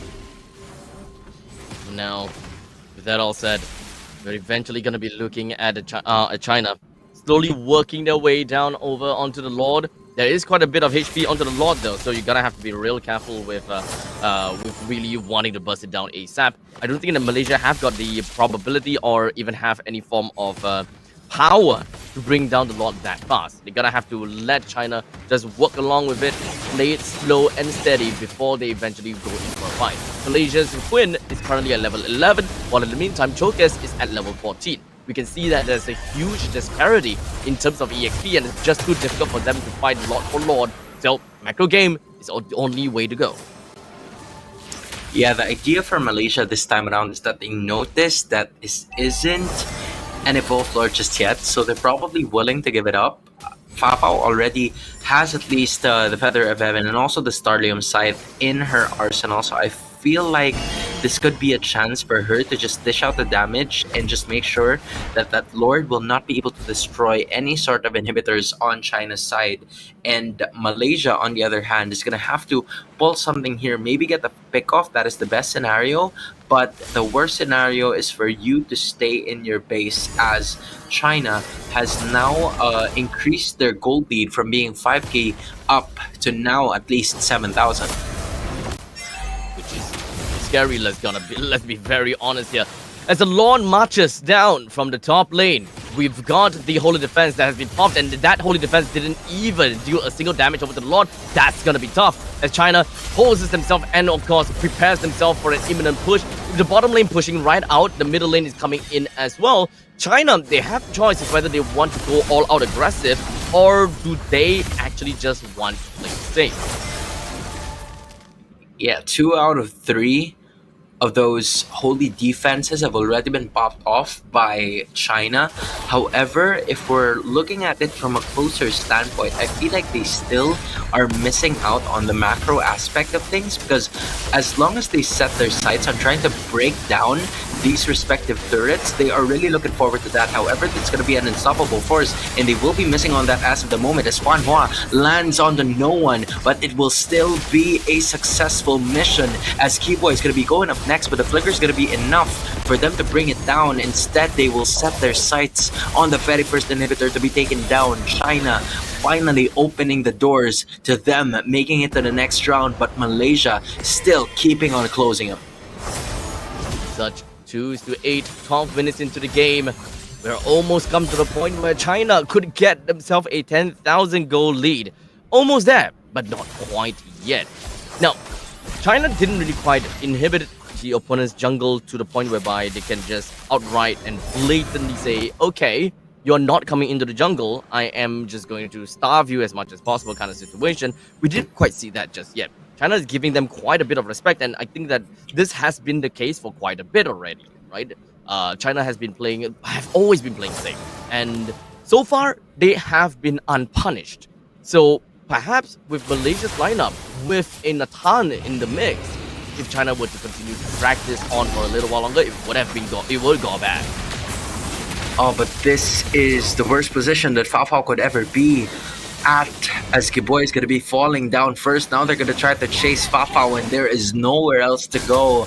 That Nathan has been doing her very best, but look at this. Malaysia has been willing to sacrifice their gold laner. How unusual has that move been for them? But do they have enough time to make it back? Because this is the Lord right here, and the Lord just in time is going to be spawning right on their doorstep. But it went the other way. That is going to be trouble now for the side of Malaysia, because there's only 3 people defending. Now it's going to be Quinn who's going to fall down. Oh my goodness, the Lord has left the side of Malaysia because they were not able to defend. Shine trying to lock on their base as of the moment, but they still don't have minions. Keyboy doing their very best, and then there's Fao Fao as well, the only Nathan trying to protect them, but that is not gonna happen anymore. China gets through and gets the sweep against Malaysia. Oh my goodness, China, they improved tremendously. They are consistent, and they managed to find themselves a win against Malaysia, knocking Malaysia out of the Asian Esports Games 2024. Malaysia now moves on forward, and they will be going up against Cambodia in the lower bracket semi-finals, which we will get to witness tomorrow. Nah, bro. If you are the Evolved Lord, Malaysia's like, what? Bye. What happened? Why did you go the other way? Why did you look the other way? And you see it.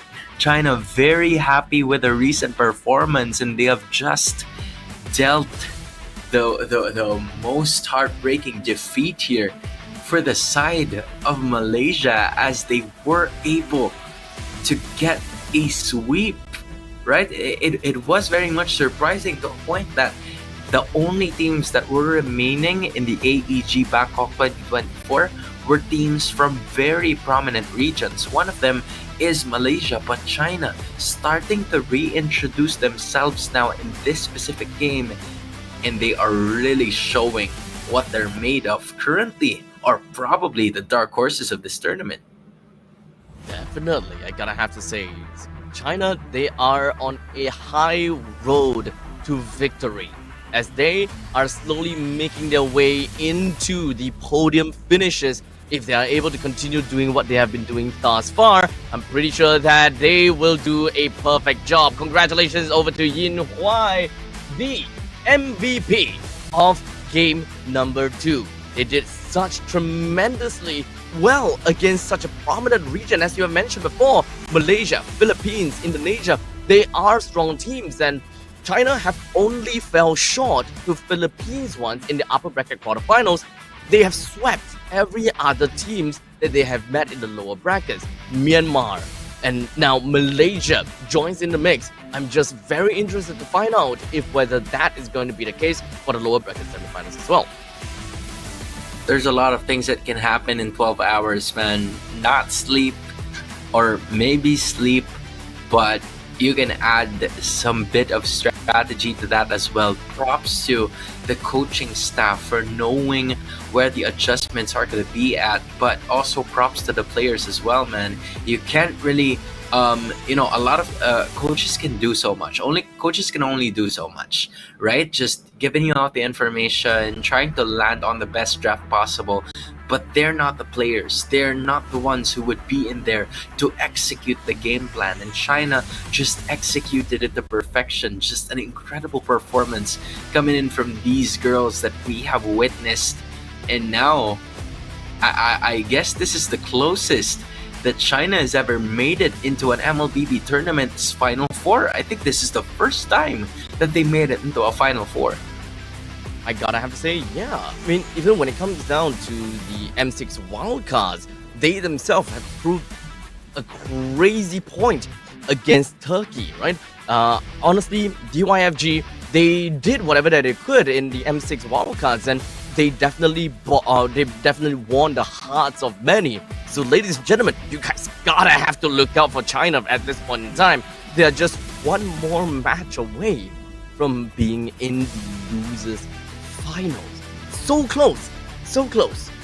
We all gotta have to keep our eye on to China, right? They are going up against Cambodia next, and let's be honest here, it's definitely gonna be a tough game, especially going up against Cambodia's coach, where they brought in a party trick from into their draft. I think that even China themselves can't prepare themselves for that. Yeah, and in addition, the Philippines and Indonesia is also no stranger to that kind of situation, given that they've always met each other at the finals for at least a lot of times, except for the recent IESF. So the familiarity between these two teams are also something that you guys need to watch moving forward. It's Coach Zaya versus Coach King Salman, and Zaya has been the former coach of RRQ Hoshi back then. Meanwhile, King Salman has been one of the former players of TNC Pro Team, but then he went to Malaysia to try to further his pro career, and now she's together with Smart Omega Empress, aka our Civil National Team. And now, ladies and gentlemen, before we wrap up the show, we gotta have to look at the highlights of that previous game, right? Yin Huai, the MVP of that match, rocking over on that Bruno, has been very strong in whatever that she does. And of course, when it comes down to positioning, you gotta have to look out for Yin Huai, right? Throughout the entire time, it has been behind, and Malaysia hasn't really been paying too much notice as to where the Bruno is almost the entire game. So I would say that Yin Huai has pretty much been putting herself in spots whereby your opponents just couldn't see her or couldn't afford to just rush straight into Yin Huai's face. Just a really good set of skills that have been given by China, and especially I just noticed, that a lot of teams are winning whenever they're on the red side in this specific tournament. I don't think I've seen a lot of blue teams, blue-sided teams win. They get the wins, but not a lot of teams win in a specific series. And not only that, I feel like my hero of the day is gonna be that Gatot Kacha, man. The Gatot Kacha is just a little too big of a problem, and I feel like later on, as soon as the broadcast is ended, I'm gonna try it out for myself and see how strong that Gatot Kacha is. What role am I gonna do? I'm gonna do mid lane. I don't give a care in the world. Fine, I give a care in the world because I already saw your face. I'm gonna go XP. Hey, you do you, man. You can do whatever that you want, as long as you don't play the taboo hero. Okay, that's the only thing that will piss me off. All right, I'm gonna say it. Nah, I won't do you dirty. I won't do you dirty. All right, I'm gonna give you that. All right. Okay. Good luck tomorrow. I think you're gonna see it very soon. Thank you. I sure hope that we don't. As such, that is gonna be the question for tomorrow, right? Will we be able to see Cyclops being drafted again by Cambodia? I don't know about that, but ladies and gentlemen, thank you so much for tuning into the Asian Esports Games 2024. It has definitely been a pleasure to be casting alongside with Hans, and today is pretty much the second day of Hans casting, and unfortunately he will not be joining us. But tomorrow it will be myself and Sadafa. So before we close it out, Hans, any last words before we close out the show? Man, it's just so nice to be able to see a lot or a new platform for women's MLBB being showcased, and I think this is one of the first few times that we've seen MLBB being presented in Thailand. So I can't wait to see more competitions in this specific country, knowing that the SEA Games is going to be there next year. So to all of the female gamers and to everybody else who's watching, also thank you so much to AEG as well. Alright, huge shout out over to Hans. Please go on and follow Hans at Hans Galleria on his social media platform. While in the meantime, you can also follow me at Abstract at Such Abstract. Well, I will, along with Sadafa, we'll see you guys tomorrow once again for the conclusion of the Asian Esports Games 2024. Take care and have a very good night.